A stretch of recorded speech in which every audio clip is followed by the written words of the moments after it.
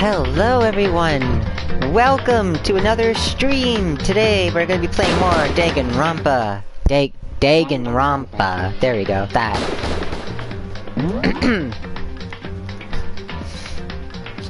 I just wanna make sure I'm clicking on the right one here.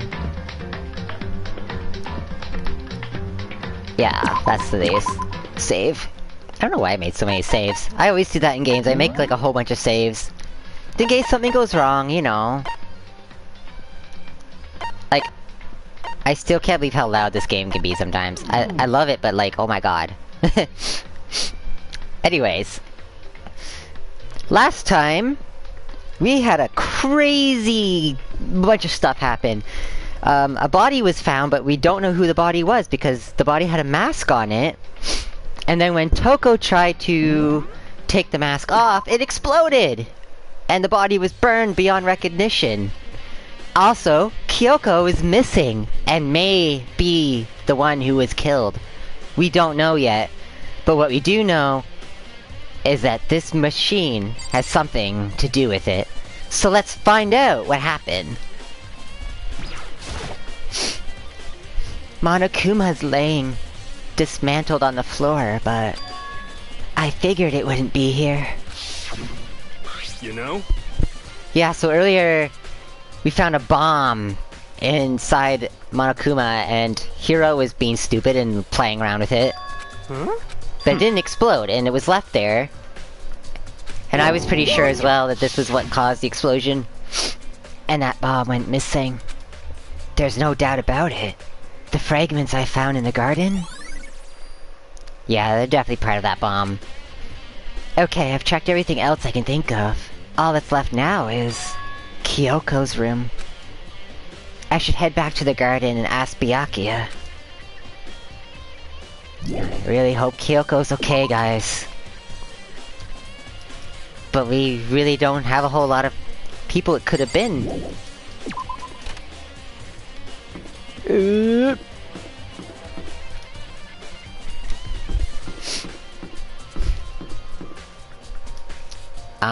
I don't think there's gonna be any more free time, so we don't have to get any more presents. If there is, I have plenty of gifts anyway.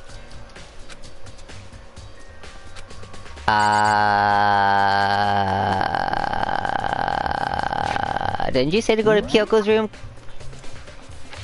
Makoto! Makoto! Makoto! Oh, oops, I'm going the wrong way. What the fuck? Wait, hang on.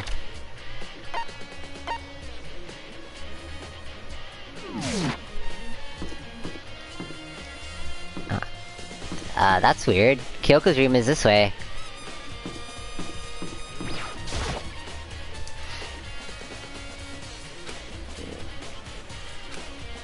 Oh, okay, so should I go to the garden? He literally just said go to the Kyoko's room, but let's go to the garden.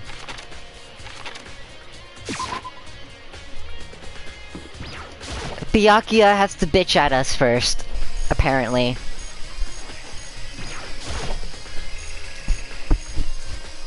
You think you can go soon, Byakuya?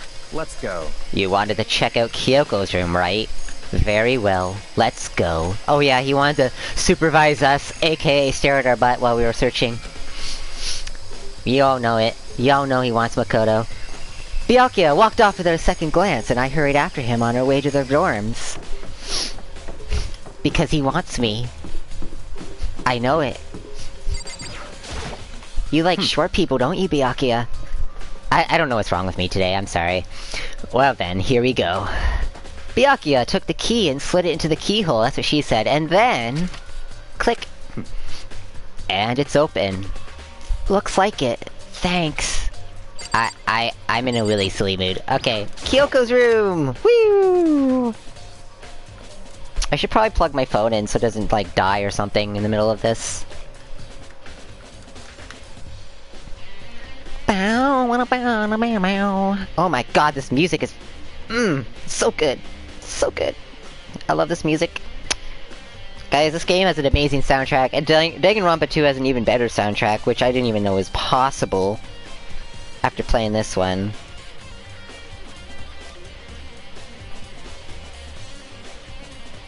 Danganronpa. There we go.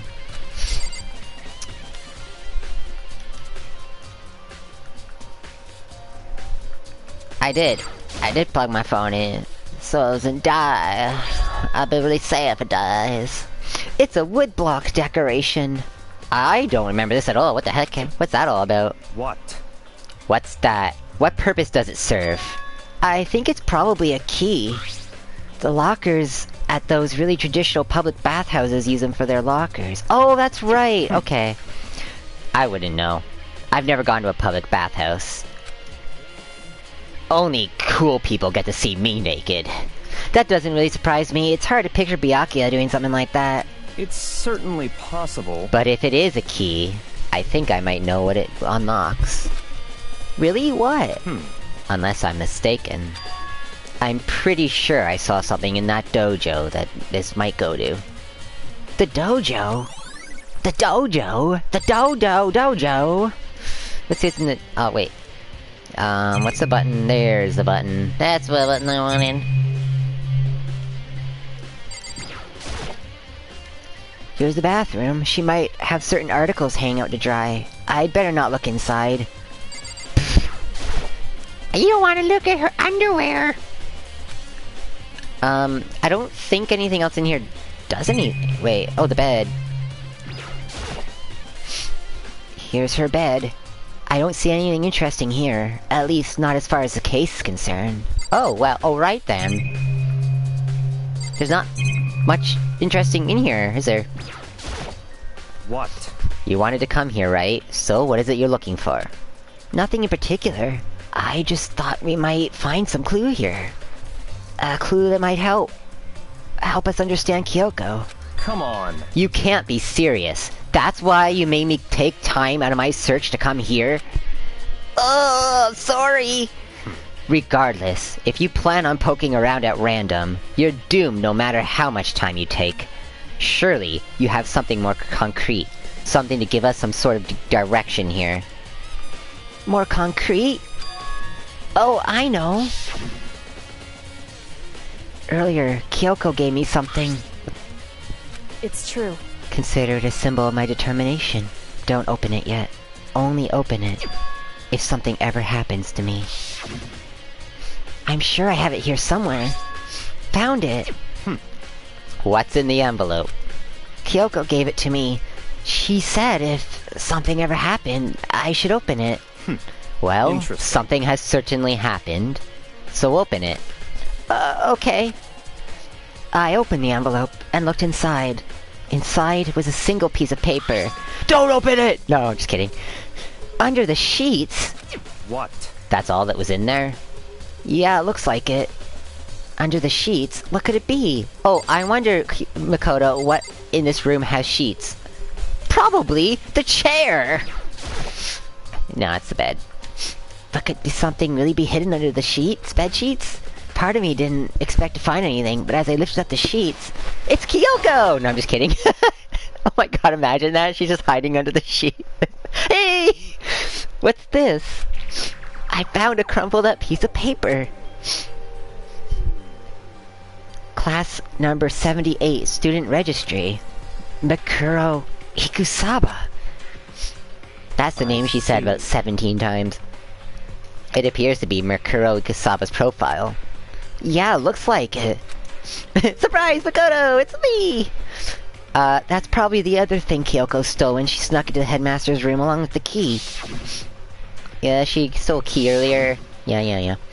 This must be the blank that Monokuma was talking about.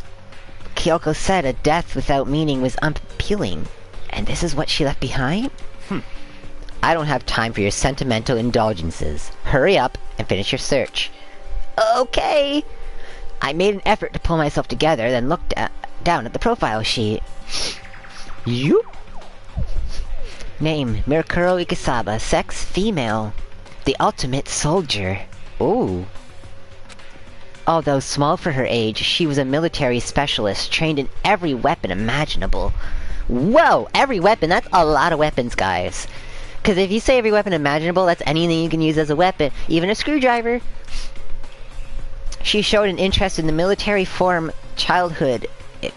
Wait, sorry. She showed an interest in the military from childhood, and soon found herself completely absorbed in it. In elementary school, she won a survival game tournament and began writing for military magazines. Just before entering middle school, while she and her family were on vacation in Europe, she disappeared. The story of a young Japanese girl being kidnapped quickly took over Japanese media outlets. An intense international investigation turned up no information, and she was never found. However, she reappeared in Japan 3 years later, alone and completely unannounced.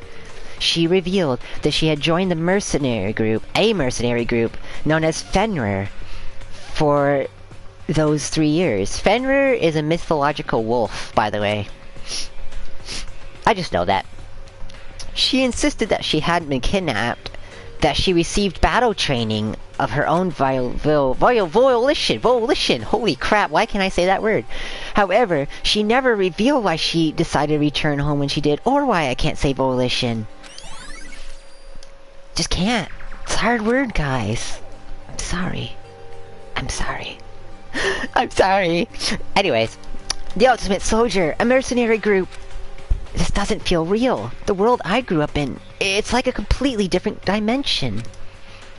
It's like one's non-fiction, the other's sci-fi. There's no way to even compare the two. That's how different this is. That's how I saw things as just an ordinary person. An average, ordinary person. But then... I see. I never imagined I'd hear the name Fenrir in a place like this. Huh? You recognize it? Naturally. The Fenrir Mercenary Corps is a collection of battle-crazed warmongers. But they do have their uses, and they always get the job done. That's worth remembering.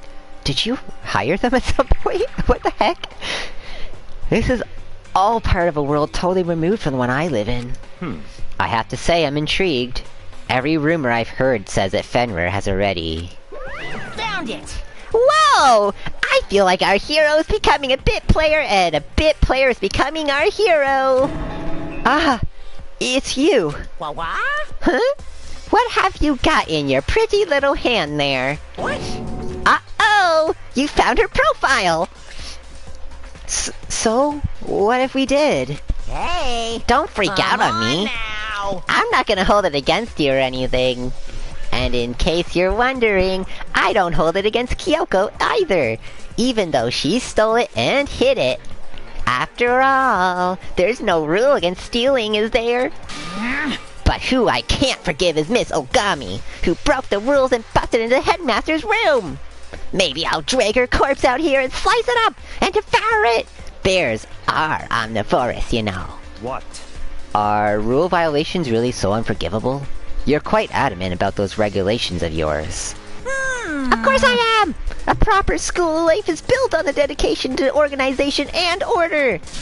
Which is why even I, as school headmaster, have to follow the regulations myself. Oh, so you're saying you have to follow your own rules as well? Of course! Absolutely! I can't have you complaining about how unfair it all is, now can I?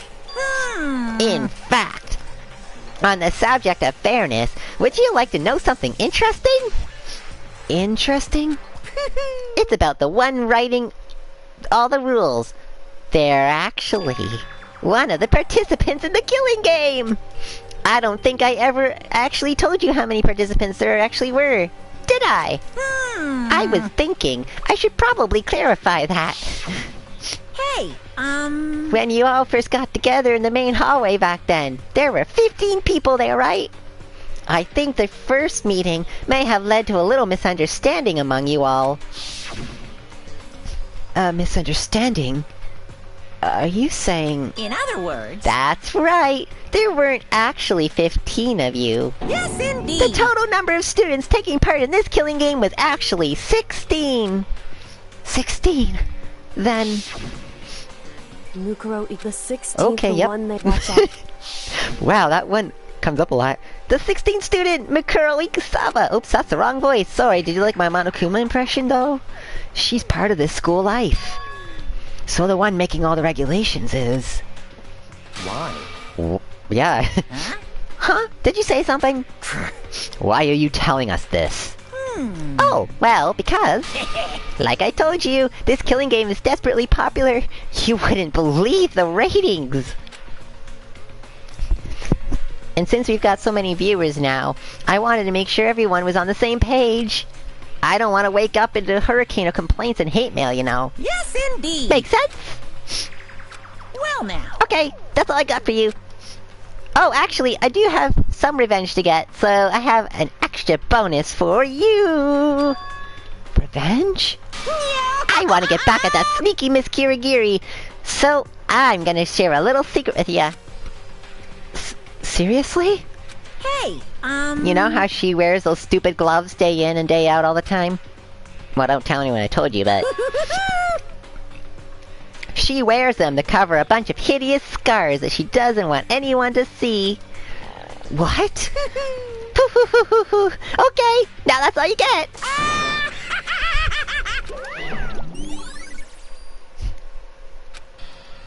Kyoko wears those gloves to cover up a bunch of scars?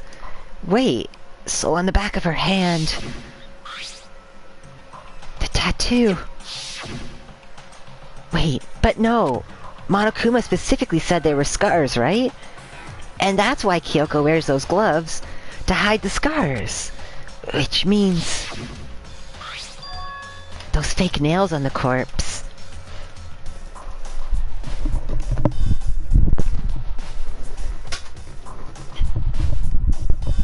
Sorry, I was just turning my fan off. It's getting a bit chilly in here.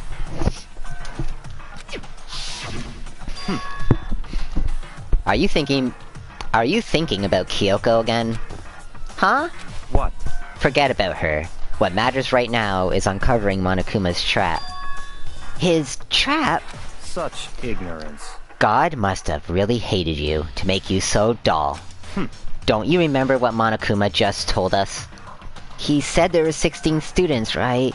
Which means Mikuro was a student here. That's right. Obviously, Monokuma was trying to tell us that Mikuro is the one creating the rules to the game. But why would he tell us that? And why now? He said he wanted to make things clear so there wouldn't be any complaints later. But the mere fact that he said that proves that Mikuro is connected to this case. That's why Monokuma revealed the existence of a 16th student. He needs to make our investigation fair. Mikuro is related to the case? It's certainly possible. Perhaps she's the one who killed Kyoko. What? That would explain why we would have a class trial, wouldn't it? If she's a student, she killed someone. That would make her part of the school killing game.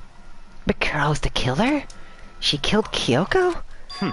Anyone should be able to come to that conclusion, don't you think? In fact, that's exactly what I thought when the investigation first began. What? But, based on what Monokuma just told us, I've changed my mind. It's all clear now. Mikuro Ikusaba isn't the culprit. Huh? What makes you say that? We thought Mikuro, the ultimate despair, was the mastermind's true identity. But if that's true, Monokuma's behavior makes no sense. Why would the mastermind go out of their way to reveal themselves to us?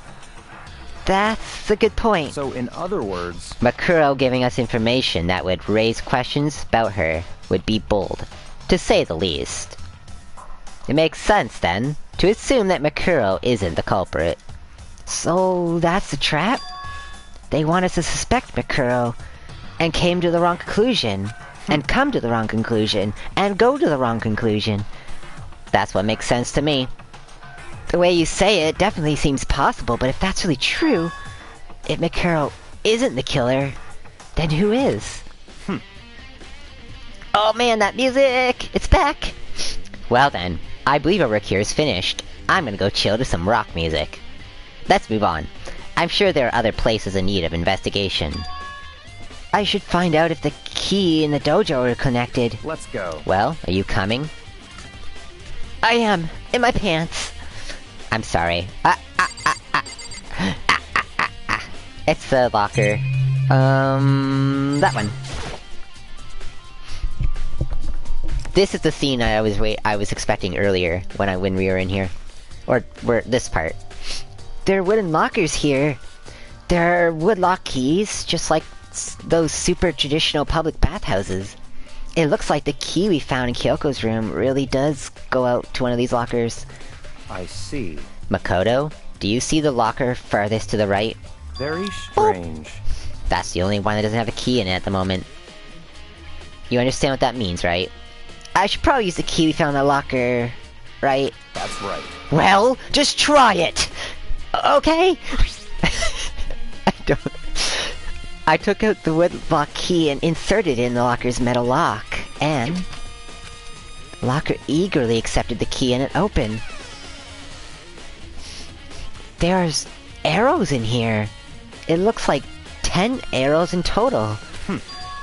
I wasn't expecting arrows. They look like they're made of titanium, which means they're quite strong despite how thin they are. Of course, how do you know they're titanium just by looking? Are you a metalsmith? Of course I am. Anyways, without a bow, they're nothing but strong little sticks. Strong sticks? Oh, there's something else inside the locker. It's a wadded up ball of duct tape. I wonder what this is used for. Is that a bloodstain? I see. If it is, that means... Did you just read my mind? Anyway, yes, I did, and that means it surely must be related to the case. This duct tape is related to the case! But how could it be possibly involved? Wow, this is getting really interesting. I think that's all the locker has, so boop, let's close it. Get inside the locker and lock yourself in. What? No, I'm just kidding. Is something wrong? Very strange. It's very odd, don't you think? The locker was hiding items that were clearly related to the case. But how did the key to the locker wind up in the victim's room? Why? Or perhaps... Byakuya? Forget it. Come on, we need to continue the next location. Huh? What next location? What? There's still something we need to look into. Your pants. Take them off. We need to do more research on Fenrir. Fenrir? You mean the mercenary group that Makuro was a part of? But how are we supposed to find out about that? Isn't it obvious? Where in this school would you go to do research on something? The library! Are you talking about the archive? That's right, the archive has all kinds of info the general public didn't have access to. Let's go. We only have so much time before the trial begins, so let's hurry. I don't know what that noise was. I turned into a truck and transported us here. I believe there was a file related to Fenrir somewhere over here. Byakuya seemed to know the archive like the back of his hand and went straight to the shelf in the back. Here we go. He quickly returned to the file in hand. I'm sure we can just talk to him directly. I see. Take a look at this. I have no idea what it says. What language is this? English. No. How did you make it all the way to high school without learning a single word of French?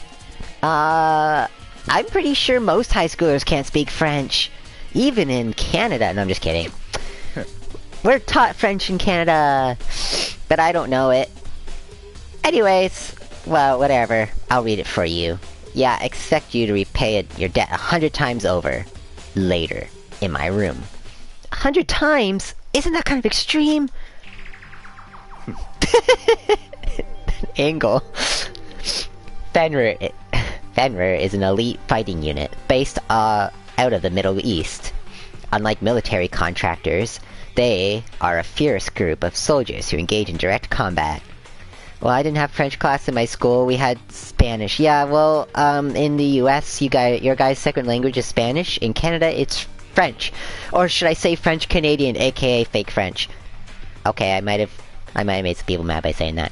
I don't care! It's not even right! It's not even right! It's not even right! They claim that a single member is equivalent to an entire company of regular soldiers. Just like Fenrir, the Wolf of Ragnarok is their mere presence is enough to strike fear into any enemy. Oui. Baguette. They have been involved in countless military battles and operations, most of which are highly classified. However, some time ago they completely ceased all activity. At present, their continued existence cannot be confirmed. There are unconfirmed reports that the key members of the group were all neutralized. Rumors indicate they were killed to keep them from revealing the many state secrets they'd acquired. Some, however, believe there was mounting internal tension within the group, and they simply imploded. What? What is it? This all just sounds like some kind of alternate reality. Well, it isn't. This is our reality. The only reality. These people are part of our world. Their battlefields aren't much different from our lives here. An unpredictable, unimaginable world. That's what makes it all so exciting. Exciting definitely isn't the word I use. So, did anything jump out at you? This may be your last opportunity to learn about Fenrir. Now that you mention it, the report said something about where the name Fenrir comes from, right? That's right. It said Fenrir is the Wolf of Ragnarok. Speaking of which, would you like to know something interesting relating to that? To show that they're a member of the team, each soldier that joins the squad would get a tattoo representing Fenrir somewhere on their body. What? They got a tattoo? Could that mean... Oh. Ding dong bing bong. Ding dong bing Time bong! is utterly silent, and yet it constantly assaults us. Organisms, the Earth, natural phenomena. Whoa guys, Monokuma's getting deep. It damages us little by little until the end. You should really think about that. Okay. Anyway, it's time to begin the class trial. Oh no! So, please meet up in the usual spot. Oh, sorry. See Forgot you to click the button. later. I forgot, for some reason thought it would just go. Then the time has come. All we can do now is try to uncover the truth during the class That's trial. right.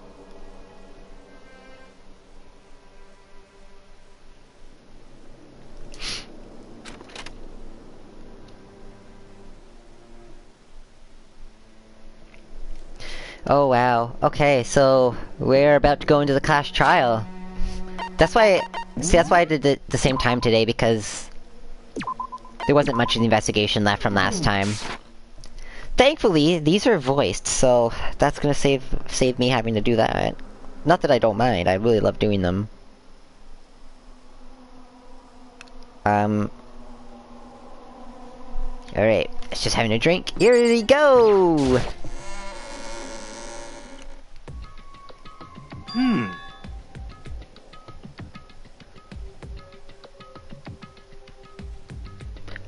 Sorry, my phone was bugging me. Whoa, Byakuya and Makoto showed up together. Where the heck have you two been? You just disappeared without a word. We were investigating, of course, and I was also punishing Makoto. How could you not figure this all up at this point? Makoto ranked high enough for you guys to go off together? Just the two of you? Huh? What? Are you jealous? Hey. Or are you making up some creepy fantasy for yourself? What? Stop talking and brace yourselves. He'll be here any second. Any second. He could show up at any time. When I imagined what was about to happen, I immediately tensed up and prepared myself. But... we stood there for 5 full minutes, waiting for something weird to happen. Something weird. And then 5 minutes became 10. Why? Why? Indeed. What's going on here? Why hasn't Monokuma shown up yet? Could it be? Maybe he died again. What should we do? Should we keep waiting here, or... or what? Jesus! Yeah! Did I scare you? Come on. I demand an explanation. Why did you waste my time and make me wait like that? What? I made you wait? You've got it all backwards! You're the ones making me wait! Huh? In other words, I'm waiting for everyone to arrive. We can't start till everyone's here now, can we? What are you talking about? Everyone is here. We've all been waiting for you. Sorry, but you're wrong. But I've been waiting 10 minutes now, so it's okay if I punish the one making us all wait, right? If we all agree it's a violation, I'll arrange a punishment right now. If it's me you're waiting for, I'm here. When we heard that voice, we all spun around to look. Hey, I'm here, and no rule's been broken. Kyoko, you're live! Yay! Kyoko! Kyoko, you're alive! No, it's a ghost! Stop talking. If you want to fight, do it at the class trial. You need to save some of the fun for later, right? What? But is it okay that there's no particular penalty for being late? is that right? I made it here just fine. What school regulation did I violate? Am I wrong? You're so selfish, so spoiled! You're right, there's no penalty officially, but I bet you'll be sorry later. shing! No, I'll make sure you're sorry later. Anyway, hustle your butts in the elevator. I'll be just one step ahead of ya. When Monokuma was gone, we all rushed up to Kyoko. I gave her a big hug. Kyoko. So you really didn't die? Indeed. Of course I didn't die. Thank God. I'm so glad you're okay. Perhaps, but that's not necessarily a good thing for us. Huh? He's right! Now we've got to deal with a ghost! Oh my god. I told you, stop talking! Let's go. Come on, let's just go. Whatever we need to discuss, we can do it during the trial. Without ever looking directly at Kyoko, Byakuya stepped into the elevator. Master, wait for me! Good call. Who knows what happened to us we took so long. But I'll be happy when this class is all over. This trial is all over, and the class, actually. One after another, everyone piled in the elevator. But I couldn't help myself. I had to talk to Kyoko before the trial started. Where the hell have you been? Listen, before we get started, I have to ask you. Where have you been this whole time? You used that key of yours to go somewhere, didn't you? So... Correct. I went to investigate the second floor of the dorms. The second floor? That's right. There aren't any monitors or cameras there, so I was able to avoid Monokuma completely. Of course, I also missed his announcement because of that. Whew. I had no idea a body had been discovered. Then when did you find out? So... Just now. I finished my search, came back down, just in time to hear the class trial announcement. Took some time to go over the crime scene first. Can't go into a trial completely uninformed, can I? So that's why you were late. However... I'm sorry I kept you all waiting. But if you were on the second floor of the dorms, then that's what the key you found goes to. Wrong. Actually, to be precise, not quite. In other words... I used Monokuma's secret tool, which can open any lock in the school. What? Just a second. Hey, what are you two doing? Hurry up and get in here before we get in trouble. Makoto. We can go over the details after we get through the trial, okay, Makoto?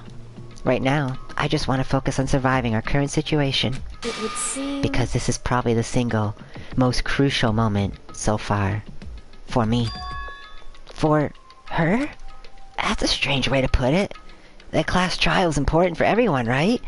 So why would she say it's a crucial moment for her? Goodbye. Well, that's all. Seemingly unconcerned, Kyoko made her way to the elevator. I'm just overthinking what she said, right?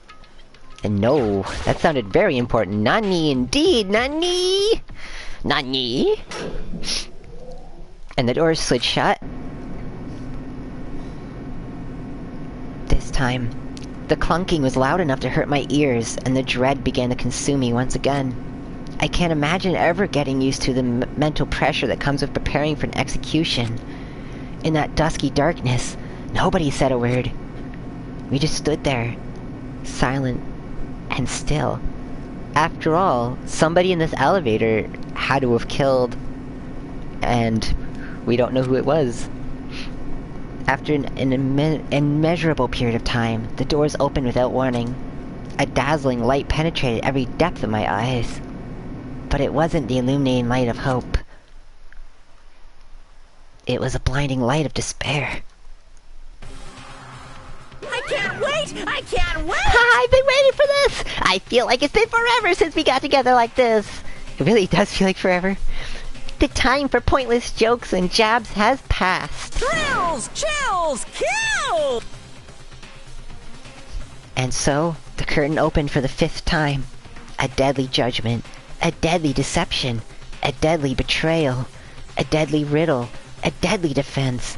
A deadly faith. A deadly class trial. Alright guys, we're doing this.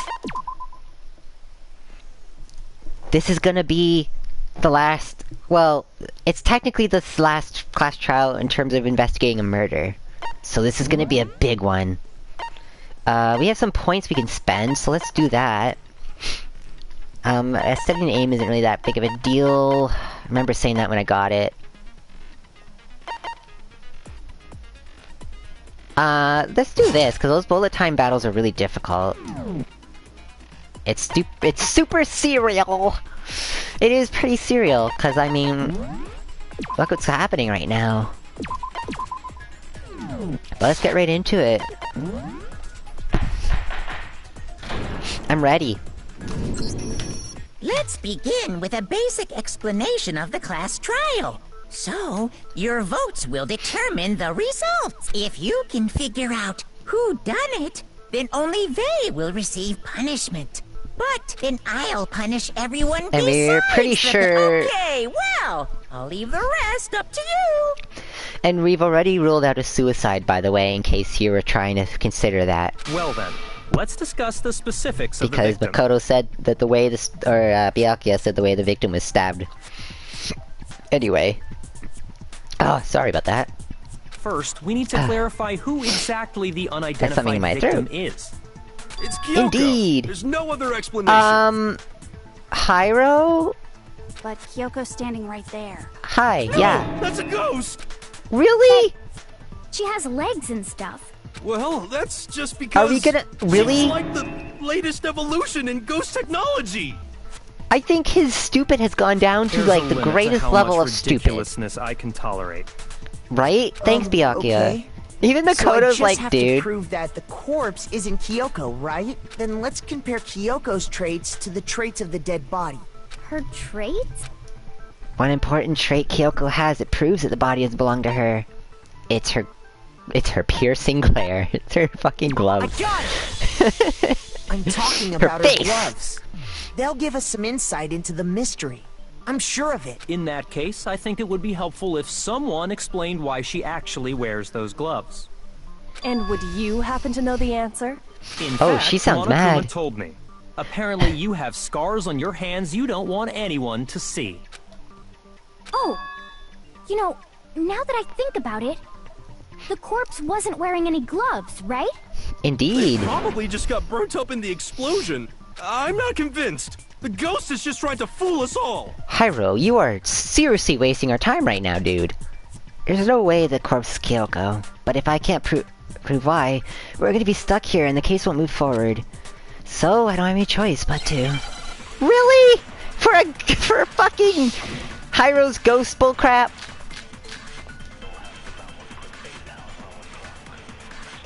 I don't believe this right now. That Kyoko there is just a... Oops. Ghost! Impossible. Okay, then prove it. Prove she's not a ghost. The dead body Both of wasn't these wearing things. gloves. They got burnt up in the explosion. The Then fake nails she are was probably wearing more gloves proof. before the explosion. Well, yeah, she must have been wearing gloves. Cause that corpse is absolutely Kyoko. Okay, I just wanted to This entire hear... discussion is idiotic. It is! It truly is idiotic. I wanted to hear it all the way through so I knew where to click. That Kyoko there is just a ghost. Impossible. It's like... Okay. Okay, then prove it. Prove she's not a ghost. The dead body wasn't wearing gloves. They got burnt up in the explosion. Then she was wearing gloves before the How do I speed it up? I can't. Damn, I always get the controls of this game off. I don't know why. Yeah, she must have been wearing gloves, because that corpse is absolutely. Oh, Kyoko's okay, entire circle. Okay, discussion circle is speeds it up. I was hitting like the bumpers and the. Kyoko, there's. Okay, then This prove shoots, it. right? Prove she's Yeah. not a ghost. The dead body wasn't wearing gloves. They got burnt up in the explosion. Then she was wearing gloves. It's a false statement, so it's she this must have been statement. wearing gloves. Did I say something weird? What?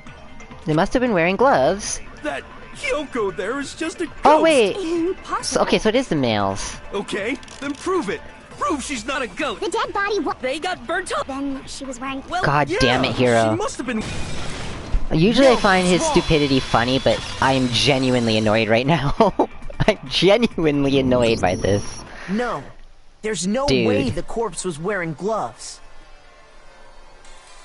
Whoever it was, they were wearing fake nails, remember? Oh, those would have gone right through the gloves, I right? imagine trying to wear gloves over nails like that would have been a pretty big pain. Indeed. Besides, Kyoko wears gloves to hide her hands, right? It'd be pretty weird for someone who's self-conscious about their hands to wear fake nails. Don't you think? Jeez, man, you don't know women, huh? They're complicated like that. Hyro, shut the fuck up. Everyone doesn't know women. Really, It's you. dude? Well, Kyoko, any thoughts? These Oh my gloves God. were custom made to the size of my hands to make sure they don't interfere with my daily life. If I wore fake nails, the gloves wouldn't fit properly. Then that's that. The dead body doesn't belong to Kyoko. Which should have been obvious since she's standing right here. Okay, Yeah. so then. Byakuya's about to who's the slap real a bitch. First, we need to figure that out. No shit, Hero, and we would have done it by now if you hadn't freaking opened your dumb That's the mouth. first thing I said. Ah. You're the one who's been dragging us around in circles. Byakuya is like my spirit animal right now. Before anything, we have to identify the victim. Everything starts from there.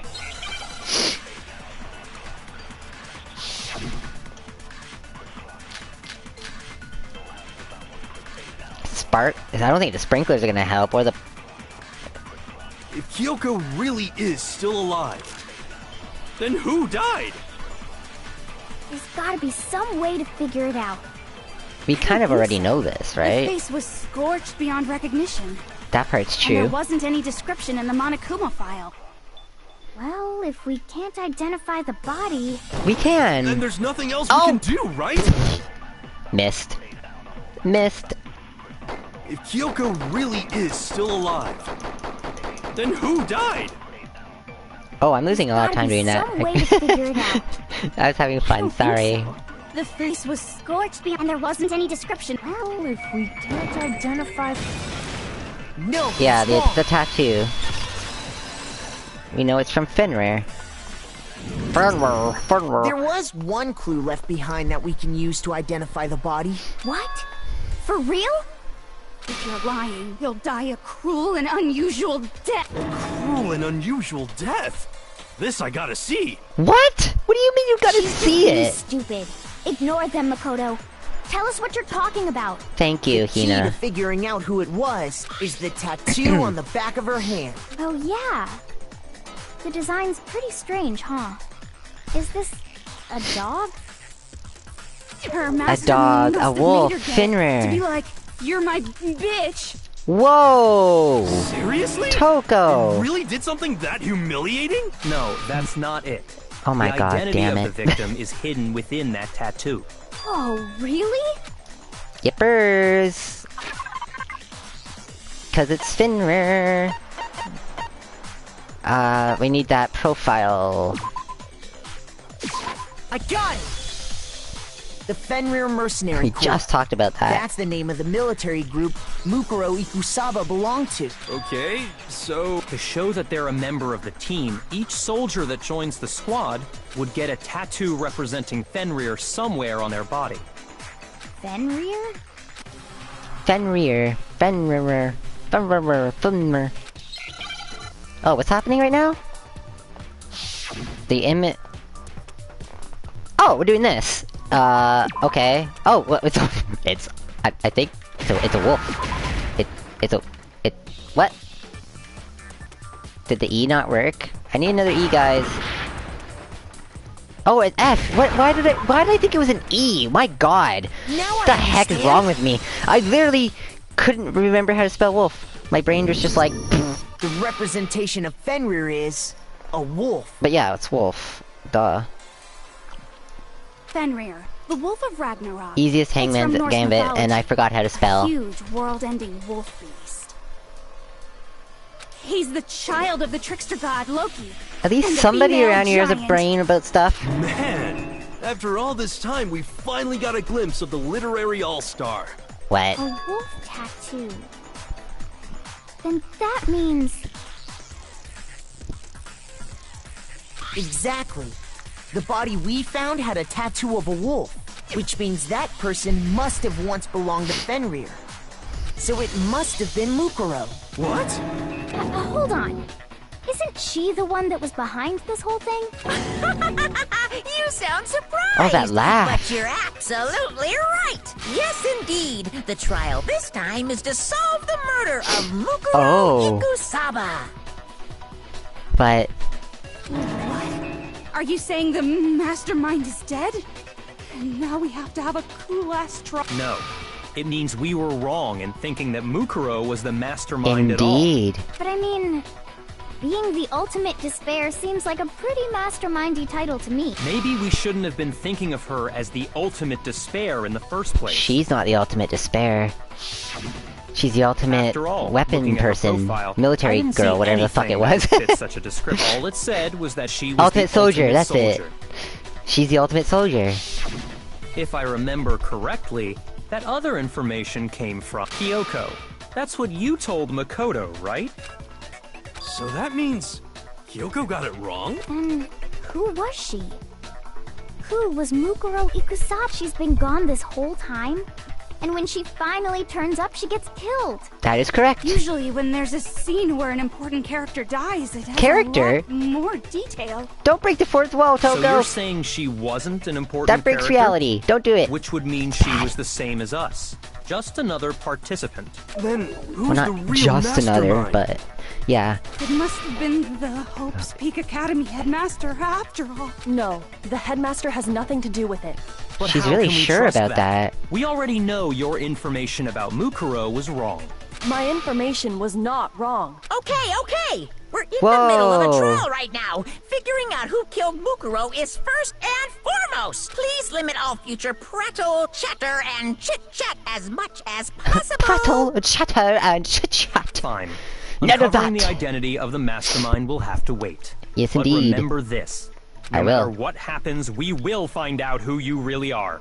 I Oh, stake my damn. family name on it. Byakuya. I have officially decided to completely ignore all such Oh. attempts at provocation. Now then, just so nobody's confused, let me state this one more time for the record. The reason we're having a class trial is because a murder among the He's- students has taken place. He's getting upset. Hammer that point straight into your big ol' brain! What you're saying is that both the victim and the culprit are part of the student body? Then, one of us killed Mukuro? Indeed, Wait, Hina. no. There's a chance that there's some mystery 17th person who's been hiding all along. Pyro, don't talk anymore. Take duct tape, put over your mouth, don't talk anymore. Nope. You're not allowed, There you're are only banned. 16 students in total that have been taking part in these events. Seriously? Then one of us killed Mukuro? That's what they're saying, dumbass. Who's the killer this time? Get a hold of yourself. We've already narrowed down the list of possible suspects. Huh? I'm sure you realize who I'm talking about, right, Makoto? Who the evidence points to? This is really bad, guys. This is really bad. There's only two people it can be, and that's me and Kyoko. I got it! You've narrowed it down to Kyoko and me, right? Why do you say that? Allow me to explain. Just after nighttime last night, I went to the garden, so I can confirm that at that point, there was no dead body there. So, the murder must have taken place after I left the garden. However, Hiro, Toko, Hina, and I were in the gym the entire time. Me and Kyoko are the number one The gym? suspect right now. That's right. The four of us were there trying to dismantle Monokuma. The whole time we were very careful not to go anywhere alone. We even went to the bathroom in pairs. All of which is to say, the four of us all have alibis. The only ones without alibis Are me and Makoto. That's why you're able to narrow down the list of suspects. exactly so. They all have a solid alibi except us. So the only suspects now are me and Kyoko. Damn it! I can't let this stand! Somehow I have to clear my name. I have something I'd like to say regarding the whole alibi thing. Are you thinking of raising an objection? Well, before that, I just want to try and get a better idea of what time the murder took place. Doing that might reveal some kind of clue. Whatever you want. Somebody go ahead and help him out. Me and Byakuya can both confirm that the body wasn't in the garden at, well, it was after nighttime for sure. I'd say it must have been around 10 o'clock. So the murder must have happened after 10 p.m. Then I guess we can say the time frame for the murder was between But then that's not and good. when We don't want it found to the be body. either of those two Oh, people. What time did we find the body? The one who saw the body first was Toko, right? And she went to go get the pickaxe. So, yeah, the body was discovered at 9 o'clock, not at 10. I got it! The body must have been discovered at 9 a.m., since that's when Toko went to get the pickaxe. Exactly. That's what I was thinking. Because she said she went at 9 when we were trying to get into the He's room. right. It had to be around then. So we can be totally sure the murder happened sometime between 10 at night and 9 in the morning. For me, I was already asleep before nighttime hit, so I don't have an alibi after 10 o'clock. Thanks, Makoto! But I'm sure I Thanks met for up with sharing. everyone else before 9 this morning. We ran into each other in the dining hall, right? That was around... Oh yeah! Right around 7:30. I remember checking right before I went in, so I'm totally sure about it. Which means from 10 p.m. to 7:30 a.m., you don't have an alibi. No, we don't.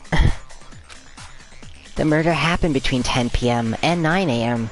And I don't have an alibi from 10 p.m. till 7:30 a.m. Okay then, it looks like the game has begun. If I can't provide an alibi for that period, then I just have to prove the murder didn't happen during the time I don't have an alibi. Oh yeah. To do that, I have to make it clear when the body ended up in the garden. Jeez, man, everyone suspects us. This is the first time we've been a suspect like this. And the thing is, we had that weird fever. We've established a time frame for the murder. It took place somewhere The between 10 o'clock at night sprinklers. That's what we and need to 9 use. o'clock in the morning. Yep. And Makoto doesn't have an alibi. Yeah, from 10 o'clock Hiro got cut off. 7:30. That's more than enough time to commit murder, I should think. So Oh my Makoto, God, if you Byakuya. have any objections, now would be the time. Objections. Yes, I do, actually. We've established a time frame for the murder. It took place somewhere between No, it 10 didn't. o'clock at... No, that's wrong. We have sprinklers. Sprinklers with automatic timing thingies. Actually, the murder couldn't have happened anywhere near 10 o'clock. Actually, It had bitch. to have taken place way later. And what makes you say that? Because of the sprinklers in the garden. The sprinklers are set to go off right at 7:30 every morning, right? It couldn't have been our boy. So if the It body couldn't have had been been. in the garden before 7:30, We're playing him. then it should have been completely soaked. Oh, hold on. I remember this part perfectly. Thanks, Toko. The body was wet. Dripping wet, in fact. Sorry, Toko, but you're wrong. I'm wrong? How? Are you saying only the mouth down south was wet? How dare you spew such indecent words? The fuck? No, I'm saying that No. the body was wet, but not because of the sprinklers. What do you mean? By denying the sprinkler, are you trying to deny my entire existence? Toko, you need to chill, like, a Man, lot. You're totally wacko. Thank you. Even, I actually agree with you for once. really think it wasn't the Hero? sprinkler? You'd better tell us why! Because the body exploded and we poured water all over it. But that doesn't look good. Look at the body, I should make it clear. It's not a new term. That's it. Anyway. I admit nothing. It's not used very often. I Oh. hate you. No! You don't know anything. That's enough. Hold on. Are you trying to blame Wow, our me? skill point really I'm helped right here. About this. I admit nothing. I hate you. No! You don't know anything. That's enough. Hold on. I was using the wrong. Are you trying to blame me? I was using the wrong button again. I admit nothing. Hold on. I'm right about this. Aren't you supposed to shoot them when they're vibrating or whatever? I admit nothing. I hate you. No! You don't know anything. Oh, that's right. It was. Hold on. I forgot how it worked for a second. I'm right about this. I admit You go between the two. I hate you. Oh yeah, that's better. No! Shut up, You don't know Kyoko. anything. That's No, you don't know anything. I don't even know why we're doing this. How can you? This should prove it.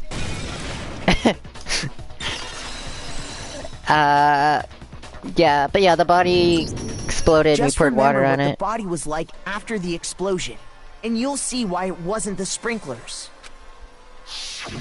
The top half of the body was wet, yes, but the bottom half was completely dry. If the sprinklers got the body wet, shouldn't the whole body have been wet? So they only got the top wet? The bottom was completely dry? What a brutal maniac! I'm What? so sick of her. Thank you, Hina. Let's just... The reason only the They're getting top so half was sick of wet was Hina and because- Hero. I poured water on it. While the body was Well, still we on did. fire, I doused it with water. But only the part on fire, the top half. Oh, then I guess the sprinklers really didn't do it. But that So could have if the proven it sprinklers for didn't us. get the body wet, then the murder must have taken place sometime after the sprinklers turned on at 7:30 in the morning. Which means she must have been killed sometime between then and when the body was discovered at 9. But that doesn't help. We have an alibi for Makoto's 7 in the alibi morning. was only missing from 10 o'clock last night to 7:30 this morning, right? So there's no way Makoto could Oh. have done it. Oh wait, oh, I Ina guess you had an saw us. alibi after all. Good for you. In which case, the only one left without an alibi Oh no, but that's... is Kyoko. But now this is bad! Kyoko! The only one without an alibi. Which would mean that Makuro's killer is... No. I refuse to believe it. Kyoko murdered someone? That's... I'd just like to say one thing. If you vote for me, and I die here, the mystery of this school will stay hidden forever. Which is why I can't let that happen. Oh. Snap. Huh? So are you saying you're not the culprit? Of course I'm not. I have no reason to kill anyone. This is a trap the mastermind has laid for us. A trap? We're this far into the game, and now you decide to blame me? Stop wasting time! Stop wasting energy! You really think your little trick is gonna work? Shut up, you! You got it, boss! Shutting up now! Anyway, Kyoko, okay. you actually did have a reason to kill her. Huh? She did? She thought Mukuro was the ultimate despair. In other words, the mastermind behind everything. So she killed her to try and put a stop to all this. Isn't that right, Kyoko? But Well. you made one catastrophic mistake. Mukuro wasn't the mastermind at all, and as a result, we were forced into another trial. Something I'm sure you weren't at all expecting. So, that was her motive? If she had a motive and no alibi, well then... This is looking I bad. think it's pretty clear Kyoko's gotta be the culprit. But we know from the past trials that whoever the most obvious person is, it never is. I'm not the only one without an alibi. Makoto's explanation is still insufficient. Kyoko, excuse me? The sprinklers didn't get the body wet, but that doesn't mean the murder happened when he said it did. Excuse me? Wait, What she's are throwing you- it back at us? Because you see, there is a way the body could have avoided getting wet. Interesting. I'm listening. All it would take is covering the body with a certain something to keep it from getting wet. Well, shit. Yeah. We found something in the shed. I got it! You're talking about the tarp, aren't you? You catch on quick. You're right. All you'd have to do is cover the body with the tarp, and that'd take care of the water. In fact, Here we thought we were cleared. That's exactly what the killer did. Why did you say tarp The randomly? dirt pattern on the tarp can attest to that. Only one side of the tarp got dirty, Tarp! because that's the side that got covered in water. The side that faced down over the body, meanwhile, kept perfectly clean. This proves that the killer used the tarp to keep the body from getting soaked. But why would they go to Tarp! all that effort just to keep the body from getting wet? It's friends with the Most windlore. likely so they could cloud the issue of when the murder actually took place. In other words, to create an excuse exactly like the one Makoto just gave us. Damn. Damn, this is not looking good for us.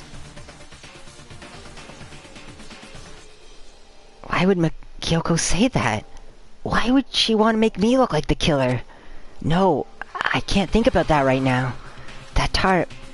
If it was used the way Kyoko said, the tarp must have touched the body, right? But the body... Wait.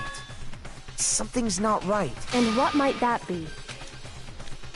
I can't worry about Kyoko's motivations. If I don't do something, everyone's gonna think I'm the killer. I have to refute what Kyoko said. Yeah, I mean, we can't let them think it's us. Because the body was covered in blood and would have been all over the tarp. By covering the body I think is what with he's the tarp, thinking here. the killer prevented it from getting wet. So the reason the tarp was only dirty on one side is because the sprinkler got that side wet. But the underside of the tarp, it was totally spotless, right? It's because that side was protected from the water. Since it was facing down toward the body, of course it didn't get dirty. Bloop, bloop, bloop, bloop, bloop. Oh, god damn it. I forgot the button to slow time down. By covering the body with the tarp, This button, alright. Killer prevents. So the reason that is because the spring, but the underside, it was totally. It's because that side was since it was facing down. Of course it didn't get dirty. Oh, no. It's not. Shoot! Wait, did I change the thing by accident again? by covering the Oh my body god, with I the did. tarp, the killer prevented it from getting. So the I don't even remember doing that. But the underside, it was totally. It's because that side, since it was facing Down toward, I don't know of course why it I had so didn't much get trouble with the dirty. controls in this game. Here we go! No, that's wrong. It would have had blood all over it. It would have gotten very gross. Actually, one side being clean is pretty strange if you think about it. Because the blood wasn't dry Kyoko, before the what are body you got doing? blown up, Why are you right? doing this? Yakuya said it himself. Not to touch it, or you might get some on you. That's If true. you put a tarp on a body in that state, it absolutely would have gotten blood on it. Well, maybe the culprit washed it, so nobody would know they'd used it. If Wash they the had, tarp? they would have washed both sides. Just washing the one side wouldn't hide anything. Oh, yeah, true. More than that, what if the very blood we saw on the body was meant as a kind of camouflage? The blood was camouflage. What if, after the killer used the tarp to avoid the sprinklers, they then covered the body in blood that didn't belong to the victim? Whoa, what? You mean someone else's blood? Where would they get Someone something else? like? I know! They could have grabbed some of the blood packs from the nurse's office. That's what Hifumi did, right? When he pretended to be dead? No, that's not what happened this time. The killer got the blood from right there in the garden. What? What blood would have been in the garden? No, I don't think it's from the nut. Oh, the fucking chickens! The chickens? I'm gonna go with the I chickens. got it! Could it have been chicken blood? Whoa. Chicken blood? That's messed up. There was a missing chicken. When I checked the chicken coop before So that's the what that was murder, all about. There were 5 chickens. But after the murder, there were only 4. So someone's a blocking for killing a chicken too! So Sorry. You're saying someone killed a chicken and then covered the body with its blood? Man! Indeed. That's messed up. Killing a living thing just to do something like that is awful. They should have at least eaten it. Thanks, I Hina. wonder if the killer had to get the blood from the scene so they wouldn't be spotted walking around. Anyway, there's no denying that a chicken went missing, which provides a basis for my theory. Perhaps, but even so, there's one thing that still doesn't make sense. You said the culprit used the tarp to avoid the water and then covered the body in blood, right? But if that's the case, then the blood should have soaked into the ground around the body. But that's not what we saw. Only the victim's clothing had blood on it. The ground was completely clean. I have to agree, that certainly is strange. Maybe they didn't apply the blood at the scene. Maybe they covered the coat in blood beforehand. They covered it beforehand? When you discovered the body, was it wearing the coat like you normally would? I think so. Wait, no. Oh, wait the a head was through minute. the neck hole, but the arms weren't in the It's sleeves. backwards. It's backwards. The coat's Then backwards. that settles it. Sorry, I'm having a tough time. They got stabbed in the back, What settles and the what? mask got turned Here's around. what happened. The murder took place before the sprinklers went off, but the body didn't get wet because the killer covered it with the tarp. Then, later, at the same time the killer was gathering up the tarp, they pulled the coat over the body. The coat they'd already covered in blood. This series of cover-ups was meant to disguise the actual time the murder occurred. Okay, like, if it was Kyoko, why would she be revealing all this? And if it was... But it can't be They wanted us Makoto. to think the murder happened sometime after the sprinklers had gone off, at 7:30. If that's actually what took place, it certainly becomes possible that the murder happened earlier. But to pull all that off, wouldn't they have had to go back to the garden after the sprinklers turned off? That actually wouldn't have been all that difficult. Huh? They already had the coat ready, so they just had to grab the tarp and pull the coat over the body. They'd be done in no time. Maybe. But still. Hina, after you met up with Makoto in the dining hall, did you two stay together from that She's point on? really attacking us Oh, with no. this. I headed off to the gym, and Makoto didn't show up till later. Then he had plenty of time to spare, wouldn't you say? That's not. Don't What bother the hell, saying it's not Kyoko? possible. What is she doing? I must admit, Kyoko's reasoning is sound. Makoto's alibi is inadequate. And the suspicion falls back on me again. But why? Why is Kyoko trying to entrap me? I don't understand. And that's just to try to help us find the actual killer, but that seems like a weird way of doing it. Well then, it looks like we're back to square one. And we got disguised dead body added. Makoto's alibi is no good, so once again, our suspects are him and Kyoko. I mean, she's still a suspect too. Serious, man? Which one of them did it? Hey, why don't we let luck decide? But Let's flip a coin. 50-50 odds. That's a fucking Oh. bad idea. See? Pretty good idea, right? No, not that. I just remembered something super No, I was serious. ignoring you actually. Don't just stand there. It's super Out with serious, it. guys. You know Super that serious. knife we found all black and burnt? Oh god, I knew this was gonna come up. The one we found stuck in the body before it exploded, right? According to the Monokuma file, the knife went all the way through, from front to back.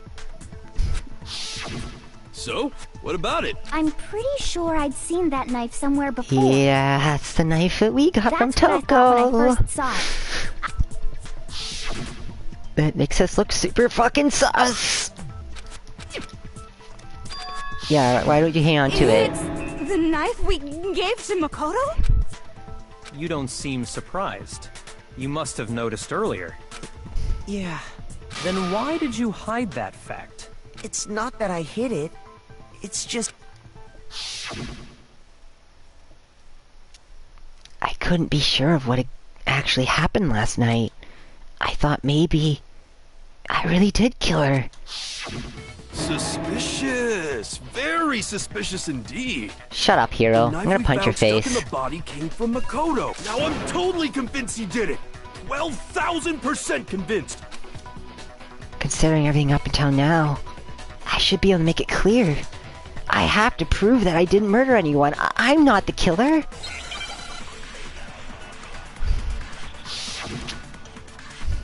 This is crazy! Oh, we just got this guy's dead body. Let's try that one. The knife we found lodged in the dead body. It's the same one we gave to Makoto. That is It really true. is, isn't it? I was afraid of that. She doesn't even want us to, If he it to be did us. have that knife before, then that seals it. Makoto did it. Just because I had the knife once, that automatically makes me the killer? Well, getting stabbed is what killed her. No. right? No, that's wrong.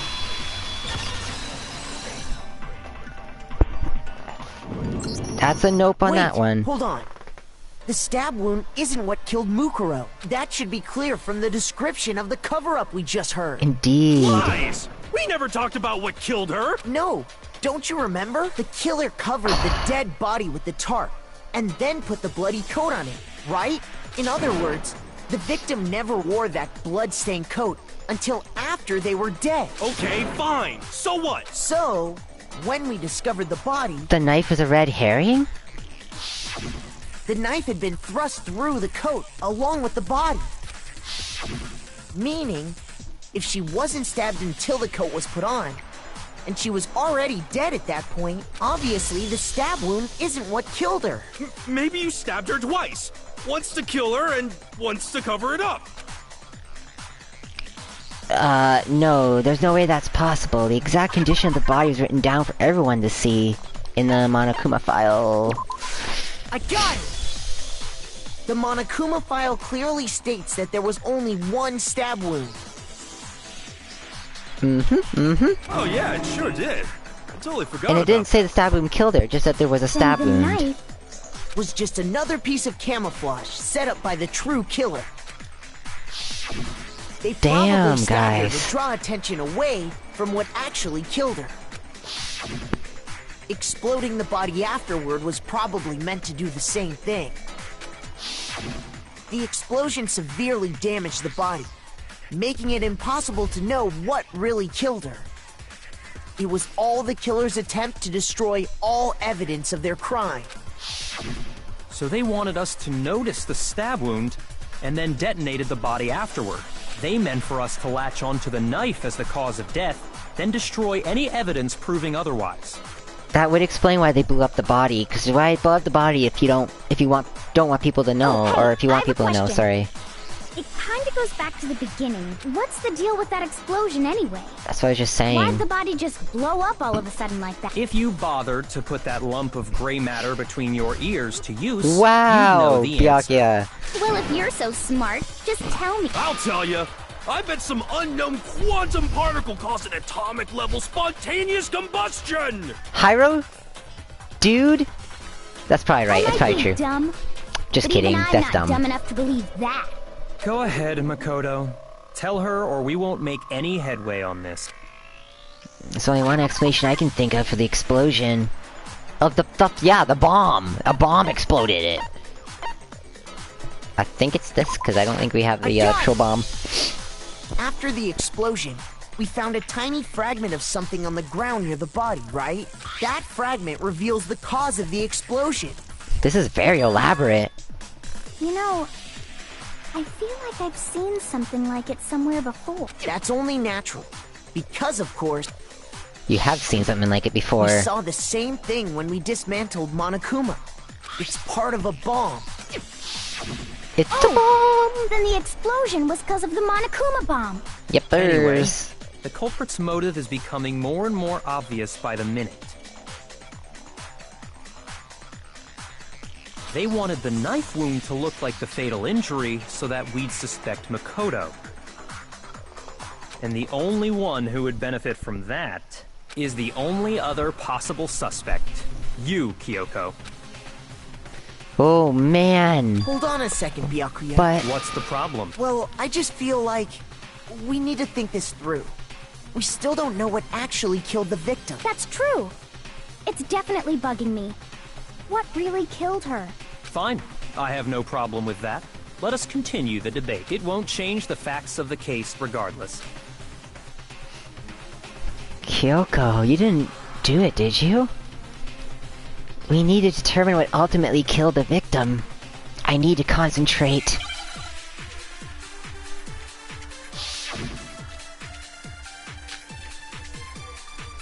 All we have is the Monokuma file.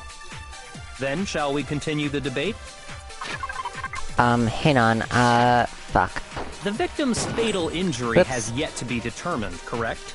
The explosion didn't kill her for sure. The explosion didn't kill her. Well, yeah. Yeah, She that's was already true. totally dead when that happened. And it wasn't because of the knife, right? And then there's only one other thing. Oh yeah.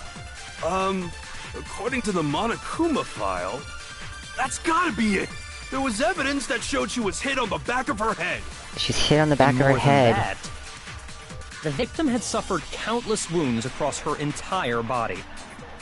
Whoa, okay.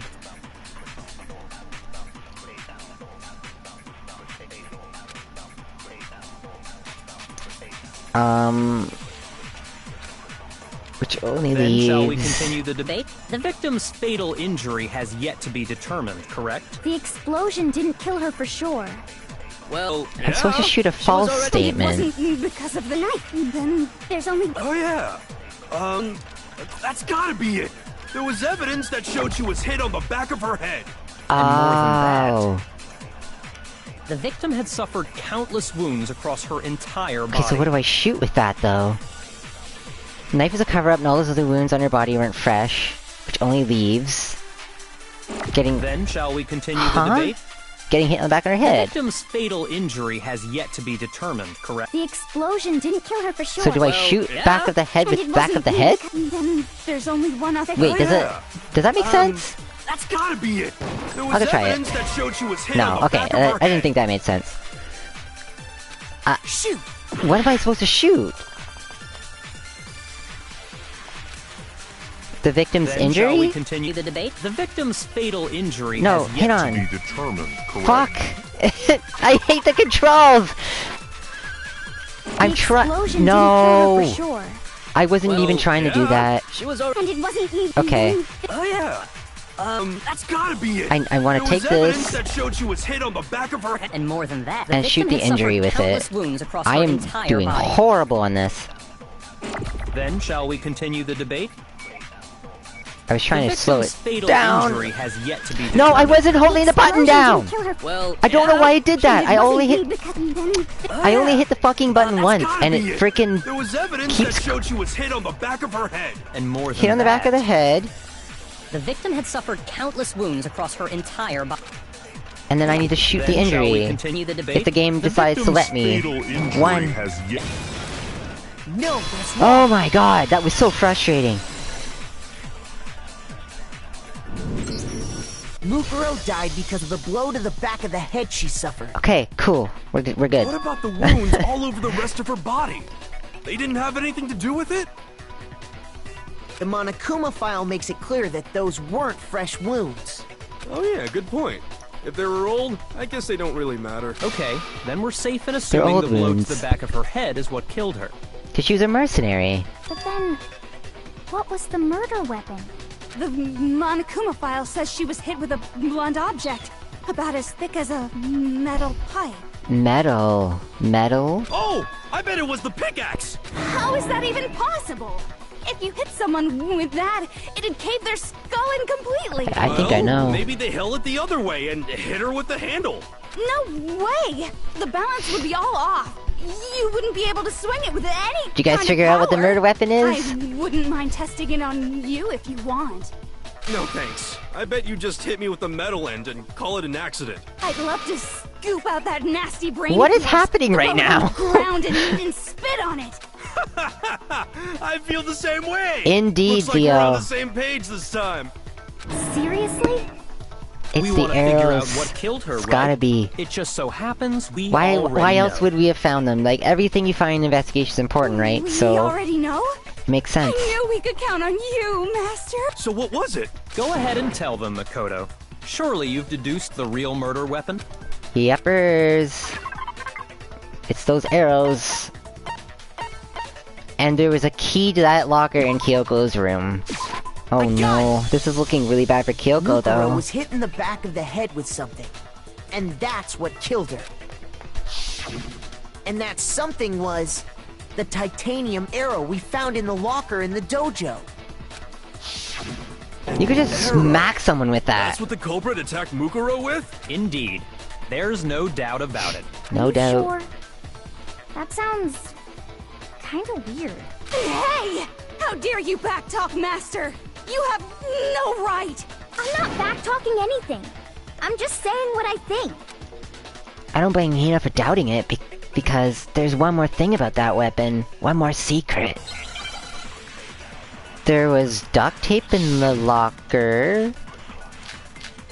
Oh yeah, that's what I just mentioned. There's there's a duct The tape. titanium arrow. It was in the dojo locker, right? I have no doubt that was the murder weapon. I Are agree. you sure? You don't sound convinced. What's the problem? Well, cause in the Monokuma file, it said the weapon must have been about as thick as a metal pipe, right? It seems like an arrow would just be too thin. No! Back to What happened? Master. I missed. You have no right! The word went really small. It was like, teeny tiny. The titanium Arrow. It was in the dojo. I No, have it's no gotta be doubt. the arrow. You don't sound. Well, it said the weapon must have been about as thick as a metal pipe. It seems like an arrow would just... Thank God you can slow it down. It's wrong. No, they used the duct tape. You're right. Just the one arrow would have been too weak. That's why the killer used another weapon. They taped all the arrows together Another weapon? Inside the dojo locker, to make a we pipe. also found a balled-up wad of duct tape. The killer probably uses duct tape to bind multiple arrows together. Bundling them together using the duct tape would easily create a That's so single crazy, weapon as though. thick as a pipe. And that's exactly what the killer did. It's similar to Aesop's fable about the bundle of sticks. One stick is weak, but put them together, and they become strong. It's meant to teach cooperation. She talks really confidently when she talks about books and like facts and history and stuff. That's harsh. How is it harsh? Are you even listening? Anyway, that explains the murder weapon. As for who the Yep. culprit is that stashed the weapon in the dojo locker, it was you, Kyoko. I've never been to the dojo. Oh no, you absolutely have. How Oh, can you say that with such Byakuya. confidence? Because we have proof, of course. Don't we, Makoto? Unfortunately, we do. What? Surely you don't intend to protect a murderer. You know what will happen if you do, don't you? If you cover for the culprit, there's only one thing that can lead to the death of us all. Remember? Of course I remember. Then show us. Show everyone the evidence that proves Kyoko went to the dojo. I have evidence. Evidence that Kyoko went to the dojo. It must be connected to that dojo locker. Yeah, we found a room in her... key in her room. I got it! The one thing that proves Kyoko was in the dojo is... right here. The key to the dojo locker. And how does that prove anything? Because I found it in your room. It was in my room? Don't bother trying to play dumb. That key is just the Oh, final she seemed piece of the genuinely puzzle. surprised. Your non-existent alibi, your clear motive, your attempts to frame Makoto for the crime. This all proves that you are the true culprit. You can't explain this away, so just get... Hold on a second. Not this again. You really are dead set on defending her, aren't you? Cause we don't want it It's to be not that I her, want to but defend her. he wants It's to be just sure. There's one more thing I need to ask her. Kyoko, I want you to tell me something. Last night, you were in my room, weren't you? Why? What were you doing there? That's what I need to know. I was just protecting you. What? She was protecting me? Then, does that mean she knew I was being attacked? And she came to my rescue? Could that be when... Which would mean that Kyoko... She killed someone. For me? That's enough. The time for idle chatter is over. A verdict is close at hand. Wait, I'm warning you. Don't make this mistake. I'm not the killer. I knew you were stubborn, but this is just getting ridiculous. Really? But you should know better than anyone I didn't do it. Can you tell me I'm wrong? I should know. What? Byakuya should know better than anyone? What does that mean? What does it mean? When the body was found... Those words you just spoke. What's that have to do with anything? What do you mean? Exactly what I said. I'm not the killer. You should understand that more than anyone here. Byakuya, what are you hiding? Master would never hide something from me! There's proof that you aren't the culprit. That's not... Is that Is what that you're not saying? true? You stated a theory earlier. You said I hid the evidence of my crime in the dojo locker and then left the locker key in my own room, correct? But could I really have done that? Oh, do I have to absorb something again? The key. Those Why words would you she just leave the spoke. key in her own room? I'm not the killer. You should understand. Byakuya, Master would never. there's proof that you aren't the culprit. Is that what you're saying? Is the proof the key, or You is the key the stated a proof? theory earlier. You said I hid the evidence of my crime in the dojo and then left the locker key in my own room, correct? I say that But the key's the proof. Could I really have done that? Those words you just spoke. Exactly what I said. I'm not the killer. Yeah, You because should understand that that more than makes sense, anyone here. I think. Byakuya, what are you hiding? Master would Oh never. god. There's proof that you aren't the culprit. No, that's wrong. Makoto, if you do this, that means it's you! God damn it, this If stupid I'm thing! right, Kyoko wouldn't have been able to get into her room Oh no. Why not? because she had given her room key to Byakuya. Oh my god, that's right! I see. So that's what you meant. And if I had the key to your room... Then obviously I had no way of getting in. That's right. Without my room key, I couldn't have Oh, possibly no. put the locker key in there myself. Am I wrong? It would appear not. Then you're finally starting to understand. No, that's not actually true. There was a clear contradiction in what Kyoko just told us. An obvious lie. But this just isn't like her. To try and save herself with such a desperate lie. Does she really feel that threatened? Because she's the killer? Or is it something else? She's not protecting us, is she?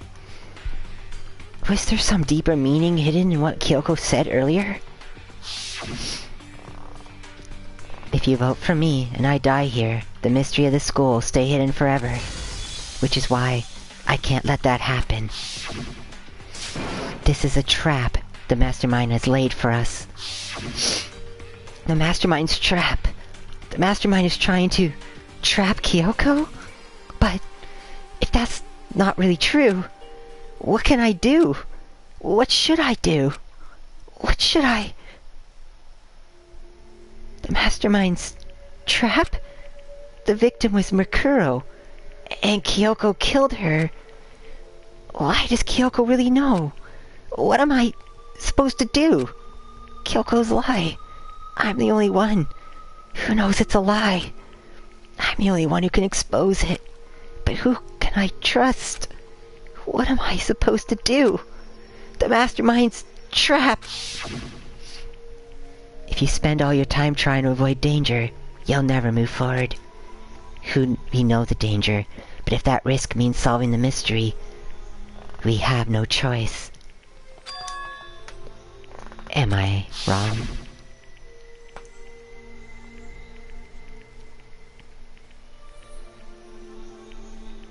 What do I do? I have to decide right here whether or not to expose her lie. Okay, so guys, if you pick Pursue the Lie here, you will get a bad ending. Do not do that. You want to do this.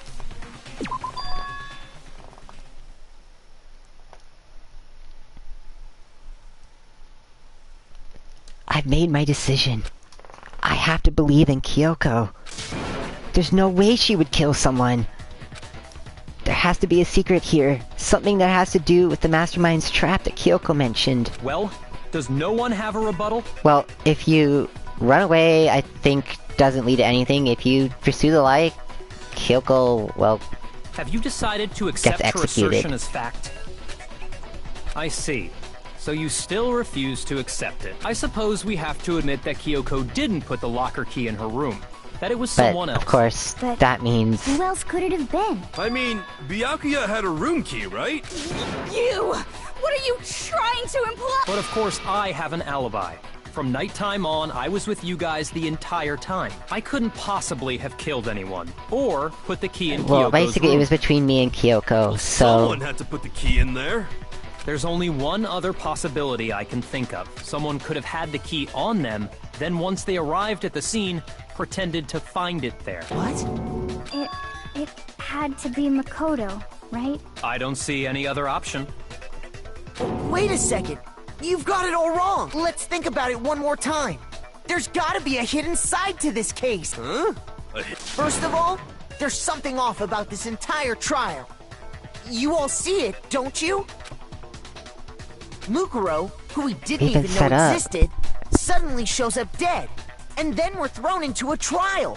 And Kyoko even said, it's a trap the Mastermind set for us. So that's why... this has to be... Okay, time's up! Huh? Time's up! Class trial's all over! Everyone can stop talking now! What? Time's up? What do you mean time's up? There's no time's up.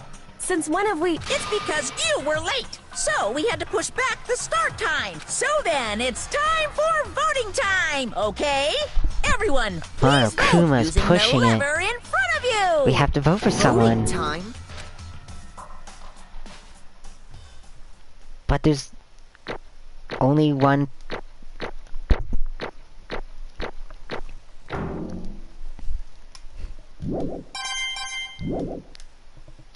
Now, who will be chosen as the Blackened? Will you make the right choice or the dreadfully wrong one? Hey, hold on! What's it gonna be? What's it gonna be?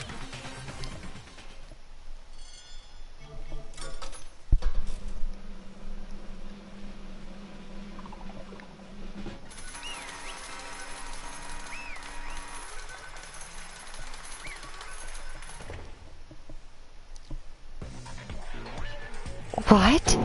You think I'm the killer? Sorry, man. Sorry. Yes, sorry. It's all your fault. Everyone, you're wrong. You've got it all wrong. I didn't do it. Yes, indeed. Good job, everyone. Good job. Yep. Yeah, they got it right. No, I know it's not true. None of this makes any sense. This whole trial doesn't make any sense. Hey! It makes perfect sense! Shing! It's the same as always. It's just like all the other class trials, and I'm gonna end it the same way. Thrills! It's time for your heart-pounding, positively thrilling punishment! Wait, why do I... Kyoko! I don't expect you to forgive me. I know this is all my fault. Kyoko? Let's give it everything we've got! It's punishment time!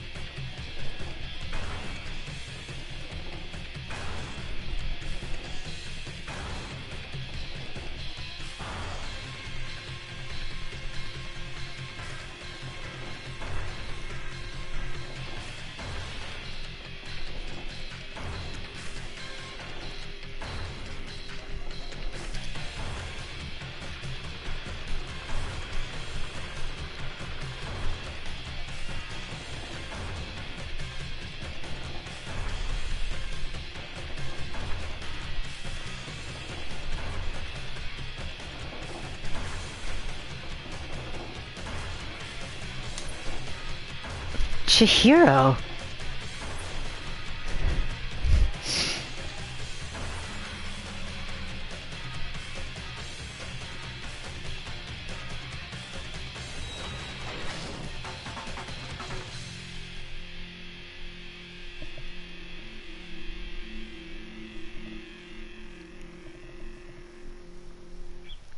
That was Chihiro.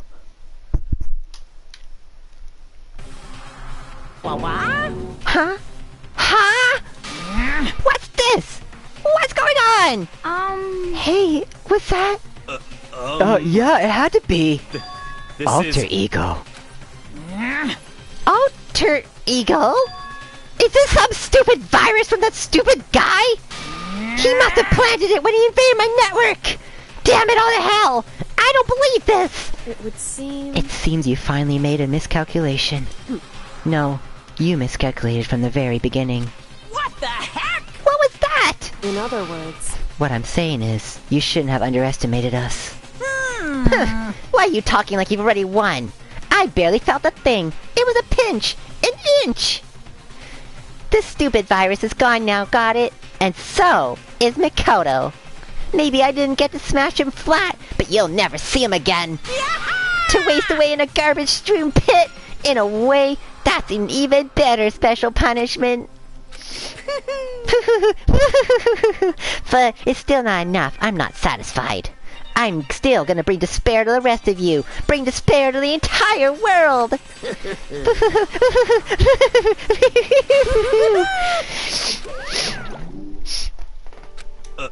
Is he gone? Hey, Kyoko, what is the meaning of all this? Just what the hell is going on? Calm down. It's okay. We're not the ones being trapped this time. Huh? In other words... Now, it's the mastermind that's ensnared. What did you say? What are you talking about? So... You'll understand soon enough. Very soon indeed. Fucking mastermind, or fucking alter ego saved us. The massive high school towers over all the other buildings in this bustling urban area. It's like this school stands at the center of the entire world. Hope's Peak Academy. It brings in top students from every field imaginable. A government-funded school of privilege. They say that if you come here and manage to graduate, you'll be set for life. With hundreds of years of tradition, it sends the cream of the crop into the workforce every year. It was built to raise hope in the nation's future, which means Hope's Peak, a pretty fitting name. There are 2 things you need to attend this school. 1, you have to be already attending high school, and 2, you have to be the very best at what you do. No ordinary student would enroll here. The only way is if you're scouted by the school itself. And standing there at the gate of the ultimate school, filled with the ultimate students, was me.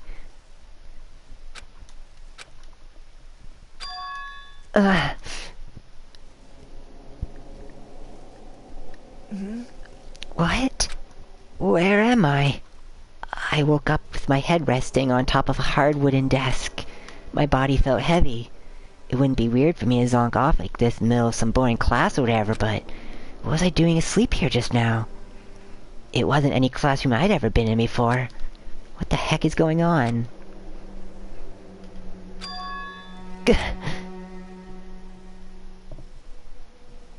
Finally. I could finally feel my mind and body start to come back together again. And then, I was awake. Okay, we're gonna save it, because we got the good path there. I was a little worried I'd hit the wrong one or something. From my understanding, if you hit the other one, Kyoko straight up dies there. Or something. I've never seen that actual ending, so I don't know, but I think that's what happens. So, anyway. We were saved by Alter Ego, so thank God. Or was this just another dream? A dream inside a hopeless nightmare? No, this isn't a dream.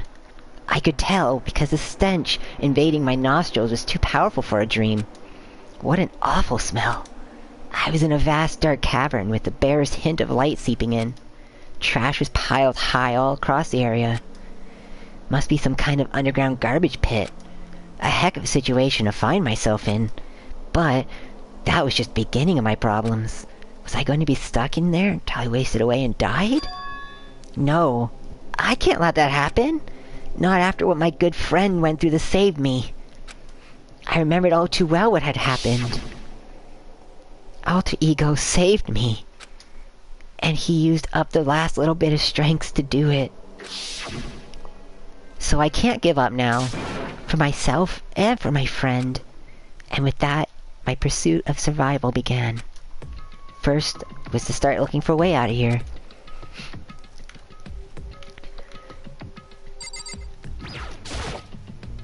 Is that an airplane? How'd something like that wind up in the school's garbage pit? That is weird. This is a desk. It's probably the one that fell down here with me. It's a good thing we weren't hurt more badly from that fall. Oh, that's creepy. That's a rocket in a tank. I'd better not think too much about what I'm seeing down here. Oh, okay. It's locked. No matter how many times I pushed or pulled or kicked at it, it didn't budge. Getting out of here isn't gonna be that easy. Well, if I'm not getting out of here anytime soon. I decided to look around for some food. There's plenty of food here, but it's all rotten. But that was pointless too. Next, I searched for some water. How can I be sure which liquids I can drink? Which ones are an all-around bad idea? Again, it's pointless. I feel like I'm blocked on all sides. But that's still not enough reason to give up because I'm still alive. As long as I'm alive, I'll never give up. After making that proud declaration, the next thing I decided to do was go to sleep. My sleep was deep and interrupted. That was my only way to preserve what little strength I had left after not being able to drink or eat. I can't be sure, but I think at least a full day had to have passed. And all I did was sleep. Sleep. It's like I was waiting for some kind of sign to come falling out of the sky. However, what fell from the sky wasn't a sign. Not exactly. What the? The strange sound pierced my silent isolation, jarring me to wake. As I watched, the pile of garbage jostled and formed an odd shape. Did something fall down over there? Something fell from above. What could it have been? Well, let's find out. Did a giant piece of trash just fall down here? I carefully stretched my hand out toward whatever it was that had tumbled down here with me. Just a second. A giant piece of trash? Rude. It's Kyoko! Before she even emerged from the pile of garbage, I knew who it was. It smells... Oh no! You have, awful. like, noodles on your head! Kyoko! Indeed. You look like you're doing better than I expected. What are you doing down here? So... Isn't it obvious? I'm here to help you. I'm glad to hear that, Kyoko. You've got a bit of garbage in your hair. She gave her head a quick... Wow, that was a nice little bit of comedy to break up the dreariness. She gave her head a quick, sharp shake to get rid of the trash and then faced me again. First, I have something for you. Go ahead and eat it. We can talk once you're finished. Thank you! I snatched the bread and water that she was holding out for me. Within seconds, it was in my mouth and making its way toward my stomach. Ooh, that really hit the spot. And now I've got all the energy I need to keep going. So you still haven't given up then? Of course not! After all, the fact that we can keep going forward is about all I'm good at. Well, that's not such a bad thing to be good at. Whoops, didn't mean to click on that. But Kyoko, why'd you come rescue me? So... To pay a debt. No. To atone. Atone? You... During the trial, even though you knew I was lying, you didn't say anything. So, you knew that I knew. Indeed. But even though I knew, I did nothing to help you. I abandoned you. Don't say that! You didn't abandon me! No, that's exactly what I did. I abandoned you in order to save my own life. You were trying to save me, and I couldn't bring myself to do the same for you. However... But listen, not that I'm trying to make excuses, but there was a reason that I had to survive, no matter the cost. Why did you have to survive? It's true. I'll tell you. I'll tell you everything. The reason I had to survive In other words... is so that I can do what I came here to the school to do. What?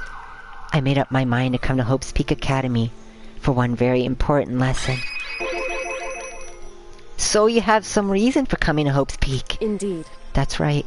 At least I did. Once. Once? Until recently. I'd forgotten what it was. You forgot, but that's...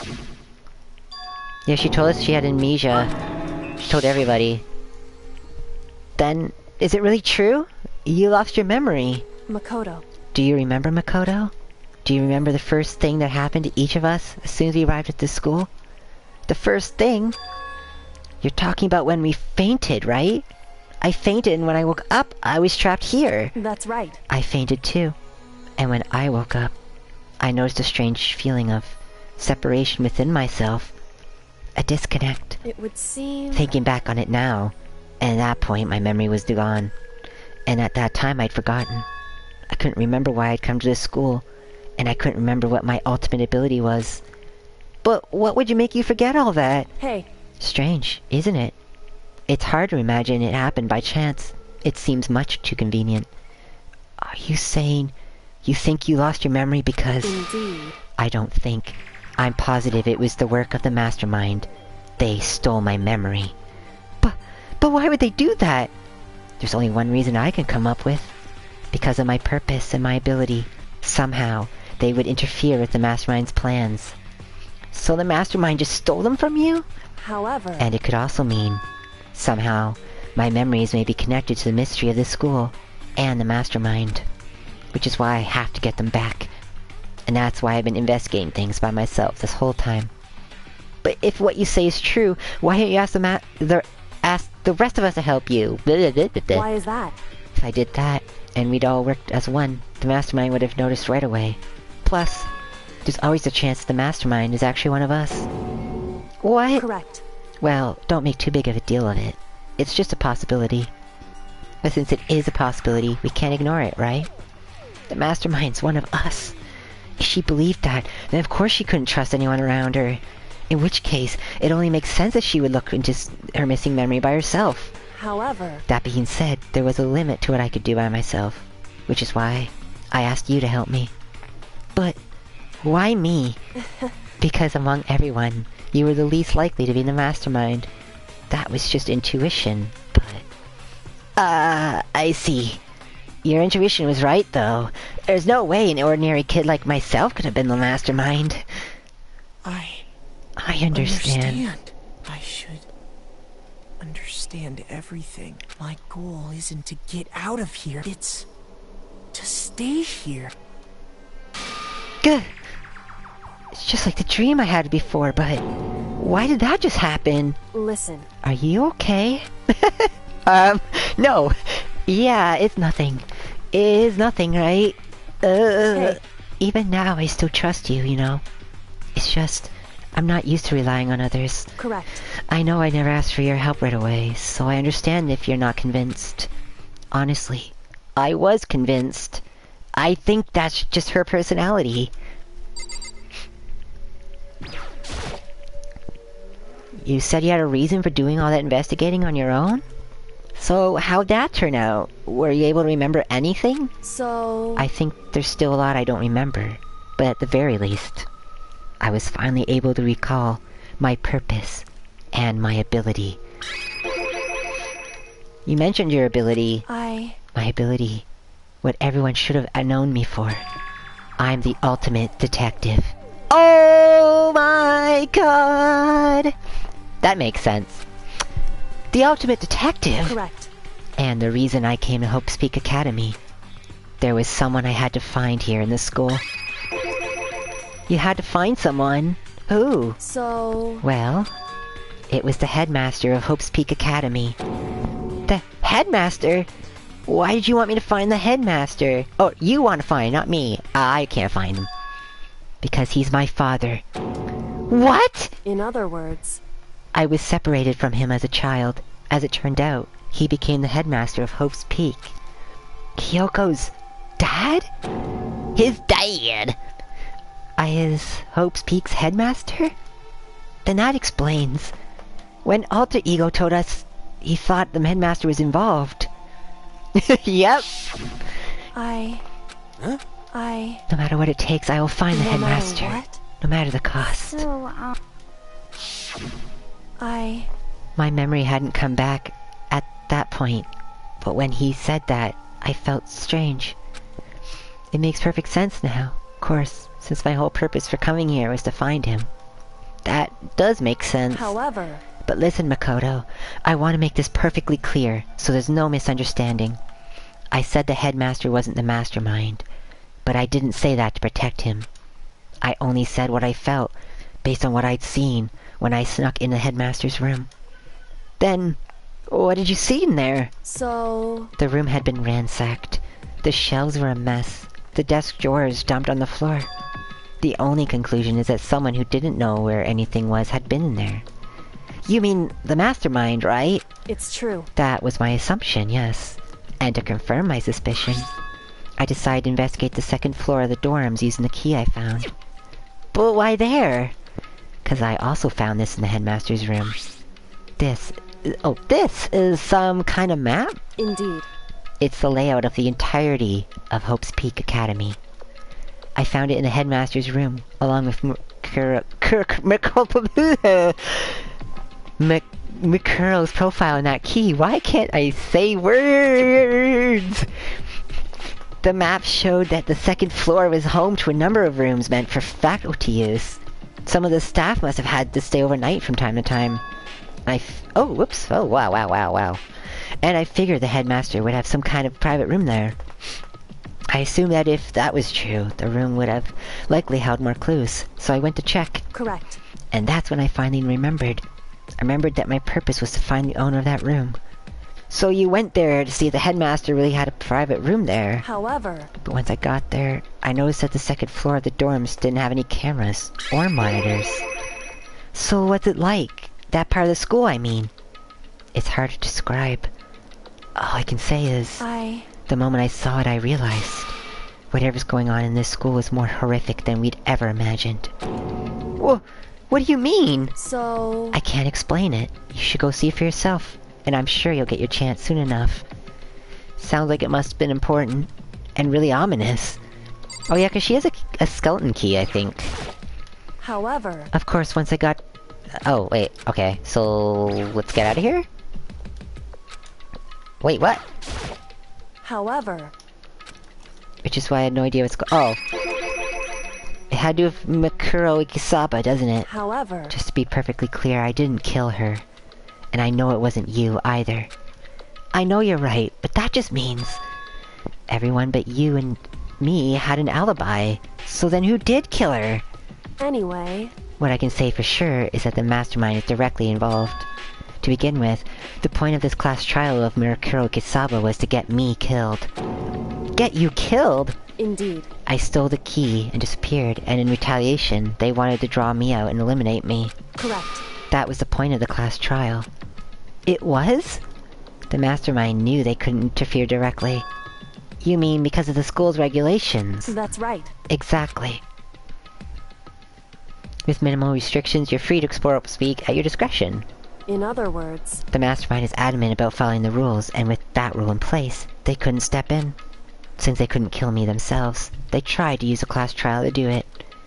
The mastermind couldn't step in because of the rules. That makes it sound like the mastermind themselves is somehow bound by the school regulations. Hey. There's one thing I'd like to point out about the murder of Mikuro Ikisaba. What's that? There was a point where Mikuro may not have become the victim. It could have been you, Makoto. I could have become the victim! Indeed. You know what I'm talking about, right? Do you mean... Oh my god, that's right. During the night. I can hear them, you know. The footsteps of the god of death. What? I can hear the god of death as he moves. That ability naturally draws me into cases just like this. Anyway... Which is exactly what happened with you. I was in the dorms, and I had a sudden sense of dread. I looked down the stairwell, and I saw a white shadow across the corridor. I gave chase right away, and as I followed it, I saw the shadow go in your room. Correct. I ran in your room, and I saw what was happening. I intervened immediately, of course. However... That wasn't the end of things, of course. I stopped them, but that led to... Whoever the masked assailant was, they ended up dead. Correct. And their murder was disguised, and the dojo key wound up in my room. It has to be the work of the mastermind, in an attempt to use the class trial to eliminate me. So, all this would mean that whoever killed Mikuro is also the mastermind, right? Indeed. I don't have conclusive evidence, but that's what I think. But that's really bad if it's true. It means the mastermind can kill whoever they want if they feel like it. Wait, but that doesn't... But doesn't that create another contradiction? The mastermind wanted to use the class trial to try to kill you, because they couldn't interfere, right? Correct. You're right, that is a contradiction. And it's not just Mikuro. They needed the class trial to kill me, but seemed ready to kill you in your room. Everything they did was a contradiction. So what does it all mean? In other words... Means that the mastermind is the one who's been cornered. Huh? Makoto. Just a little more. A little more and I should be able to figure out the mastermind's identity.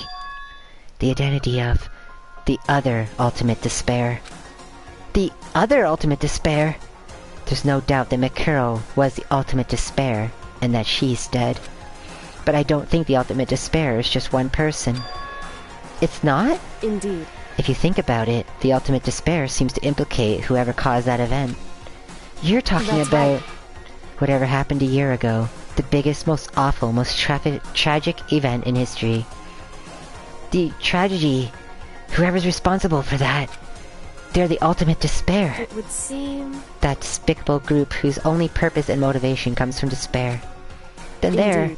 make no mistake, they're the root of all the evil that has forced us to go through this. That is the ultimate despair? And that is our real enemy.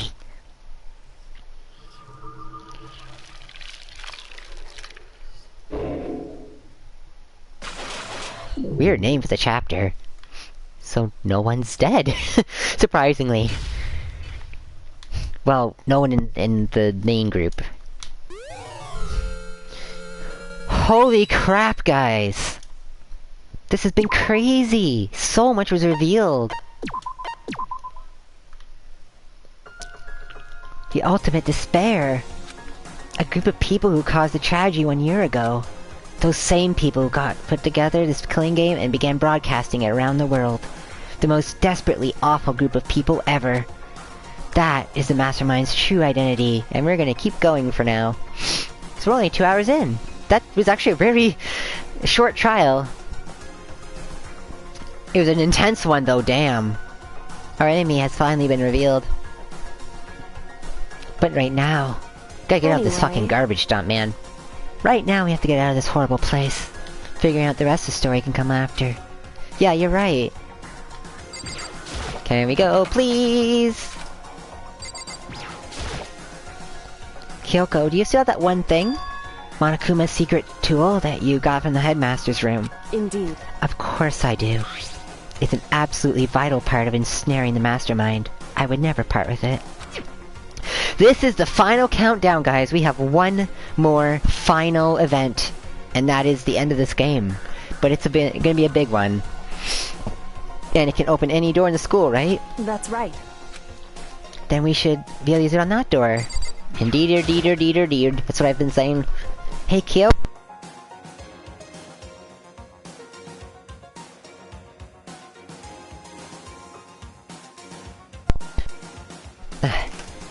Sorry about that, I accidentally unplugged my mic.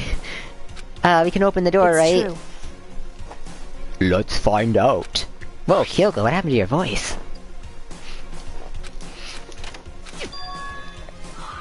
Yeah, it opened! Indeed. And now we can get out of here, let's go. Sounds good. We quickly opened the door and made our escape from the garbage pit. Sorry, that was a lot of exposition.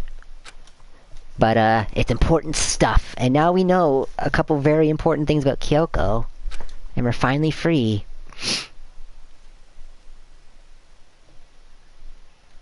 It got manly. Do you like it? I don't know. Does he like it? I know he likes Byakuya's voice. Because the real fight had just begun. I totally don't ship them or anything. Okay, I do. Ultimate pain, ultimate suffering, ultimate despair, ultimate execution, ultimate death! Deadly life. This is it. This is it! We're at the climax. Not quite. We're not quite at the climax. I can't say we're at the climax, because this is the climax, then it would be the climax. I think Chapter 6 is like... Yeah, Chapter 6 is like the end. After leaving the garbage pit, we found ourselves in a tunnel extending straight up, like a chimney. And then we chimney climbed out. That was a metal ladder leading up the oh, there's a ladder. We started climbing the ladder. I remember this so much from when I watched the playthrough, because this is like, you know the Metal Gear Solid ladder? The epically long ladder in Metal Gear Solid 3? That's what this is. Nice butt. The ladder was impossibly long. I couldn't even see where it ended. We climbed into darkness. The passage was so dark and cramped, I couldn't even see my own feet beneath me. Oh, I guess she can't see your butt then. I had no idea we were so far down. Hey. Don't lose your footing. If you slip, I won't be able to catch you. Yeah, I'll be careful. He slips and falls, the end. But now that you said that, I'm getting kind of nervous. I hate climbing ladders, oh my god. It always makes me nervous every time when I see people, like, doing something on a ladder and they're, like, shaking the ladder and you're like, oh my god. Don't fall. Maybe talking will keep my mind off it. So Kyoko, there's something I wanted to ask you. You said you're the ultimate detective, right? So how long have you been doing detective work? How long? So... Ever since I can remember. I come from a long line of detectives. Detective work is in my blood. There was a time when being a detective was considered a sacred duty. My family's always seen it that way. Then is your family famous? Wrong. Quite the opposite, actually. Even among actual detectives, many people haven't heard of us. Huh? But how come? It's like your family tradition, right? So... Right. Because we take pride in it. Pride. Indeed. A detective is neither light nor shadow. We represent neither justice nor evil. That is how we can uncover the absolute truth. We stand neutral in all things, and to do that, we have to stand separate from the rest of society. Which is why we made a conscious effort to conceal our existence. A conscious effort? It's true. It's kind of old-fashioned, and I can't say it's entirely rational. But it's our family creed, and we do what we must to protect it. Because, like you said, it's our source of pride. So that explains... Before I came here, when I was looking up info about the school online, I never saw anything about her. Because she hid herself on purpose, to protect the pride of her family. However... And yet, I gave up on that pride. Some of it. Huh? In order to enter Hope's Peak, I had to reveal myself to the school. And I didn't know it was something a true Kirigiri detective would never do. But the reason you gave up on that pride, the reason you would go as far to enter Hope's Peak, is because that's how much you wanted to reconnect with your dad, right? There's no shame in that. What? Reconnect. I had absolutely no desire to reconnect with my father. Huh? But you'd be reuniting after all those years, right? You would have had so much to talk about. Wrong. There's nothing I want to talk to my father about. However... There's something I want to say to him, though. What? No matter what it takes, I have to find him and tell him, face to face. What is it? So... I want to sever all ties with him. Sever? The last time I saw him, I was still very young, so I don't remember myself. But apparently, he was extremely intelligent. He was in line to become the next head of the Kirigiri family. He was talented. He had a promising future. However... But he had no interest in detective work. so he cut himself off from the family. Not long after that, my mother died, and he simply ran away. He went to my grandfather, and they had a huge argument, and young as I was, he left me behind. I'm not sure there was a reason for that. I'm sure your dad wanted to take you with him. Right. If that's true, then I need to thank him. Thank him for leaving me. Because unlike him, I take pride in the work I do. I take pride in my family name. So every last part of me is happy he didn't take me with him. If I'd gone with him, I never would have had a chance to become a detective. And we would have died. I was above Kyoko on the ladder, so I wasn't able to see her expression. So I couldn't tell. I couldn't see how she looked when she said that. What she might have been feeling. All I could tell was that compared to her usual self, she was more talkative and more emotional. I don't blame him, you know. He had his life to live. That's what anyone in my position might say, right? But it's not true. However, there's one thing that I can never forgive. Really? So... the way everyone else looked at me. I was never sad about being left behind. Like I said, I think it was a good thing. However... and when the rest of my family looked at me, they saw something different. They only saw me as a little girl that was abandoned by my father. That's how they see me, even to this day. His shadow has been following me my entire life. I'm sick of it. I need to get him out of my life.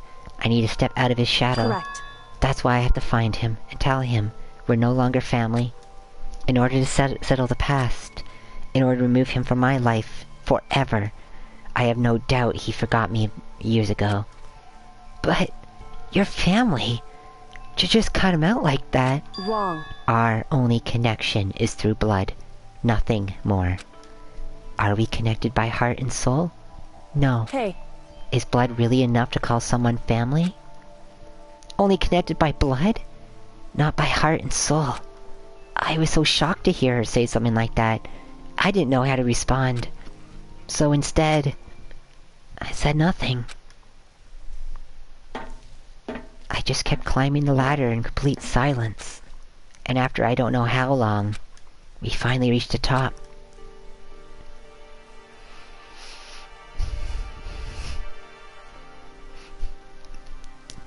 Indeed. Looks like this is it. Indeed.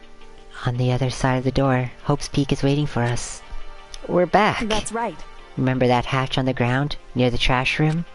I'm fairly certain that's where this will come out. I unlocked it earlier, so it should open without much trouble. Well, here goes nothing. Thank God she unlocked it. I reached my hand up and pushed against the hatch. The hatch opened with ease. And so... more garbage! Looks like we're back! But I can't believe how long that ladder was. I'm exhausted. I can't exactly say we're safe and sound, but at least we're out of there. Now we're back in Hope's Peak Academy. Kyoko, thank you. I never would have gotten out of there without you. No thanks necessary. I was just returning the favor. True. So now what do we do? I'm glad I didn't die, of course, if the mastermind finds out. I'm worried about you too. You helped me, so they might... Listen. You're worried. Yeah, of course. So then... Then let's just get a concrete answer. Huh? In other words... Let's ask Monokuma if there's a problem with you escaping. Wait, that's... However... If we try to hide, it's only a matter of time till we're found out. And it's not like we can run away. As she said that, she pointed to a nearby surveillance camera. So you're saying rather than just stressing out if we're getting caught, we should just give up now? Don't worry. What you think is going to happen isn't... Because the mastermind is the one that's ensnared. The mastermind is ensnared? You said something like that before, but what does it mean? So... The mastermind stood exposed during the investigation to Makuro's death. There was a moment where the mastermind let their guard down. There was? Right. If we can talk to Monokuma, we can confirm it. And it'll be better for us if we go to him directly before he tracks us down. That should help us with our negotiations. I'm still a little, no, super uneasy about this. Well, we don't really have a choice, do we? Indeed. Monokuma should be in the gym. Shall we go? Let's get going. Alright. We're gonna try to trap the mastermind, whatever that means. I always forget how to get to the gym hallway. Here we go.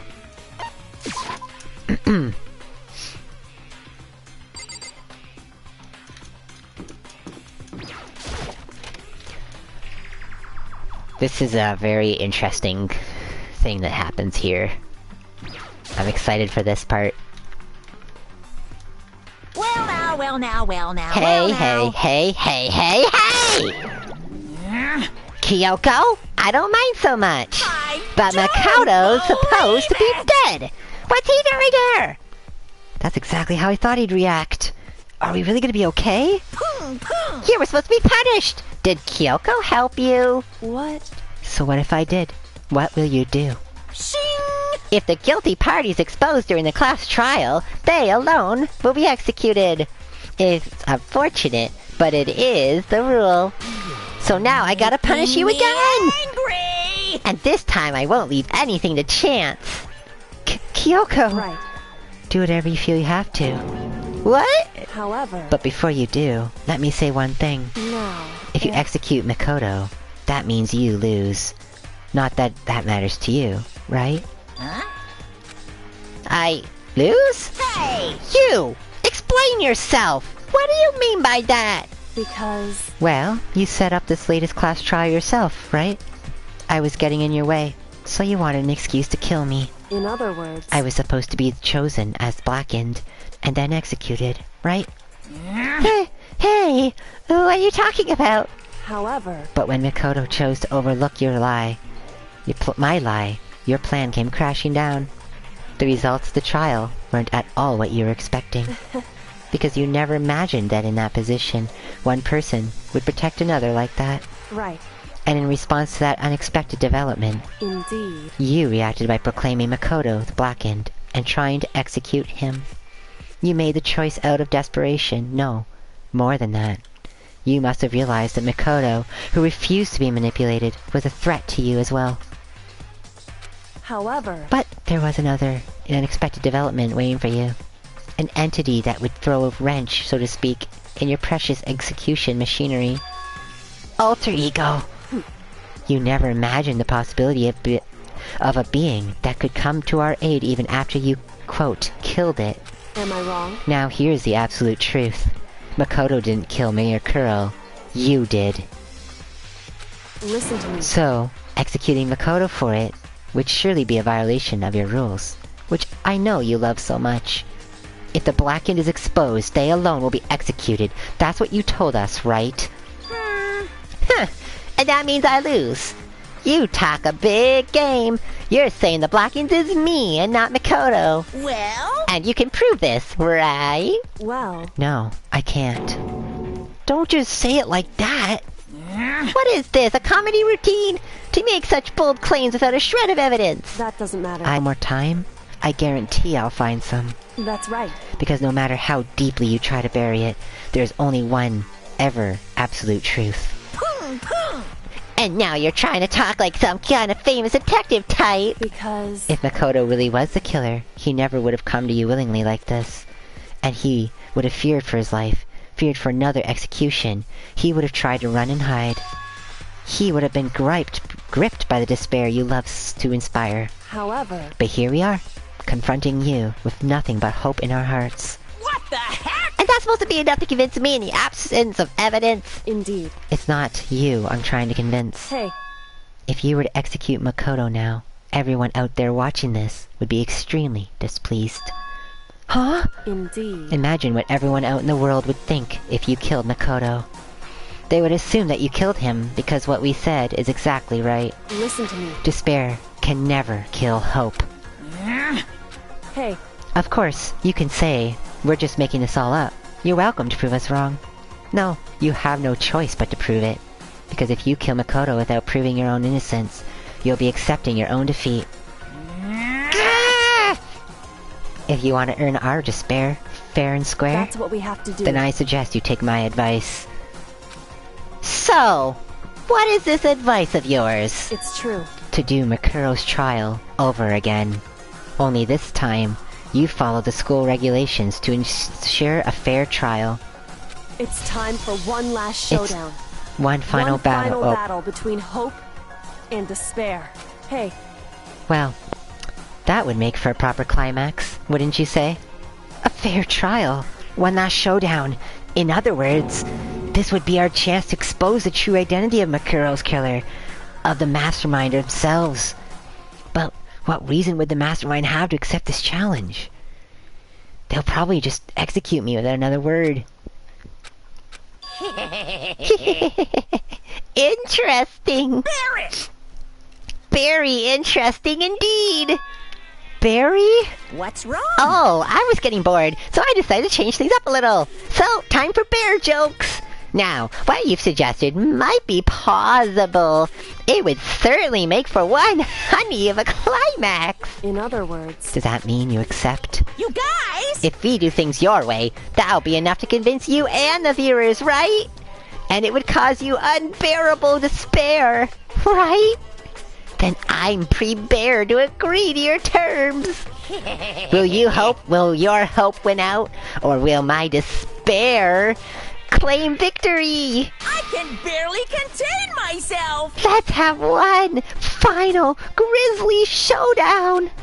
He agreed. Then we still have a shot at this. Barrett! But this is a long way to climax, right?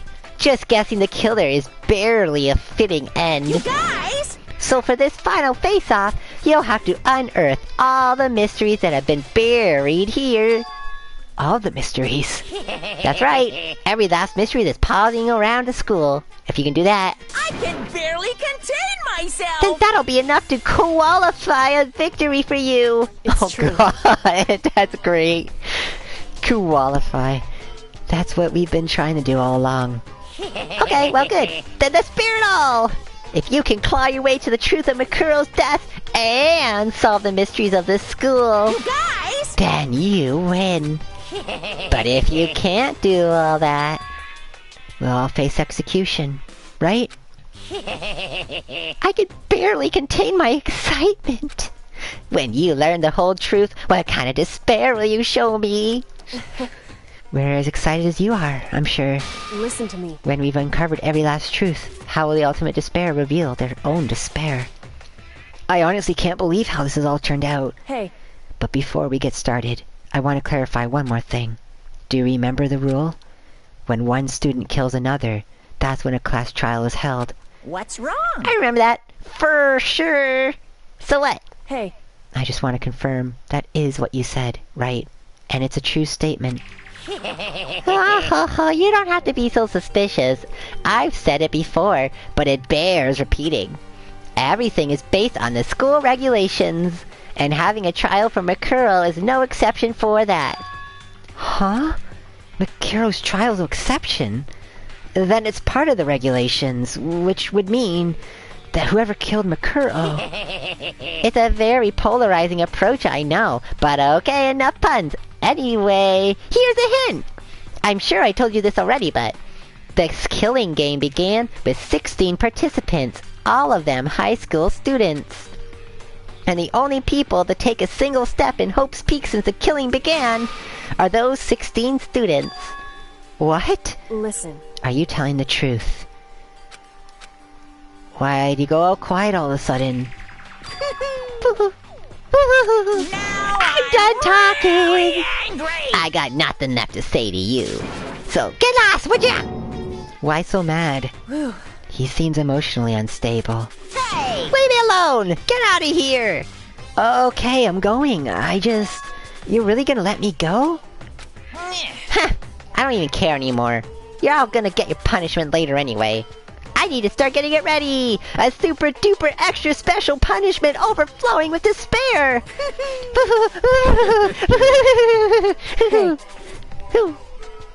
Come on, Makoto, let's go.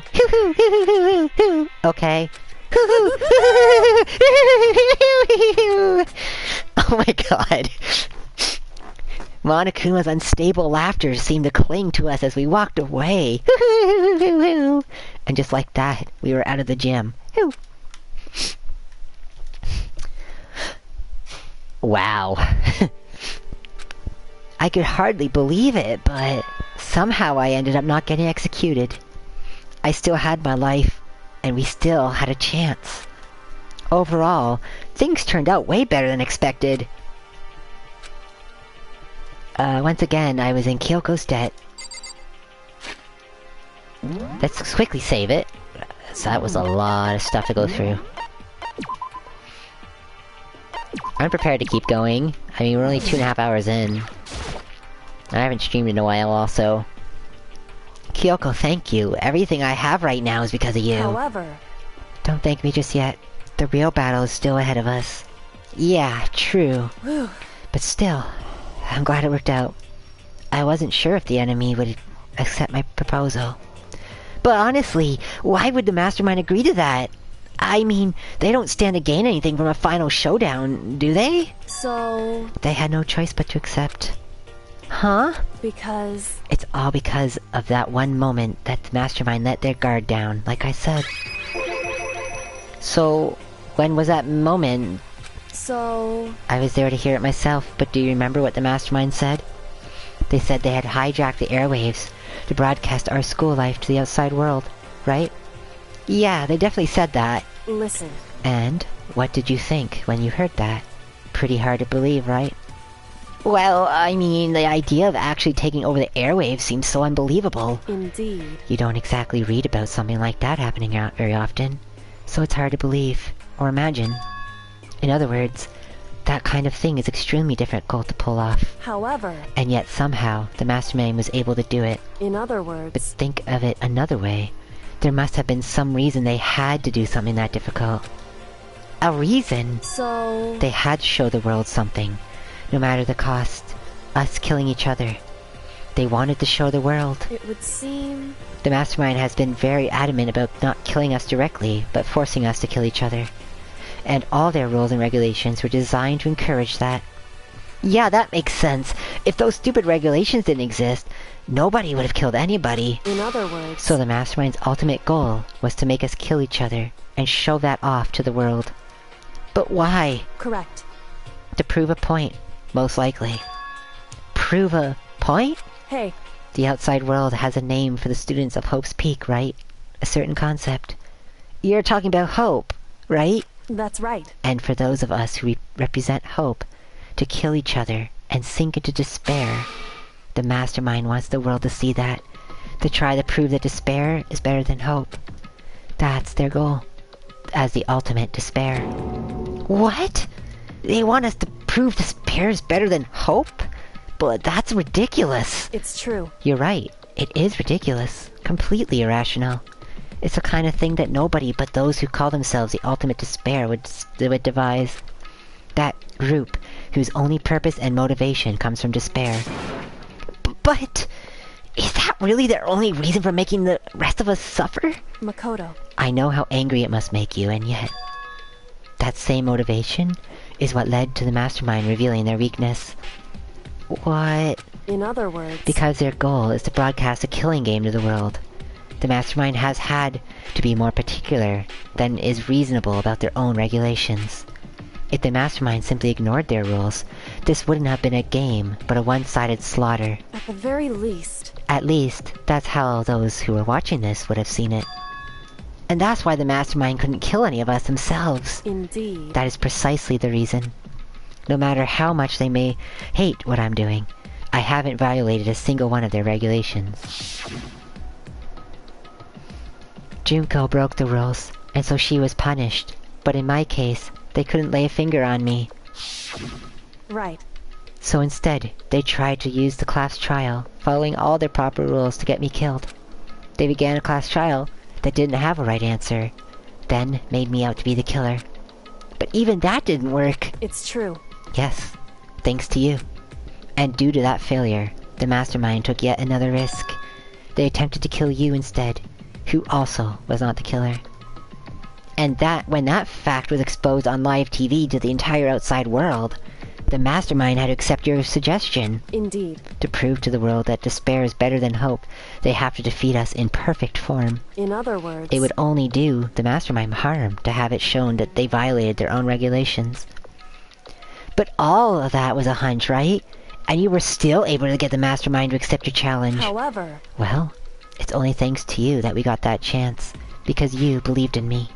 Another path opened up. Still, I can't believe how much of the mastermind's thoughts and plans you were able to figure out.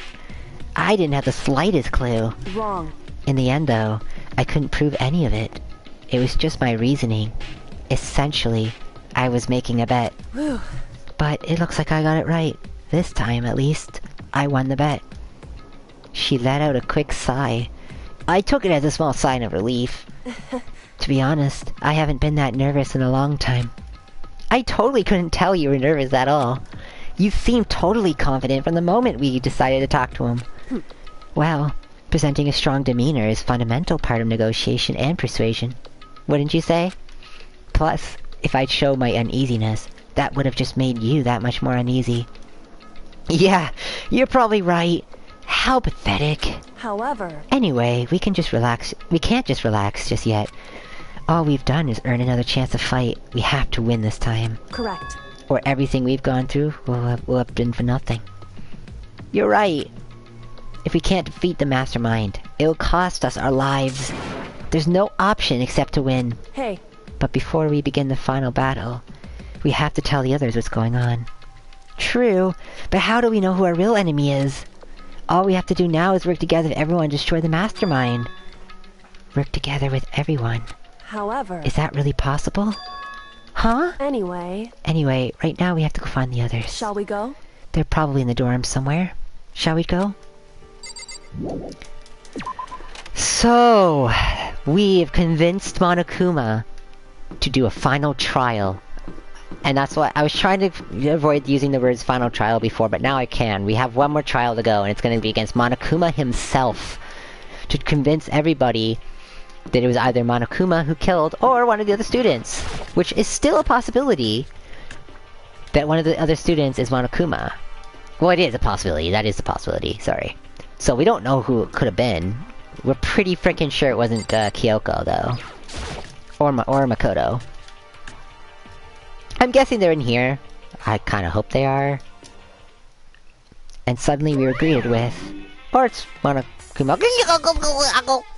You again.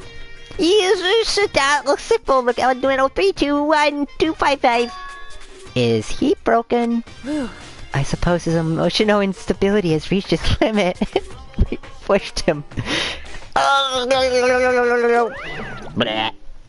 Jeez, what the heck? However... I wonder what that was all about.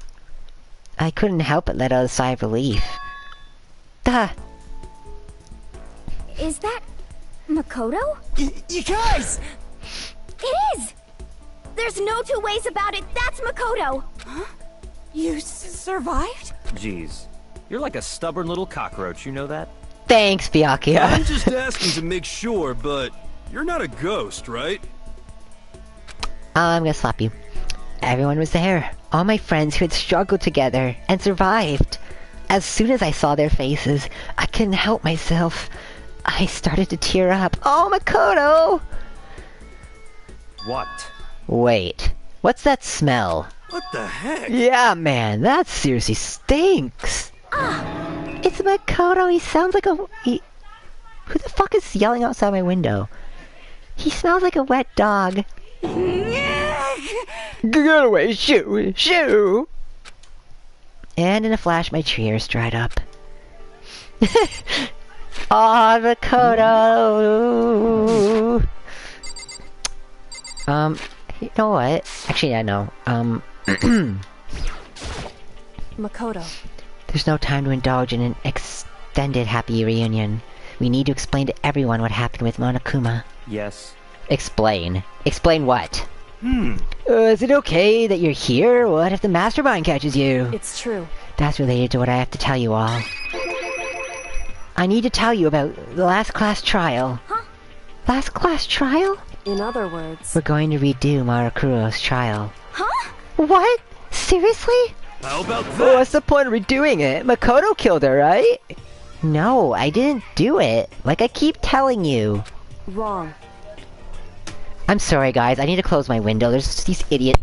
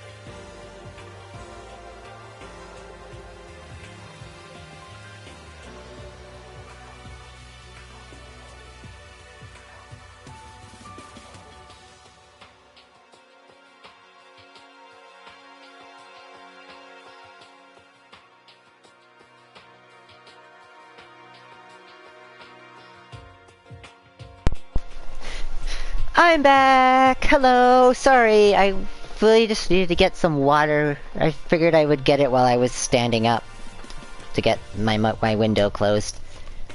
There's like this lady outside yelling, and she sounded like weird.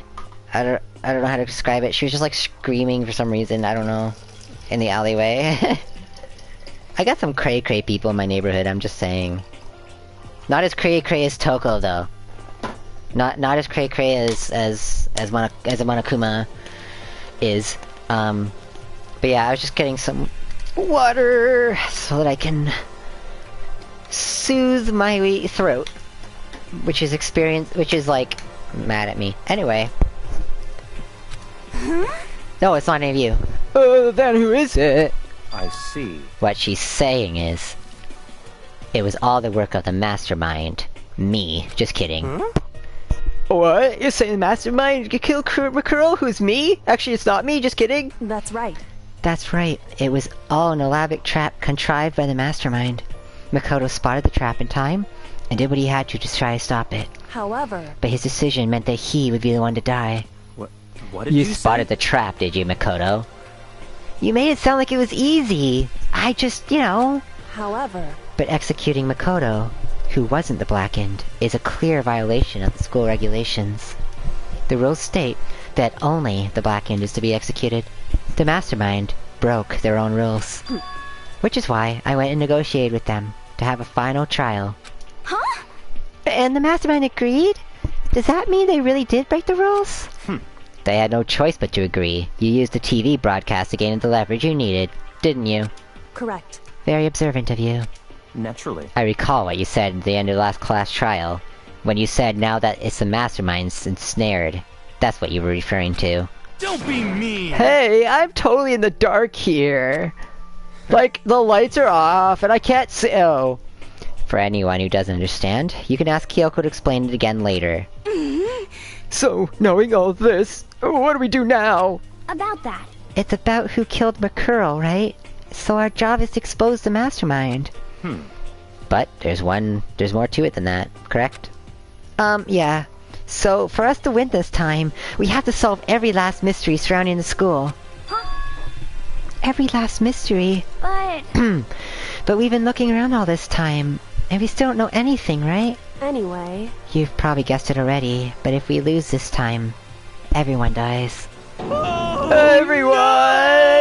I hate you! Hey! Who said you could agree to those terms without talking to the rest of us? I'm fine with things the way they are. I'm fine living here forever with Master. I, meanwhile, want to get out of here as soon as humanly possible. Anyway... Anyway, at this point, the only way for us to survive is to unravel the truth. In other words, Interesting. one decisive final battle. A rather interesting development, I'd say. But Indeed. But figuring out who the mastermind is, and how they killed Mercuro, and all the school's mysteries, it's a pretty tall friggin' order. Maybe, but this time the trial is different. We know who our enemy is now. So if we work together and search as hard as we can, I'm sure we'll solve all those mysteries. I'm not so sure about that. Huh? I can't agree with the idea of working together with everyone. You can't agree? Why not? I mean, working together with everyone seems like the most obvious way to solve all the mysteries. Indeed. That's what I thought, too. At first. Until Monokuma gave us that little hint of his. Hint? Yeah, there's 16 students. I see. Monokuma said that, did he? Then Kyoko's opinion is perfectly reasonable.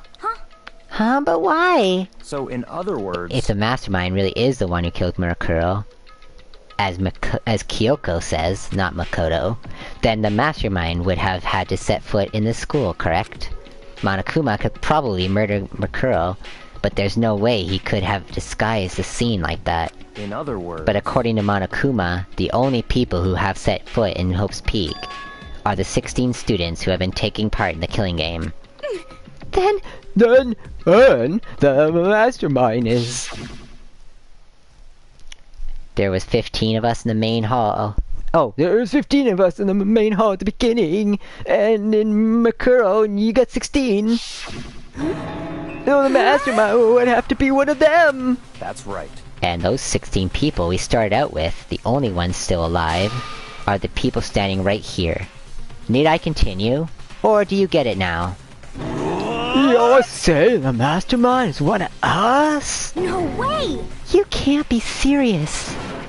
Wait, we can't say for sure that's true yet. Monokuma might have just said that all to confuse us. Indeed. It's certainly a possibility, but only one among many. The mastermind being one of us is also a possibility. And that one possibility we can't ignore. Yeah, I mean, they're the ultimate, right? The ultimate despair. So they must be a high schooler. You can't say it's not possible. But if one of us was the mastermind, they'd have to be controlling Monokuma somehow, right?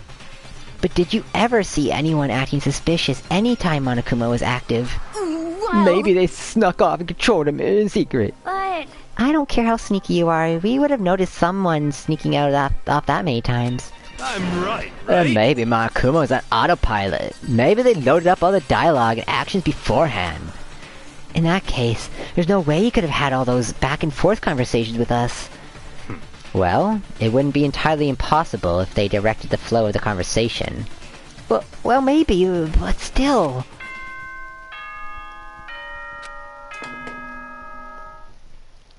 What's this?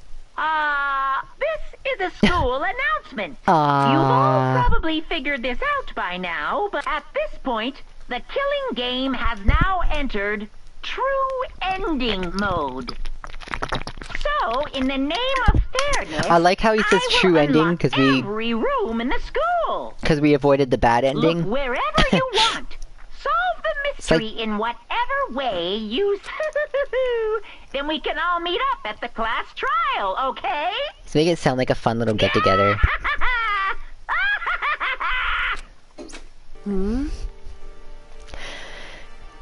Anyway, I like how he was basically confirming that we got the true ending right there, but I already knew that. Oh, excuse me! Holy crap! I'm really sorry for burping. Also, how very magnanimous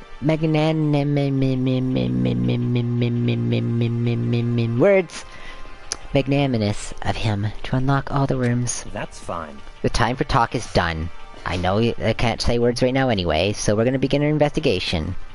But I was planning on working alone from the beginning anyway. In the name of my family. At this point, I can rely only on myself, on the Togami blood flowing through my veins. I have no time to worry about the rest of you. Each of you must uphold your responsibility. Goodbye. Well then. After making his final statement, Byakuya left the dining hall. My master! He didn't take me with him. Hey. Do you blame him? Without Master, the rest of you are like coffee with cream without the cream. Or coffee. You're totally useless. So bye. So an empty cup. With that, Toko trudged out of the dining hall. And now she's gone. And you're gonna go off by yourself, right, Kyoko? Indeed. That's right. With just leave Makoto, Hina, and me. You know? In that case, I'm gonna go by myself too. Just a second. Wait, how come? How about that? Just wait and see. I'm gonna use my totally awesome spirit power to figure out the mastermind's identity. Ah! Laughing loudly, Hiro left the dining hall. Aww. Everyone's really gonna go off by themselves? What about you, Hina? I guess I'll do the same thing. But... I mean, it's not that I don't trust everyone, you know? Cause, I But mean... up till now, I haven't really been all that useful. I just depended on Sakura and everyone else. You're not useless. If you hadn't been here, I would have died. Huh? Makoto. That's really nice of you to say. But... But still, I know I've been totally useless. Okay. So I figure at least here at the end, maybe I can find something that'll help us get out of here.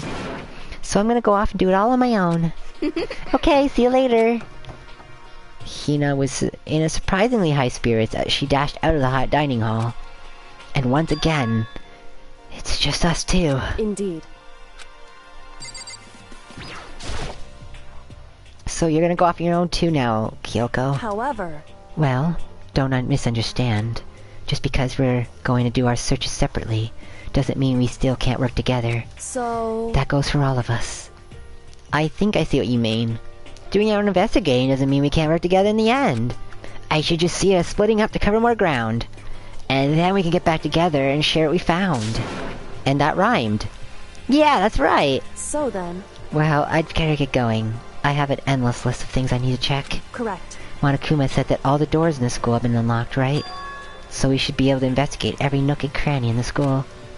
We can visit all the places we couldn't go before! Oh man, this is awesome! Makoto, no matter what it takes, we have to uncover the truth. By any means necessary.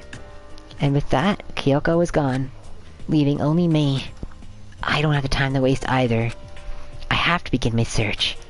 I still can't believe the mastermind might be one of us. So that's what I have to prove.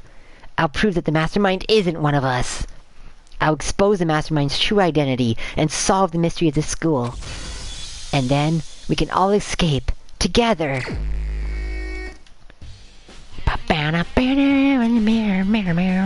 I guess I'll start by taking another look at Makuro's Monokuma file. Due to the explosion, the victim's identity is unknown. They were, however, dead before the blast. The victim had been stabbed a single time with a knife, which went completely through the body. They had also been struck in the head with an object about as thick as a metal pipe. The body was covered with other wounds, but these were at least several days old. Once we find out who killed Makuro Ikisaba, then we'll know who the mastermind is. So, where should I start my investigation to figure out who killed her? I guess I should start with the rooms that were locked up now. The headmaster's room, the biolab, the door in the data center with Monokuma's face on it.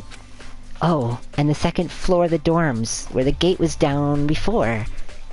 That should be open now, right?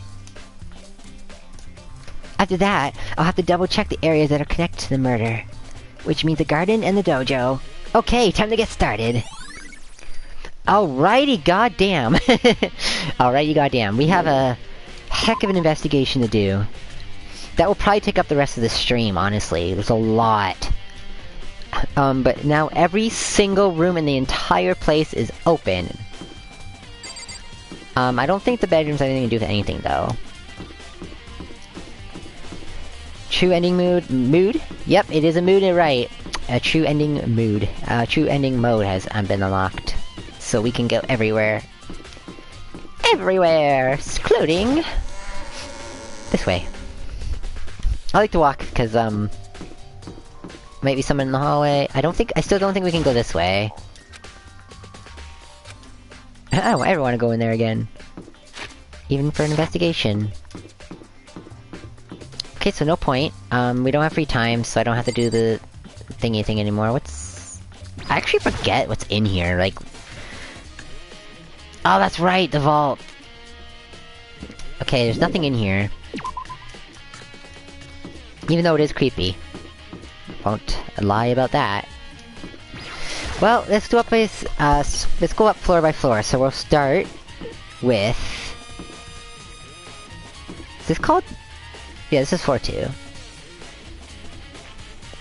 I wish I had like a list I could check. That would be really helpful. I thought the room was on this floor that we need to look at. This is a big investigation though, we're gonna find out everything. A lot of really big crazy crap's gonna happen. You don't wanna miss this, that's for sure. I'm pretty sure we need to go to the 3rd floor. I swear you said that on the 2nd floor, but my brain might be remembering wrong now. I love this version of the song, it's so good. Oh, this is where Sakura died. Weirdly, the room seems to have been, like... reset, almost. Kinda creepy, when you think about it. Okay, the biolab? The Monokuma room, which was, like, somewhere. But we'll start with the biolab. This is definitely the creepiest sounding room. Oh wait, this isn't the biolab. Is it? Oh, that's right. Okay, I remember this now. Alright, let's teleport, cause... This is gonna take forever otherwise.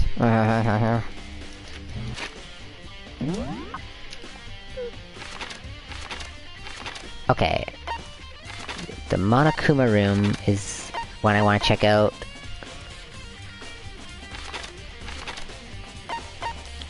What room was that on? Oh, well, it's showing us where to go pretty much on the map. No, the Monokuma room was the, security cameras, and we've been in there. The AV room, that was here.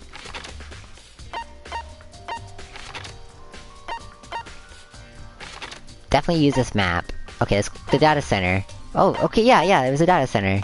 Okay. How do I... It's not letting me teleport. Ah, here we go. Okay, yeah, for some reason I was remembering that room being on a lower floor for some reason. But we're gonna start here. If you recall, there was a door here that was locked. Well... Hey, Makoto!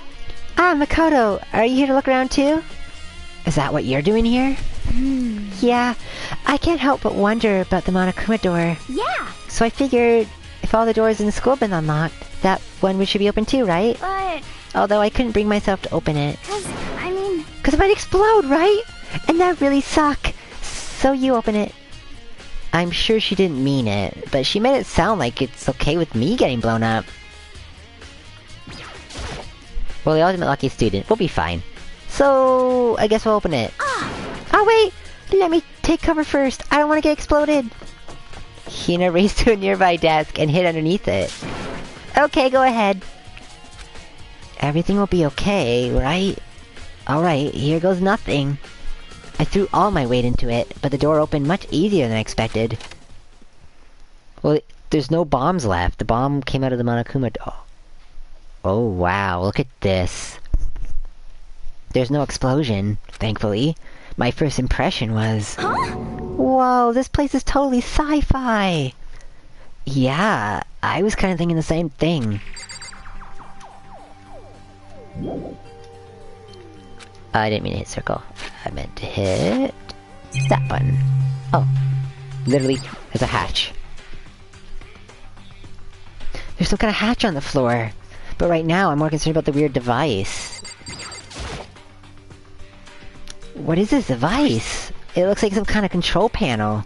It's really over the top, though. Like some kind of military installation or something. Yeah, it kind of looks like a mech cockpit, right? Hifumi'd probably freak out if he saw it. Cockpit. So the Monokuma room has a control panel that looks like some kind of cockpit. And that could mean... Okay. Alright, let's start poking at it or whatever. I'm gonna start pushing buttons. Hold on. You can't just do whatever, something like this. But it was too late. Hina's already jabbing away at the control panel. Huh? Did you hear that?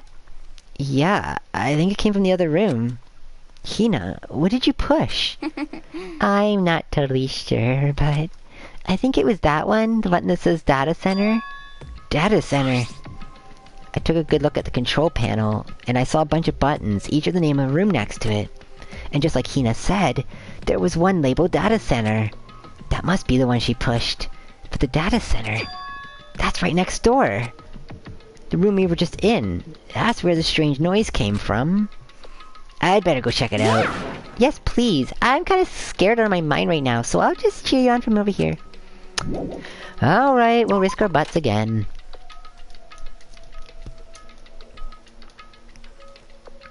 Did I just hear what I think I heard? Is that Monokuma?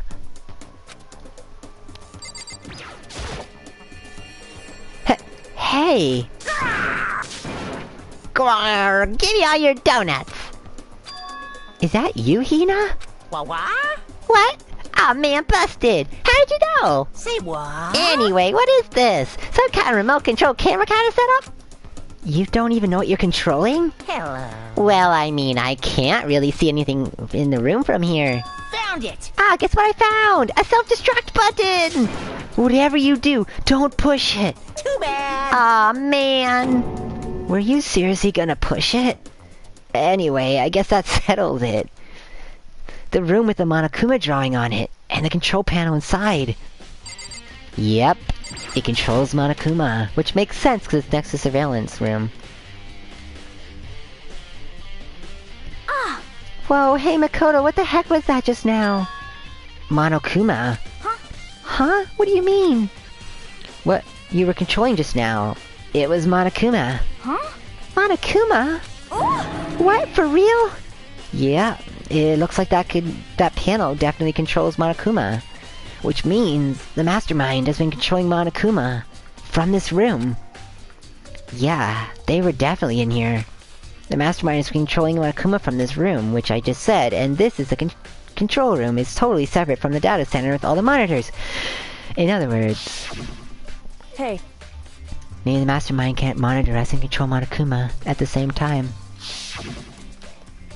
Kyoko's theory was right. But if the mastermind's been controlling Monokuma from here, that means they've been inside the school this whole time, right? I guess that would have to be true. But if that is true...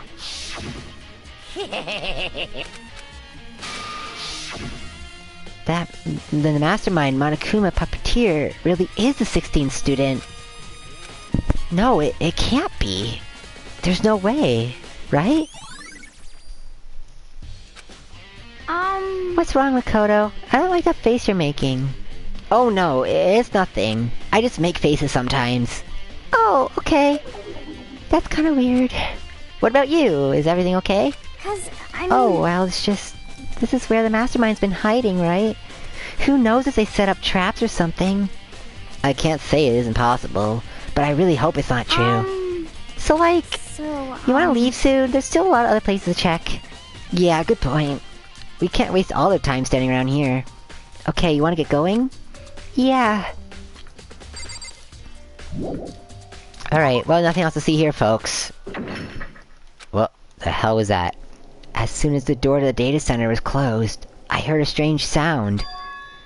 What was that? Huh! The door! It just locked on its own! What? My hand shot out to grab the doorknob. You're right, it's locked, but why?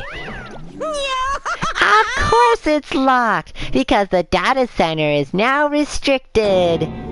Monokuma! Just a second! Hey, no fair. You can't just go around restricting whatever you like. Hey, It's for your benefit! Cause if that room stays open, I won't be able to move around. Imagine how depressed everyone would get if the school mascot just stopped working. Then that room... Yep. As you may have guessed, that's where my controls are. So right now you're being operated by someone in that room? Yes, indeed! Correctamundo! Which means she was in that hatch. You're a liar! But that doesn't make any sense. We were just in there and we didn't see anyone. Oh, you didn't, did you? Pooh-hoo-hoo! Are you sure you were as thorough as you could have been? They were in that hatch. Did you happen to check a certain suspicious hatch? No way! They were right underneath us! That's creepy. Too bad! That was your one big chance and you blew it! Too bad! Of course that hatch can't be opened from the outside anyway, so whatever! Now then, this room is officially restricted, so no more investigating. I'll be relying on you guys to tell the others. Peace! He's gone, but... So, was he telling the truth? The mastermind was hiding in there? In fact, if you think back to when we got locked out of the control room, that proves it for sure. Huh? Then, when I said we should leave... Well, that hatch couldn't be opened from the outside anyway, right? So it's not your fault. Sorry. Okay. Anyway, we don't have to let it get to us. We have to stay positive and make the most of what time we have left. You're right. If there was one thing I'm good at, it's keeping my body moving. Okay. Okay, I'm gonna go run around, tell everyone what we found here. Nice. You got me all motivated again. You got it. Okay, I'm out. See you later. Also, that 100% proves that Hina is in fact not the culprit. Hina took off at a full sprint, and I have to do what I can too. There's only one way forward. We should check.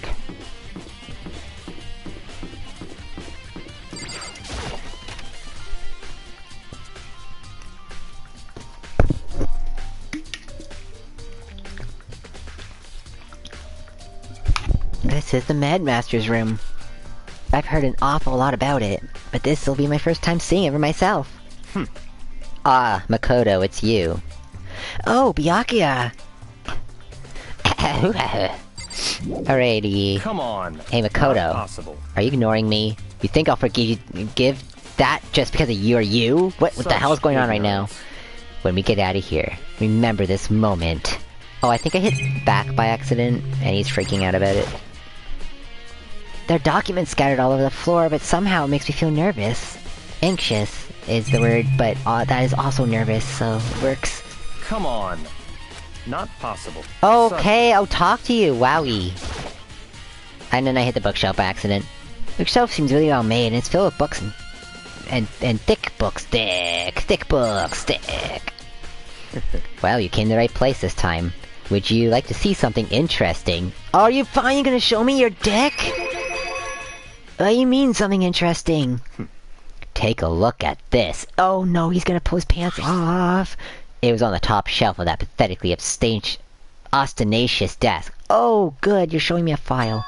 I mean, Class 78 Student Registry. It contains profiles of all of us, and Makuro. So in other words... Apparently, Class 78 refers to us. Wait, when we found Makuro's profile in Kyoko's room...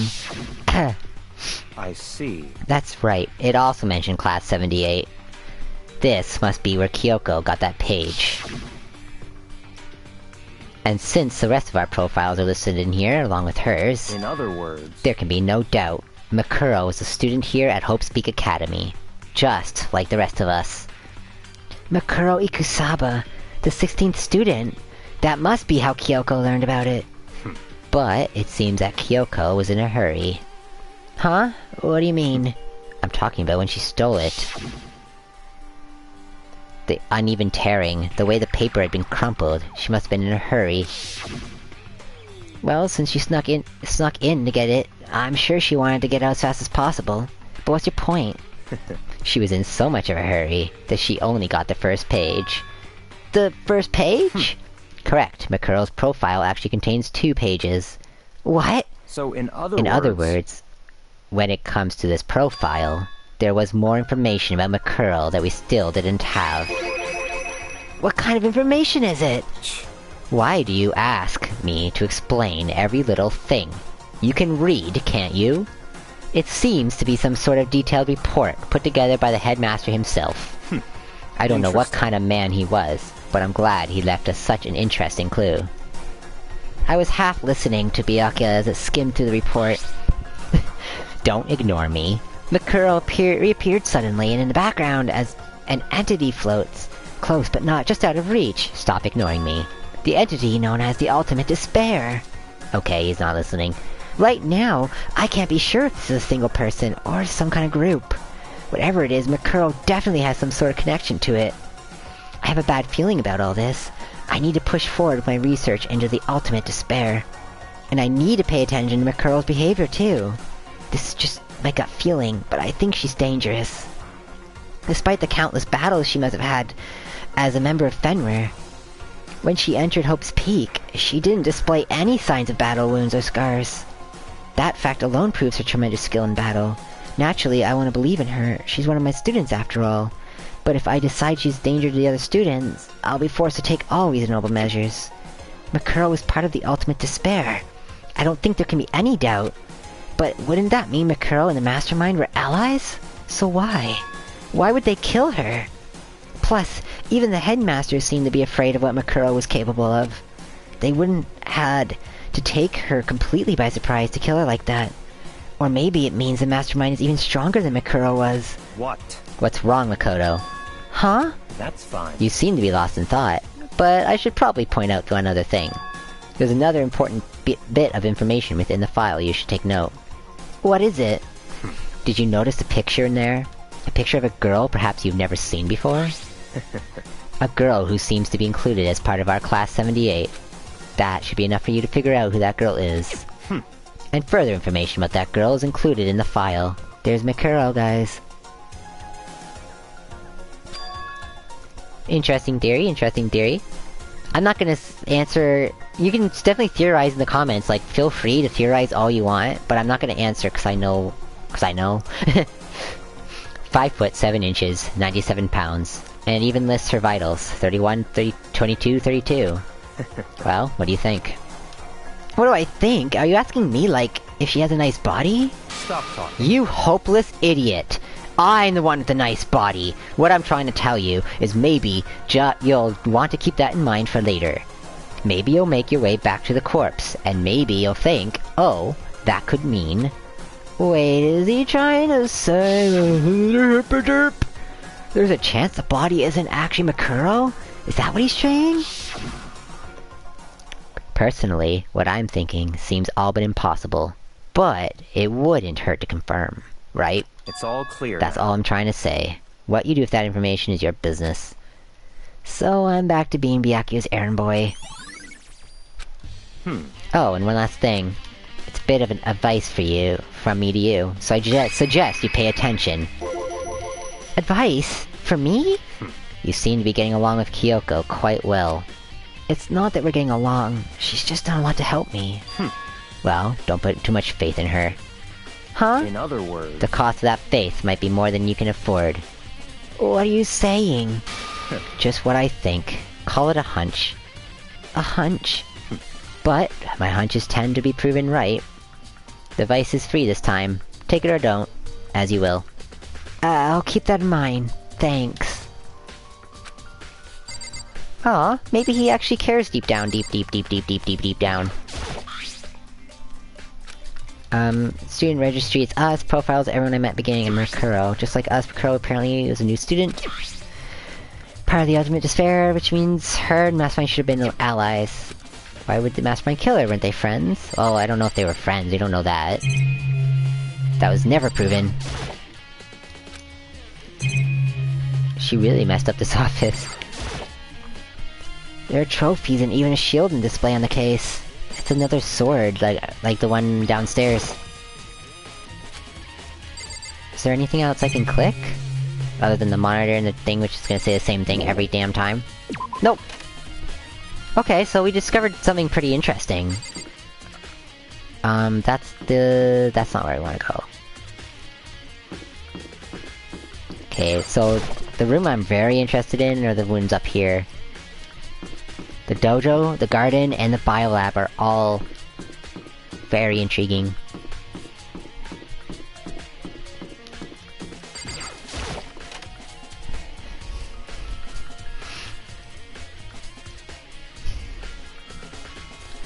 here I am in the biolab. It's so cold. It's like abnormally cold. I feel like it's a giant refrigerator. I think it is a giant refrigerator. Seriously, why is it so cold? I don't like being cold! Ooh, look at that. There's a stack of tarps. Tarps! I haven't seen a lot of these lately. Okay, apparently he doesn't think that's interesting. Ugh, so cold. Why is it so cold? First thing I need to figure out. Okay, Makoto really doesn't want it to be cold anymore.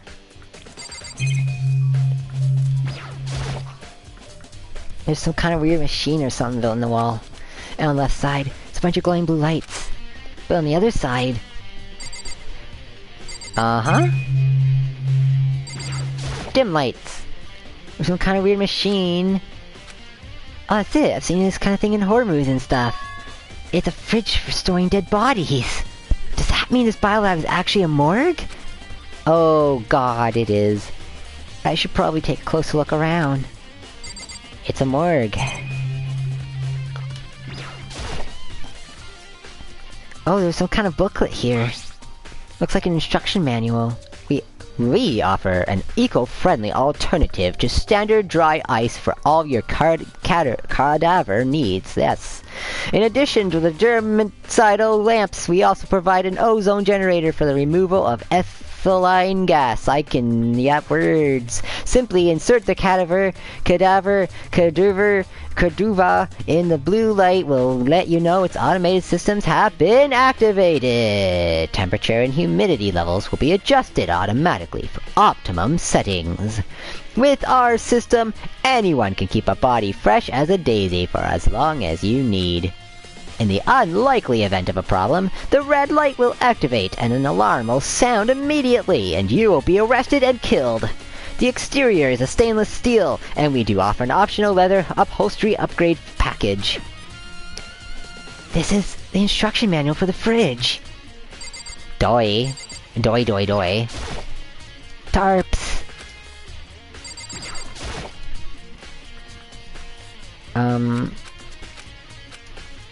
The one on the left have lights, and the right-hand lights are off. While looking around, I think I get it. Seems clear to me now. It was a makeshift morgue. About these lights by each slot. It looks like it's set up so that when a light is occupied, the blue light is on. 1, 2, 3, 4, 5, 6, 7, 8. Which would mean inside each slot would light up blue. Another one of the victims is... I can't let my emotions take control right now. There's only one thing I can do for everyone who's died, and that's defeat the mastermind. And to do that, I have to continue my investigation. I don't have any other option. Oh wait. 4, 5, 6, 7, 8, 9. And one... Wait, Makoto, Kyoko... Hero... I think there's not as many lights on as there should be. Well, we'll find out about that later. Something going on with those, with all that. Super long conversation in the dojo, so we're gonna go in the garden first.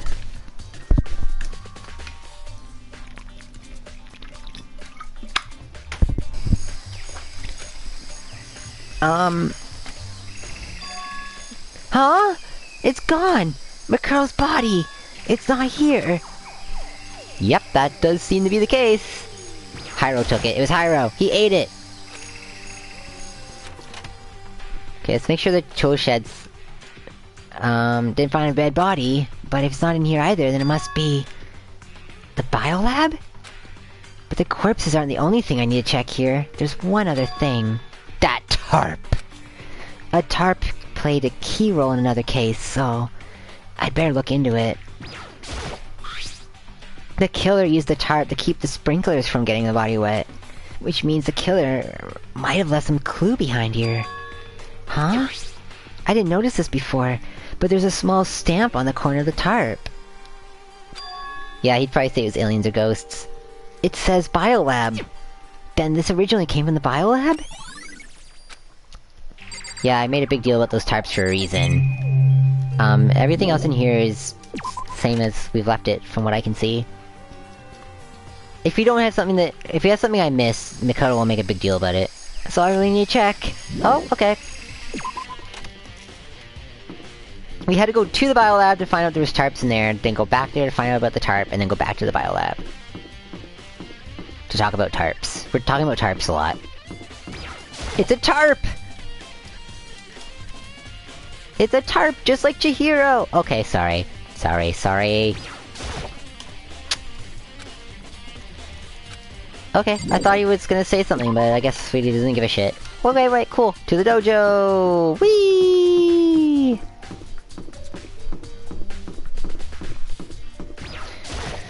Oh my god. How high? Oh, Toko, so this is where you were. What do you want? What do you want? I'm so disgusting and you want me out of your sight? No, that's not it at all. Just thought maybe you'd found a clue. Well, I haven't. I didn't find anything. Not a single clue. I figured since this place was related to the caves, I had something, right? But there's not anything out of the ordinary here. Give it back! Give me back my precious time! Calm down, Makoto. Toko. My god. Koto? Toko? What's your problem? Don't tell me to calm down. You calm down, I'm calm. Do you have any idea what I'm going through right now? When everyone finds out, they're gonna call me useless. Good for nothing. Nobody's gonna say that. Master will. I'm not sure I can disagree with that, actually. I don't want to be that doctor that I'm sick, always being looked down on. Why won't anyone accept me? Well, I don't think there's any clues here, so maybe I'll just get going. Big conversation will be later. Right. Is there anything I missed? What else was locked? Oh. Okay.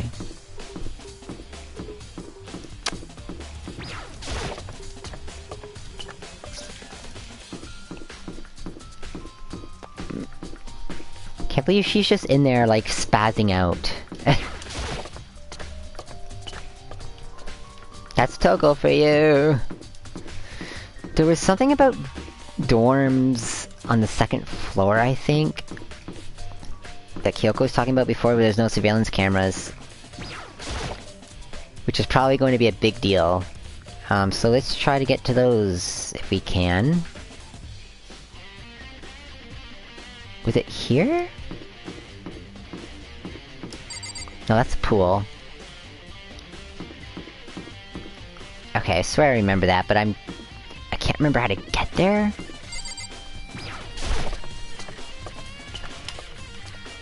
I feel like we've explored everywhere, though. Should I go to the cafeteria? No, we can't go in there.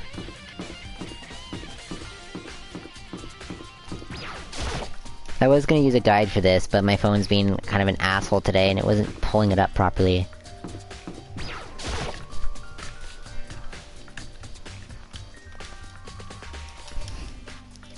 It's okay, running around like an idiot is part of this whole thing. Oh, I know, the map might show me an exclamation mark.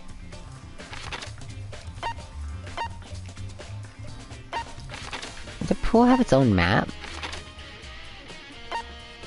Okay, it's telling me to go to, like, all the places I've been. Wait, where's Hiro?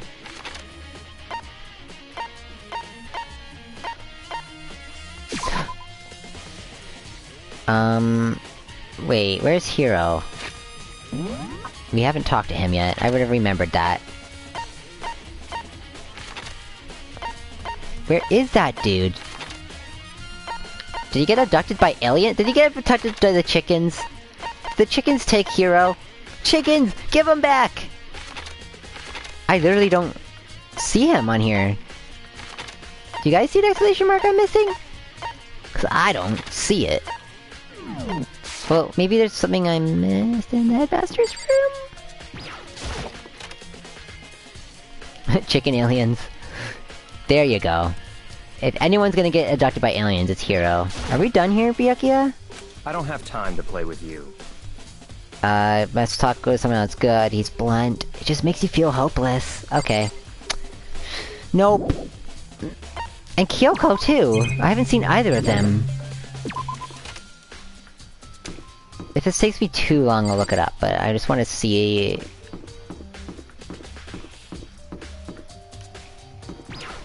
if there's something I missed. Wait. What the fuck? There's a theater?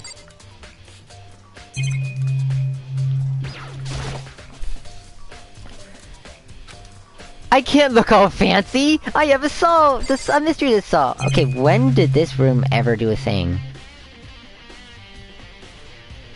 There's nothing in here, though. I don't recall ever being involved with that room. I might be wrong, but... I swear she said the dorms were on the second floor. Yeah, I don't think we've ever in that room. And then now all of a sudden...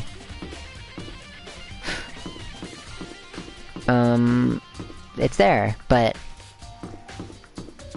she didn't say anything about it, there's nobody in there. I don't know where I'm supposed to be going. Oh, wait a second, I think I recall something. Hang on, let me check. When he said they were on the second floor, I think they meant a different second floor. I'm just remembering, there's a storage closet over here.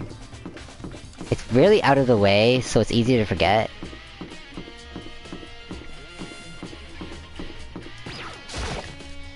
But I don't believe I've gone up that way yet.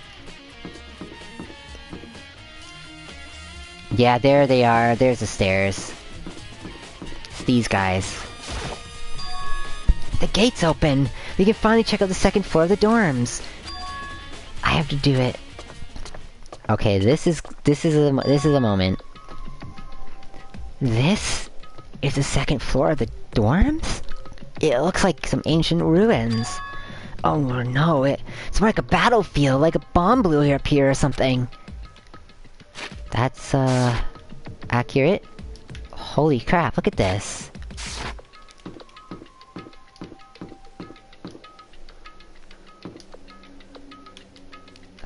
The doors are all blocked off except for this one.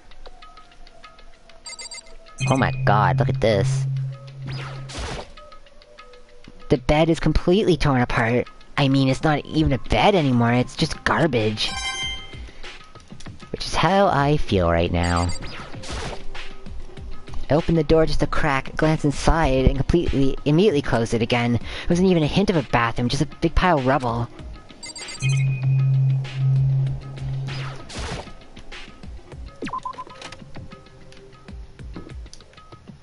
This is obviously related to that big event they kept talking about over and over. This is the girls' bathroom. Even a place like this, I can't bring myself to go in. Mr. Super polite. Well, the bathroom looks okay. They are like, nah, I don't really want to make another version of the bathroom. Okay, we're not gonna do that. There's a giraffe coming out of a locker on the door. I don't with that picture. Speaking of lockers, this room is filled with them. It must have been for Hope's Peak students who came before us. The class before ours must have used these lockers. We didn't get lockers, so that's probably supposed to be used by everybody. But look at them. There's a metal plate mounted on the locker. I really want to know what's inside, but there's no way. That's weird. That's weird. That's weird, right? I can't imagine any way to get this locker open. I'm not even gonna bother trying. Okay, well. I wonder if I can open this locker. Nope, it's locked. There's a card reader installed in the door. That must be how you get the locker open. After all, it's pretty similar to card readers for the locker rooms on the second floor of the school. Oh, maybe we do have locker rooms, I don't know. If you have your e-handbook, open these up. So, does that mean... Let's just give it a try. I took out my e-handbook and ran it across the card reader. Then, no luck. Maybe the locker's owner can open it, which means none of us can do it. They're specific to each student, which makes total sense. Kinda cool, actually. wonder if I can open this locker. Nope. And nope.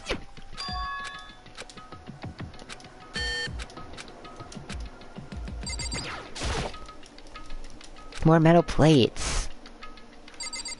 Okay, for now I think I'm gonna assume that every locker is locked, because I'm pretty sure they are. Oof.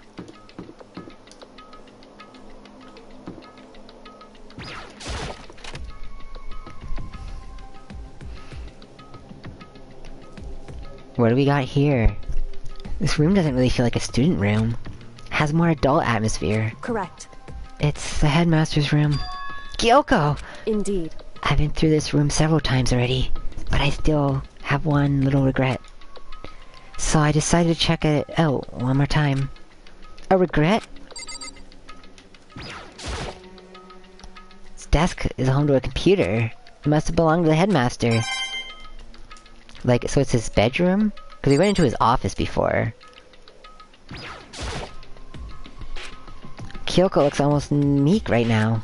She must be thinking about something. I probably shouldn't bother her. Okay.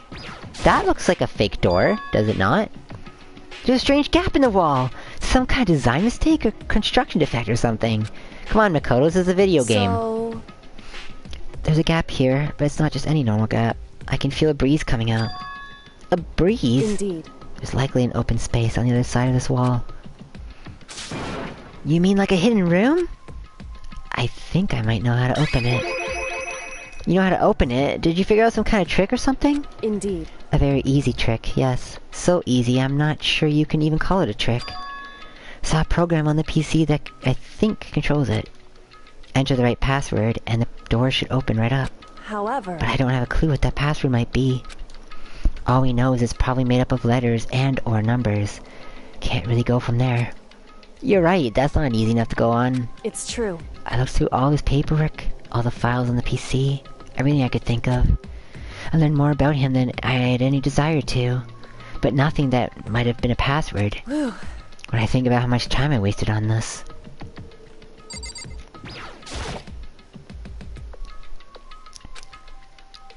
It would seem... Whoever used this last, it looks like they were very interested in the ultimate despair.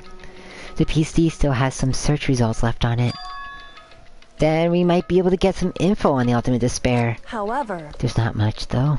Nothing we don't already know. In other words... The ultimate despair isn't one individual, but instead it points to some kind of group. That group is responsible for the tragedy, which happened 1 year ago. They're the worst sorts of people, whose driving force comes from despair. However... That's all there is to it. Not much else, is there? Whew. But I guess that's the best he could do as a complete Kirigiri failure. But any information about the mastermind's helpful, right? I appreciate whatever info we can get our hands on. Correct. I see.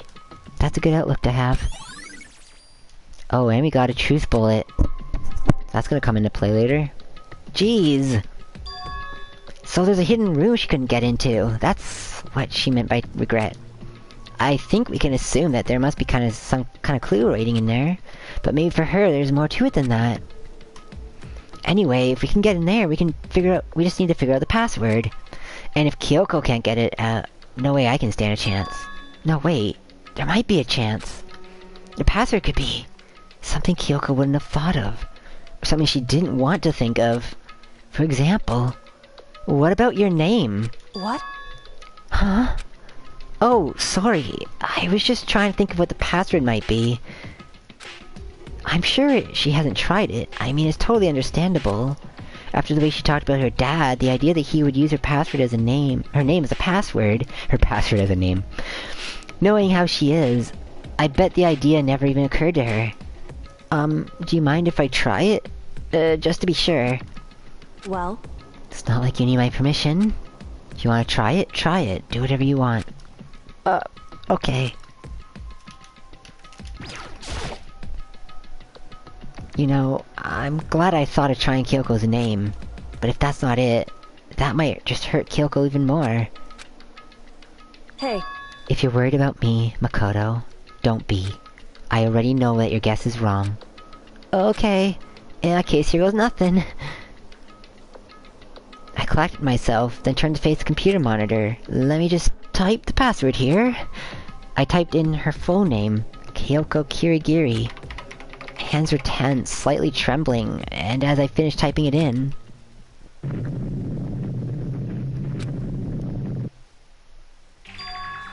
What? That did it! Kyoko, it worked! Why? Oh... Kyoko? Without looking at me, she disappeared into the hidden room. She looked grim. Kyoko!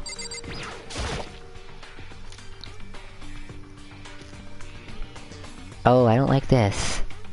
Hey, Kyoko. I may well not even have been in the room. Her gaze was fixed on only one thing. A present? Wrapped and covered with such joy. That's what made it so unusual. This is creepy as fuck. There's a brightly colored box here. It seems totally out of place in here. The more I look at it, the more suspicious I get. Should we open it? I'm getting kind of a bad vibe from it. But I mean, we can't not open it. Okay. Makoto. Be careful, Makoto. Why, you think it's dangerous? No, not dangerous, but surprising, probably.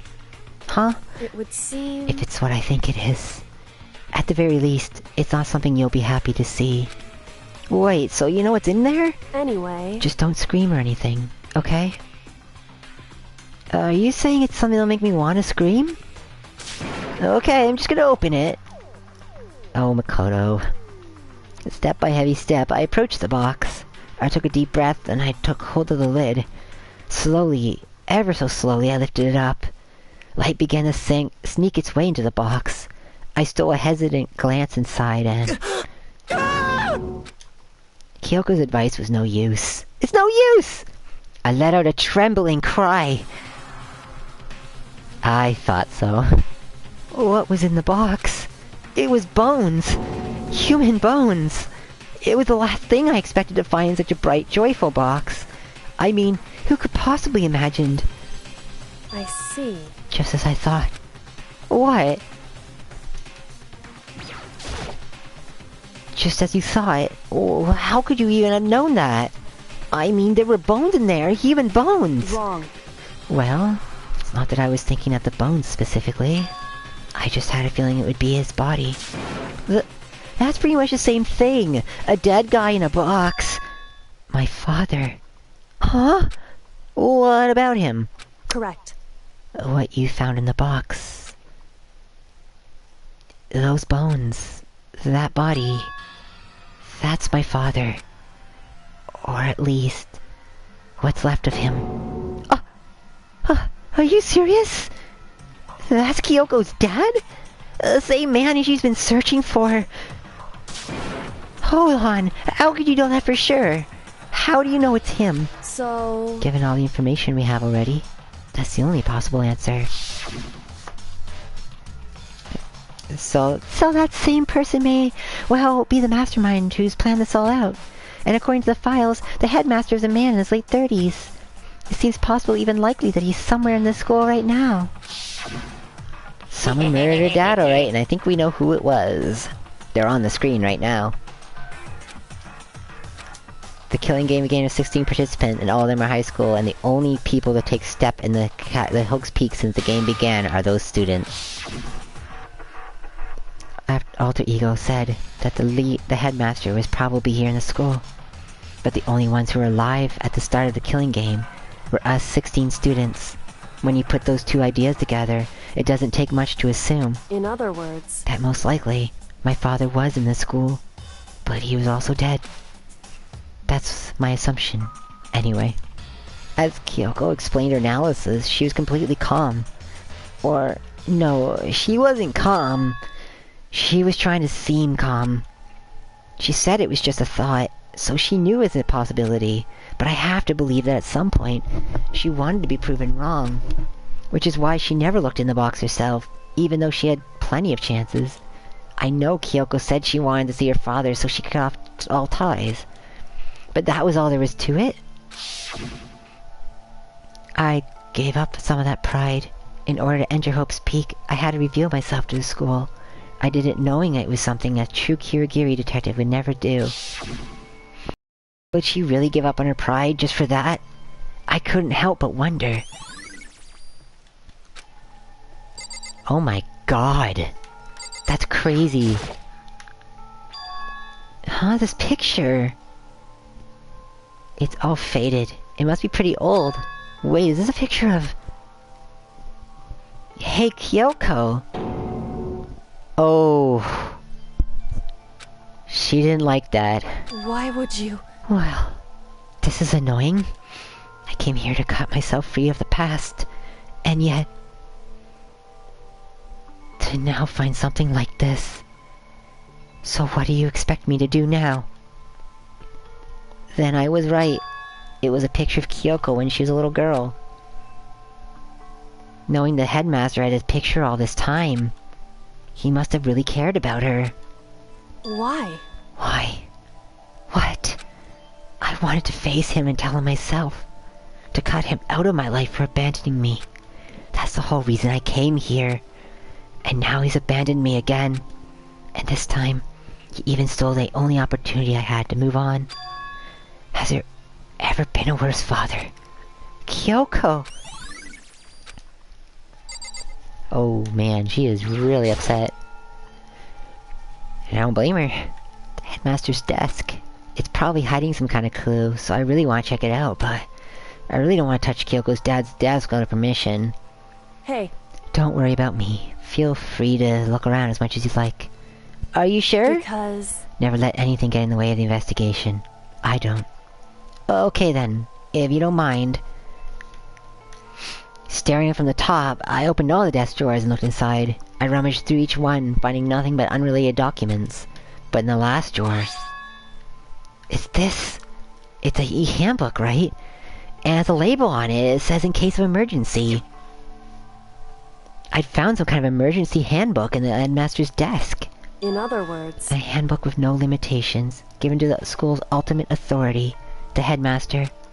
I'm assuming that's what this is. I think you're probably right. It would seem... It might prove useful as we continue our investigation. Why don't you hold on to it?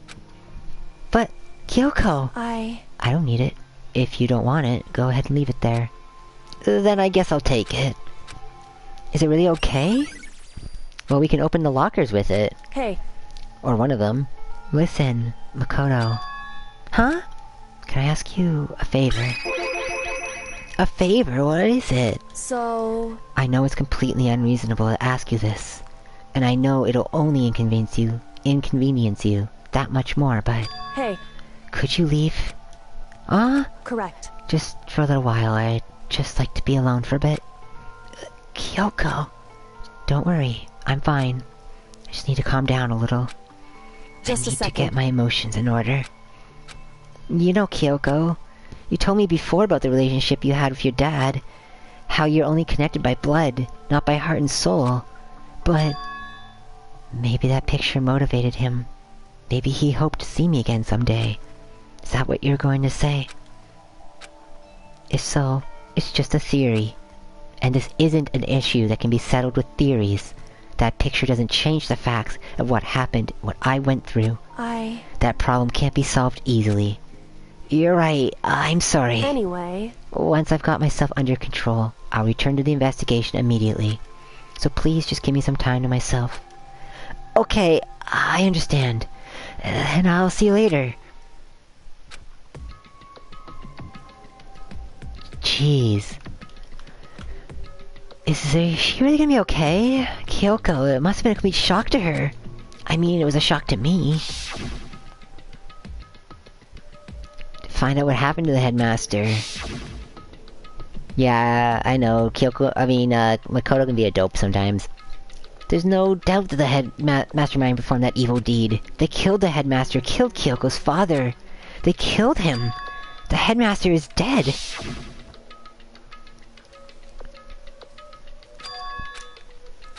Well, Chihiro thought it was the headmaster, but we now know that's not true.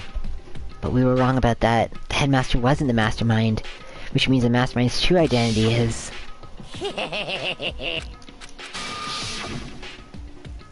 15 of us met in the mail hall. Add Mercuro to the mix, and you get 16.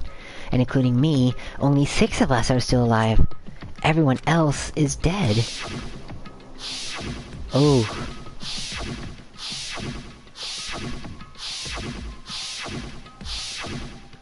Ooh, what a harsh reminder. Even Mercuro. Even she's undeniably dead. So the ones still left are... me. Byakuya. Hiro. Toko. Hina. And Kyoko. Only those 6 people are still alive. And there's no question. Wait, no, that can't be.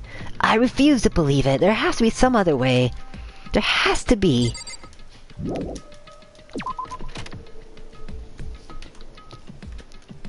I don't even think those people are capable of it at this point. But... okay, I want to try these lockers.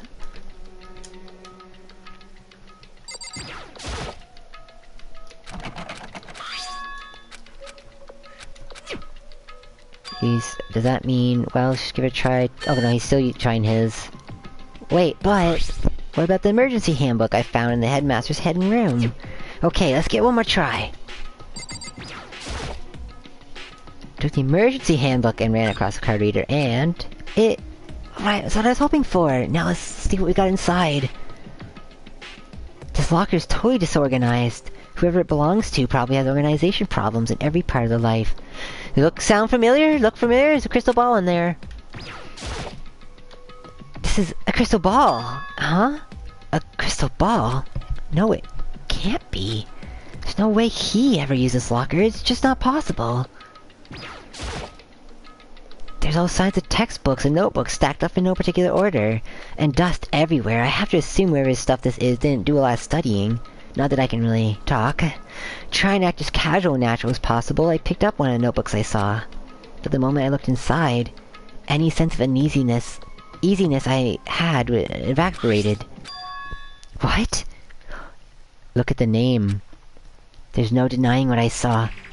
Inside the notebook was written, Yasuhiro Kagekiri.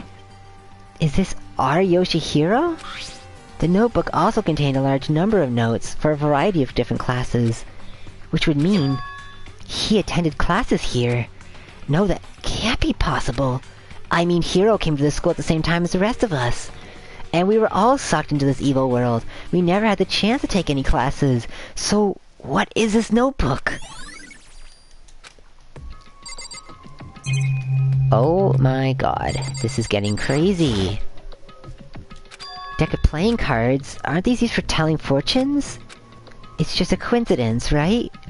No way that's a coincidence. But we can always open some other lockers. I took the emergency handbook. It looks like the locker opened. Let's see what got inside. I don't see anything that might be a clue. Oh, no clue. Alright. This thing is practically empty. This is just one thing, some kind of pocketbook. I don't see a name written on it, so I can't say for sure whose it is, but there's some writing inside, it could be important. I don't like violating anyone's privacy, but I'd like to take a better look. Looks like a girl's handwriting. Well, I don't know how you can say a girl's handwriting, Makoto. Not all girls have clean handwriting, not all guys have messy. And all the letters are spaced out evenly, like whoever wrote them is measuring them. Whoever wrote this must have been really meticulous. Huh? I was flipping through the pocketbook, but my hand froze when I got to a certain page. I saw something familiar written there. Words I'd heard before. There's a plan to turn Hope's Peak into a shelter and isolate the students here in a communal life. I decided to talk to the one who came up with the plan directly. It just so happens to be the headmaster and my father. He was willing to give me some more details regarding the plan. So, here's what he said. The point is to keep our student prodigies safe, to keep them as our hope for the future. Only their genius can overcome disaster, and only their hope can overcome despair. For the future of our country, our world, it's not an exaggeration to call this our final hope. We must isolate our superior youth from the corrupted world to serve as a foundation for a new era. This is the only hope we have. I hope that you'll be willing to go along with this plan. So that's what my father had to say to me. As usual, he made a selfish decision without consulting anyone else. I can't imagine a worse father. Kyoko? This can't be true, can it?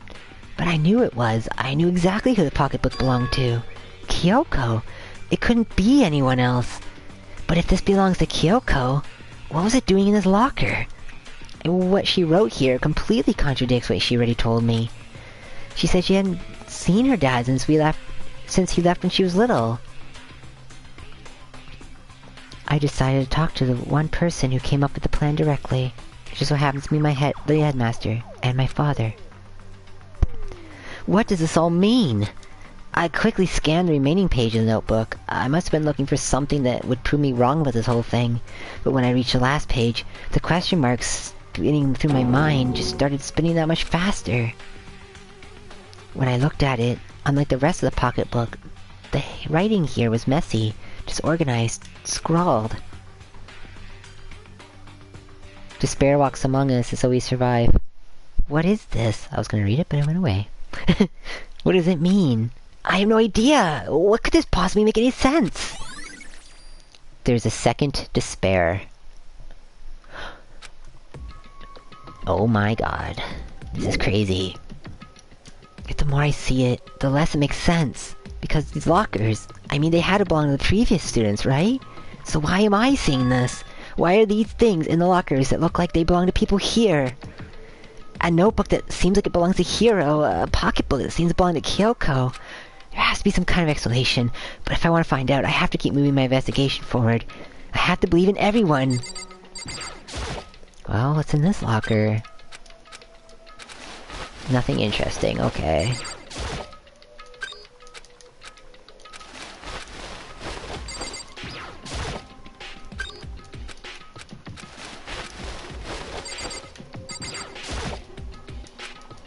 I meant to click that locker in the end, but it's not letting me. Okay, I think that's all the lockers, guys. Holy crap, what's going on? Oh no! But we're not ready! Actually, we're ready. Or are we? I don't know. Is everyone working hard? Is your investigation coming along nicely? You fucking know it's not. Since you're all giving it your best, your generous headmaster will give you a little hint. For those of you who are interested, please make your way to the gym ASA possible. ASA possible? I love it. What? Now he wants to give us a hint? It's suspicious, there's no doubt about that. This could be a trap. But even knowing that, he said to go to the gym, right? Oh good, we teleported. Oh, there you freaking are! You are so suspicious right now, dude. Hey, Hiro! Makoto! Why'd you act so surprised? Oh, no reason. You heard Monokuma's announcement, right? Are you here to find out what he has to say? I just did actually. I'm on my way out. You already talked to him? What did he say? Listen, sorry, but I gotta go! Hiro, wait! There's no point in trying to stop him. He ran off like a frightened animal. Hiro? It's like he was trying to avoid me. I was hoping to talk to him about the notebook I found in the locker. Has he been hiding something this whole time? Oh, we should see what Monokuma has to say. It obviously freaked him out. Oh. And Makoto's the only one there?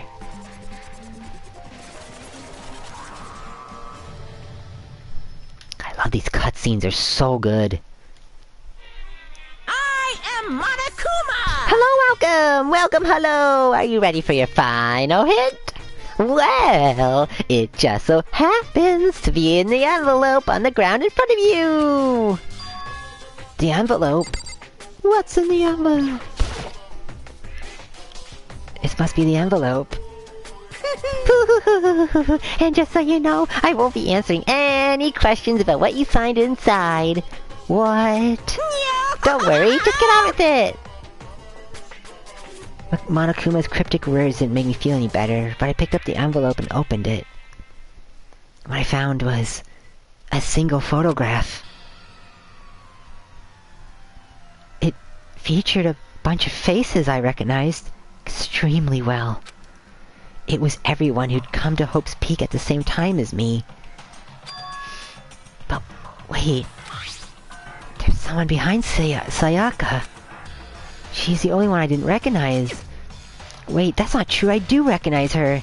That's right, when Byakuya and I were in the headmaster's room, and we looked at that file, Makuro Ikisaba.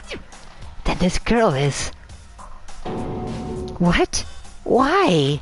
Why is Makuro here with everyone else? And even more than that, just having everybody here pose like this is weird enough by itself. And we're all wearing matching uniforms. I don't remember anything like this. I don't really see Makoto in this picture. And Junko's face is covered, and there's a lot of weird stuff in this picture, man. And now that I'm looking at it, it's not even everyone. I'm not in that picture. I'm the only one not there. The picture is all 15 other students, but not me. But I guess that makes sense. After all, I don't remember ever taking a picture like this. I went to junior high with Sayaka, but the first time I met everyone else was when I arrived here at Boat Peak Academy.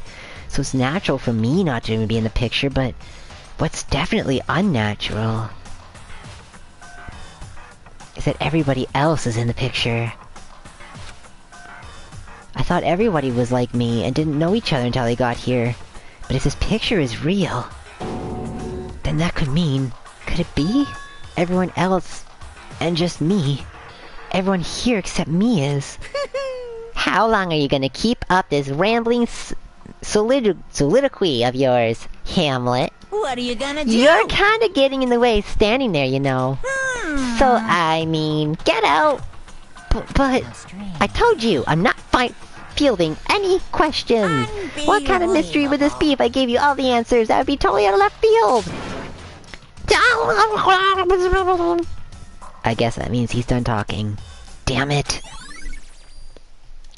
The mystery is getting even crazier! So in the end, all I found in the gym was even more confusion, and with that confusion in hand, I left the gym dejected. Hiro must have seen that and really freaked out because of it. How does that count as a hint? It just made me even more confused. Is that what Monokuma was going for? Did he put together a fake photo just to confuse me? Doesn't look very fake. But it looks so real, so full of life. How could anyone fake that? Which would mean everyone but me. Maybe I should ask everyone directly. That could clear this up. No, I have to clear this up. Yeah, we do. We need to clear this up.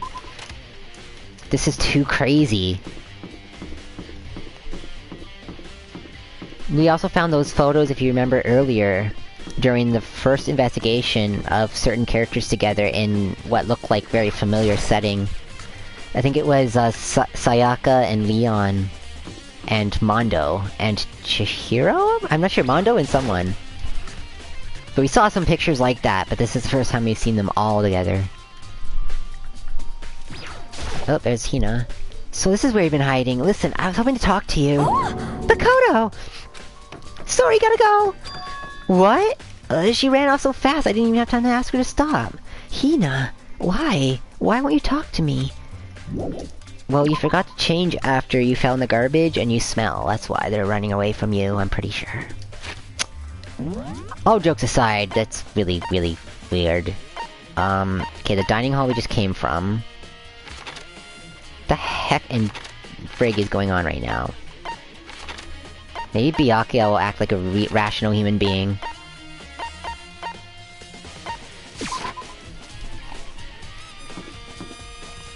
Byakuya, you have to be rational, everyone else is being weird!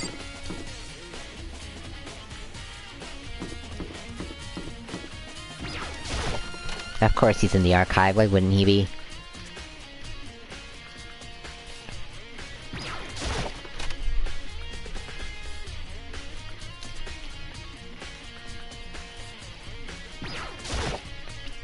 Oh, Byakuya! Listen, do you think we could talk? Byakuya... That's enough. I have nothing to talk to you about. Don't talk to me as if we're friends. Hey, Byakuya, wait! Well, of course he didn't. He just walked away. What the... Why is he acting like that? Like he was purposely trying to avoid me. What? Even Byakuya is acting weird? What the fuck is going on right now? Is it because I wasn't in the picture? They're suspicious of me? That's not a lot to go on, though. It's just one picture Monokuma showed us. I really hope Kyoko can at least be reasonable right now. Because this is weird. Everyone's acting loco. Okay, let's get Toko first. I don't know what she's doing in the biolab. I decided to visit the biolab one more time, and the first thing I saw when I got there was her passed out again. Huh? Toko! Oh, that's right, she doesn't like blood. Oh, one of the fucking things is open! Toko, are you okay? No, no! She's not dead, is she? No, of course not. Ugh! It's cold! It's super cold! It's so cold, I think I might catch cold! If you keep taking naps in places like this, I'm sure you will. I see! What, was I asleep? Oh, I must have fainted again! I bet you were standing there staring at me, getting all excited, weren't you? Hi, Jill. No, I wasn't, actually. Have you reached I that like certain Byakuya, age? so... Oh, then what? Hot and bothered, straight up horny. Okay, so, why did you pass out? I don't know. Last thing I remember was me waking up just now. What did you do to Miss Moros? Oh, that's right. Your memory stops and starts each time you switch. Bingo bazinga! We share the basic knowledge, but our memories are very much separate. And don't say it like it's a bad thing. It's a blessing as far as I'm concerned. Because even if she forgets something, I totally remember. So it's like double the memory! No, it's more like half. Apparently her memory is added to the truth bullets for some reason. But all I want to know right now is, where's my little darling? Tell me now, or I'll slit your throat! I don't know. I'm sure Byakuya's around here somewhere doing his own investigating. Yes. By himself? I assume so. I knew it. I totally knew it. I'm a total pro when it comes to all things master. Anyway, I gotta go. I can't even imagine how lonely he must be right now. Toko shot off, her eerie laughter echoing behind her. Oh, I totally forgot to ask her about the picture. Oh well, there's no point in asking Genocide Jack about it. Besides, I have more important things to do now. Why did Toko faint? There's gotta be a reason. Yeah, it's this! The fridge is open! Well, I'm sure they were all shut tight last time I was here. Right. Oh, hi, Kyoko. She faints so easily. Kyoko! Makoto. It's getting late, isn't it? Are you okay? Indeed. I'm sorry if I made you worry. No, you don't have to apologize. Listen. But listen, about this room. Oh yeah, It would seem... it's a morgue. Yeah. I knew it. I suspected as much. And Toko must have looked inside the fridge, seen what was in there, and well, there you have it. You knew she fainted! Indeed. I was on my way here, when Genocide Jack came running past me. I assumed she must have sneezed, but once I got inside, the real reason became clear. It would seem... I imagine she came here to investigate, and when she opened the slot there, that's when she saw the body inside and dropped like a bag of rocks. Why has everyone gotta be so difficult with her? Everything, not everyone. Anyway, we should close that up. Don't want to leave it hanging open like that. Yeah, good idea. Makoto. Give me a hand with this. Kyoko approached the fridge, hands outstretched, but suddenly she stopped. What's wrong? Listen. Maybe we should wait a second before closing it. Huh? How come? Because Makuro's body is in there. Makuro's corpse? Makuro's body is inside the fridge? I see. Just like every other time, the mastermind probably brought it up here while we were in class trial. The mastermind did it! Because they assumed we wouldn't be doing the class trial over again, I guess. So... You may be right. Either way, Now I can finally get a good look at the body. Oh, that's right! Wow, I literally just said the same thing as Makoto. Kyoko didn't get a chance to check the body during the last investigation. Makoto. I need to do my own examination of the corpse soon as possible. I'm going to find a clue this time, and I'm going to grab the mastermind by the tail. Okay, so what should I do? So then... Why don't you just wait over there? I'll let you know as soon as I'm finished. Just wait over there, is that it? Wait, what the fuck does wait over there mean? I don't know what that means.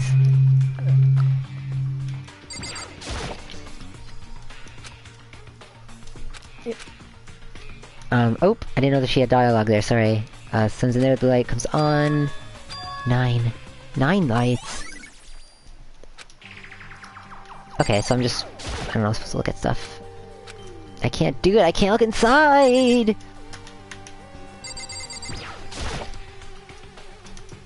Tarps!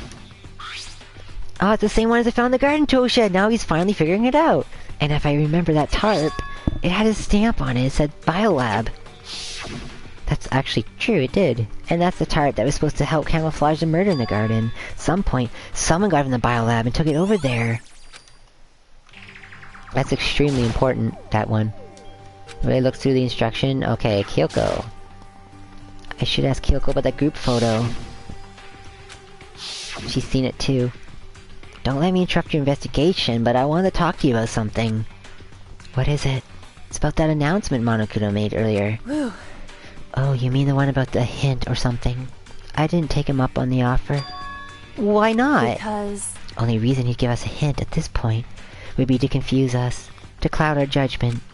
I can solve this mystery on my own, without whatever hints he may have to offer. That's a good point. Wish I could go back and do the same thing, but what's done is done, I guess. Standing here looking at her, I don't think she's hiding anything from me. She right? Did the mastermind forge that picture as a trap to confuse us? That's gotta be it, there's no other explanation. Okay, Makoto, I'm done. Already? Geez, that was fast. Indeed. Anyone can do good work if they go slow. In that spirit, I'll make my report brief. That's the wrong button. So, did you find anything? Indeed. I paid careful attention to the wounds and the traces of blood, and it seems likely that the stomach wound and blow to the back of the head were inflicted after death. Really? The burnt tissue made things a little difficult, but I'm completely confident in my findings. So that means neither of those were the fatal injury, right? Then what was the fatal injury? Due to the explosion, the victim's identity is unknown. They were, however, dead before the blast. The victim had been stabbed a single time with a knife, which went completely through the body. They had also been struck in the head with an object, about as thick as a metal pipe. The body was covered with other wounds, but these were at least several days old. The only option is those other wounds, but the file said they were old. Is that right? Where does it say they were old? Huh? Because... All the Monokuma file says is that they were inflicted at least several days ago. Guess I don't see the difference. Wrong. Well, the difference is immense, considering the impression they give. Listen. You seem to be equating several days old with simply old. However... But that doesn't quite follow logically. Old wounds, it makes it sound like they've been there forever, like they are not related to the murder. Are you saying they are? But we got all the Monokuma file right after she was killed, right? So if the wounds were at least a few days old, there's no way they could have had anything to do with it. So then... But if the Mercuro herself wasn't killed within the last few days... At the very least... Certainly you can allow it as one of the many possibilities, can't you? One of the many? Right. Detective doesn't have supernatural powers. There's no way to predict the answer from the beginning. Instead, the ideal detective begins by imagining as many possible scenarios as they can. In other words... They envision these possibilities without prejudice, without bias, using only their logic and common sense. Then, as they investigate, they test what they find against each of these possibilities. Of course, me telling you doesn't mean that you'll do any good detective work. But, beyond using that to solve this particular mystery, you should keep that in mind for the future. Hey. So, if there's anything else you'd like to know about the condition of the body, now is the time. Come to think of it, there was one thing.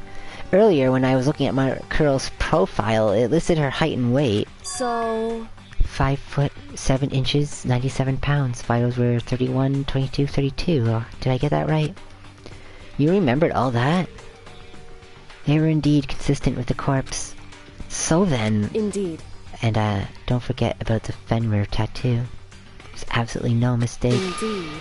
Our victim in this case, without a doubt, Mikuro Ikusawa. And? Is that all you want to ask? Yeah, I think so. So then... Then it looks like we have no further business with Mikuro's body. Let's get going. It's kinda chilly in here. Oh wait, are you not gonna put the body back? You think it's kinda sad leaving it out like this? Why? Sad? Did you forget she was our enemy once? Part of the ultimate despair. But she still got killed. She's still a victim. Hey. Have you ever heard the phrase, you reap what you sow?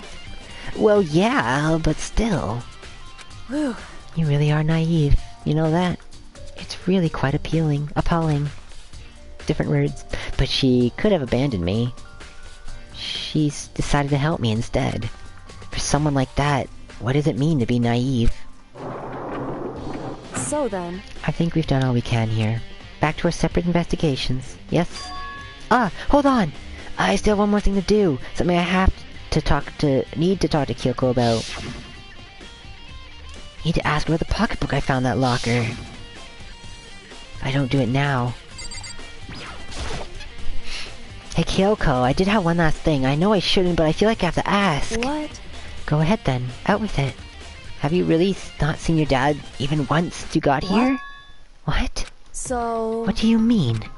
Well, you know those lockers on the second floor of the dorms? Indeed. I do, yes. But to get into any of the lockers, you need the handbook of whoever the locker belongs to. Actually, I managed to get them open using the emergency handbook. I see.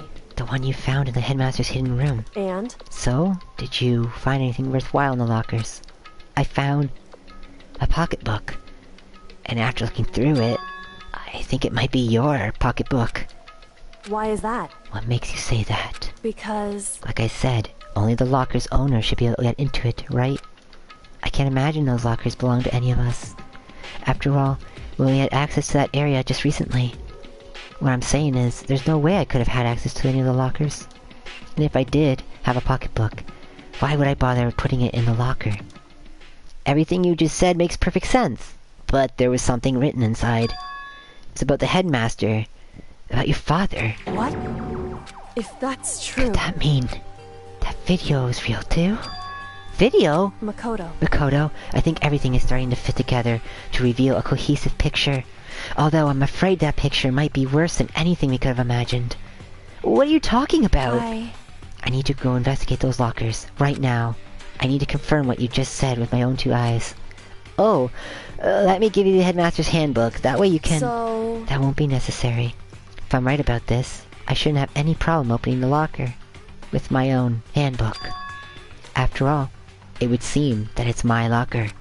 Your locker? Makoto. If you watch this, it'll all make sense. A DVD. It says Class 78 Urgent Interviews. So... I found it in that hidden room after you left. Anyway... I don't have time to explain exactly what I think it means, so just watch it yourself and see. I think you'll realize exactly what it means. You'll understand why you found my pocketbook in a place none of us should have been before. None of this makes sense right now, but I guess that means some important clues on this DVD. Makoto. Oh, and now it's my turn.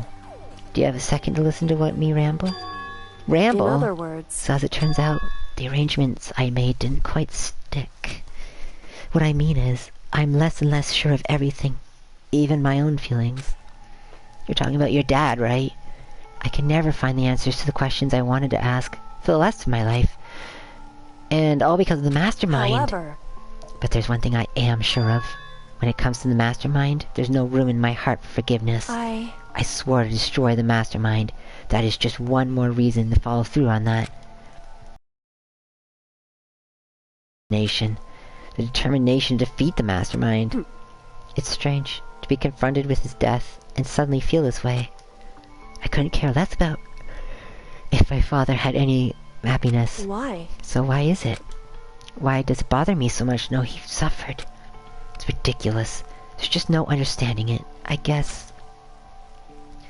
She let out a small laugh as she said it, but her smile was filled with sorrow. Whew.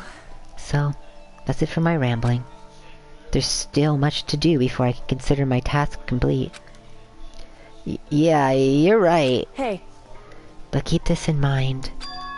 There's only ever one absolute truth. Whether that truth serves justice or suffering. Whether it's the greatest truth or the worst. What do you mean? Makoto. Even if the truth you uncover is filled with hopelessness, you still can't ever give up hope. Absolutely not. Because all I can do is keep moving forward. That's pretty much all I'm good at, right, you know? Indeed. Sorry if that was strange. So then... Anyway, I need to get going. I'll see you at the class trial. Leaving behind that final farewell, Kyoko was gone. I'd better get going myself. I got that DVD. I should head to the AV room. Kyoko said something about hopeless truth. No matter what happens, I won't lose hope. Even if it's the worst truth in the world. I can't afford to lose. We've got to find out what's on this DVD. Before we go to the dojo, we'll take care of this. It's on the 4th floor, wasn't it? No? Oh, it's because the symbols aren't here. It makes it really confusing. Is on the 4th floor.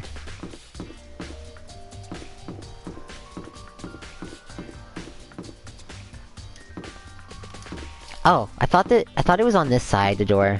I ran right past it. Oh no, that's not the AV room. That's the wrong room. The AV room's on the 1st floor. That's why I got confused. One quick sec.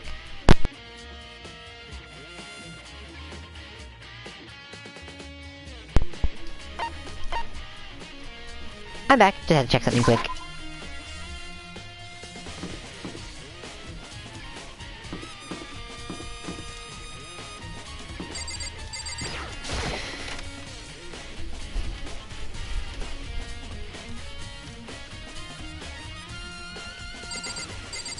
I'm pretty sure this is where we have to be, because I assume this is where we would use a DVD.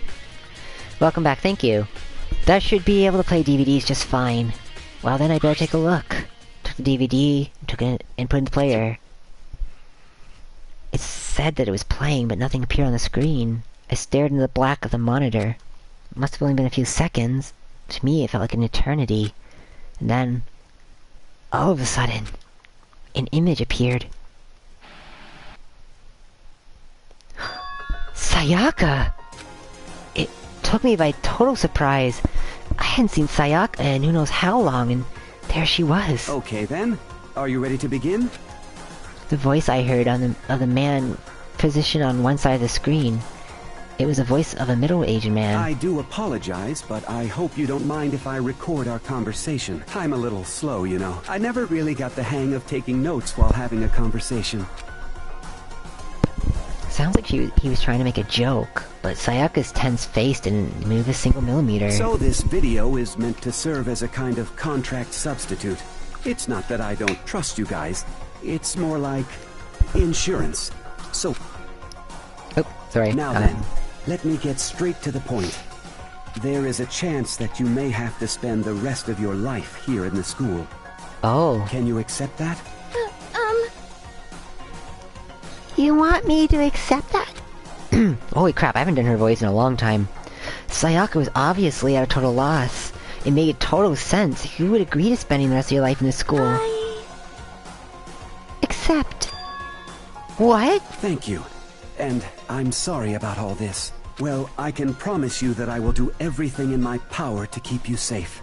As the headmaster of Hope's Peak Academy, I give you my word. What the fuck? As if on cue, that's where the video cut out. Sayaka? There was a lot I hadn't understood up till now, but this... only this... I simply couldn't comprehend what I'd heard. Because I know how much Sayaka wanted to get out of here. I know how much she wanted to escape and pursue her dreams of her friends again. She wanted that so bad. She tried to frame me for murder. So why? Why would she say yes to living here the rest of her life? As I sat there thinking about it, I noticed a sudden light. On the monitor, the video that I thought was finished flashed back on screen.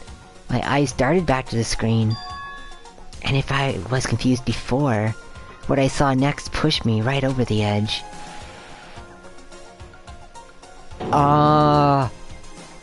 Huh? What I saw was... me!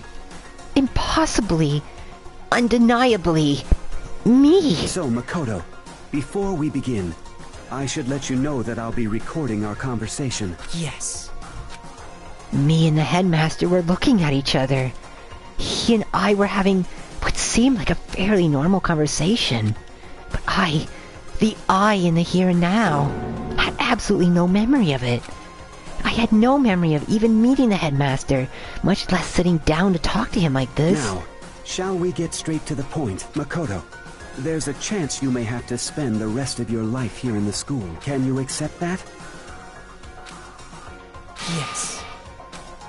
This can't be real. I said yes? I'm sorry I'm putting you through all this. Well, I mean, we don't have much of a choice, do we?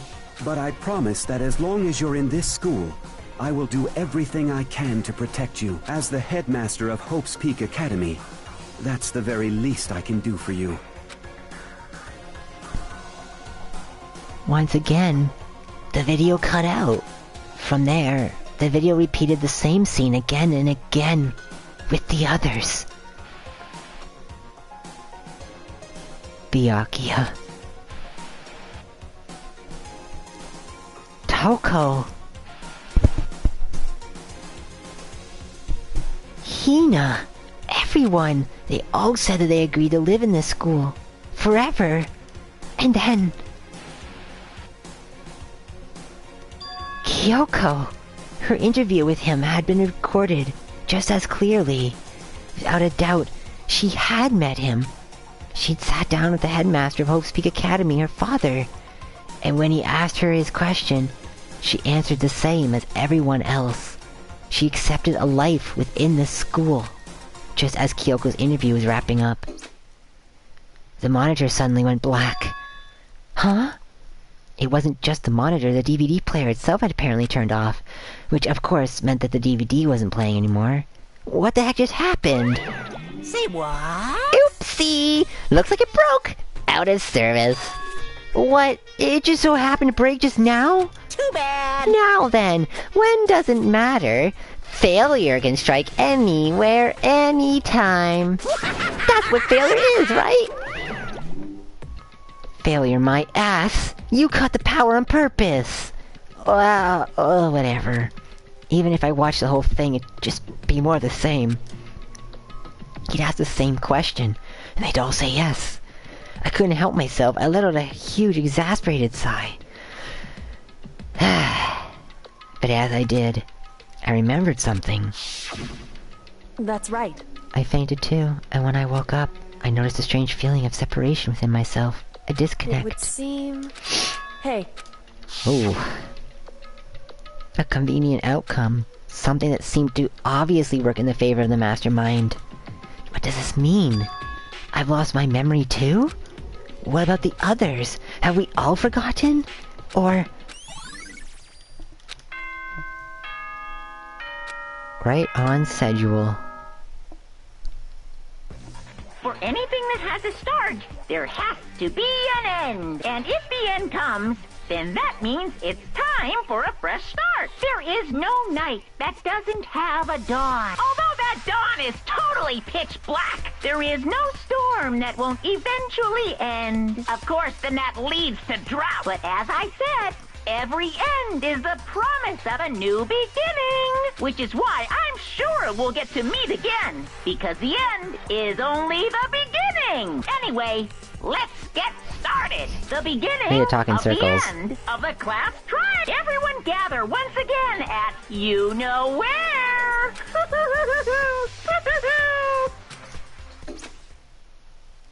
It's about to begin. Again. The class trial is about to start. The final class trial. The last time all our lives will be on the line. The last hope and despair are on the line. I don't have a choice. I have to do this. Okay then, this is the end. And it's also the end of our stream today, because we're gonna leave it off here tonight, guys. I'm sorry to leave it there, but this is a long ass, and also the final class trial. It's actually the end. This is the last trial of the game. And we're gonna leave it off till the next stream. I just want to thank everybody for joining me. But I guess mostly in the VOD, but I want to thank everybody for joining me throughout this entire series. This has been a fucking long one, over many, many months of my life, of all sorts of crazy shit happening in my life, and it almost feels like it's been way too long.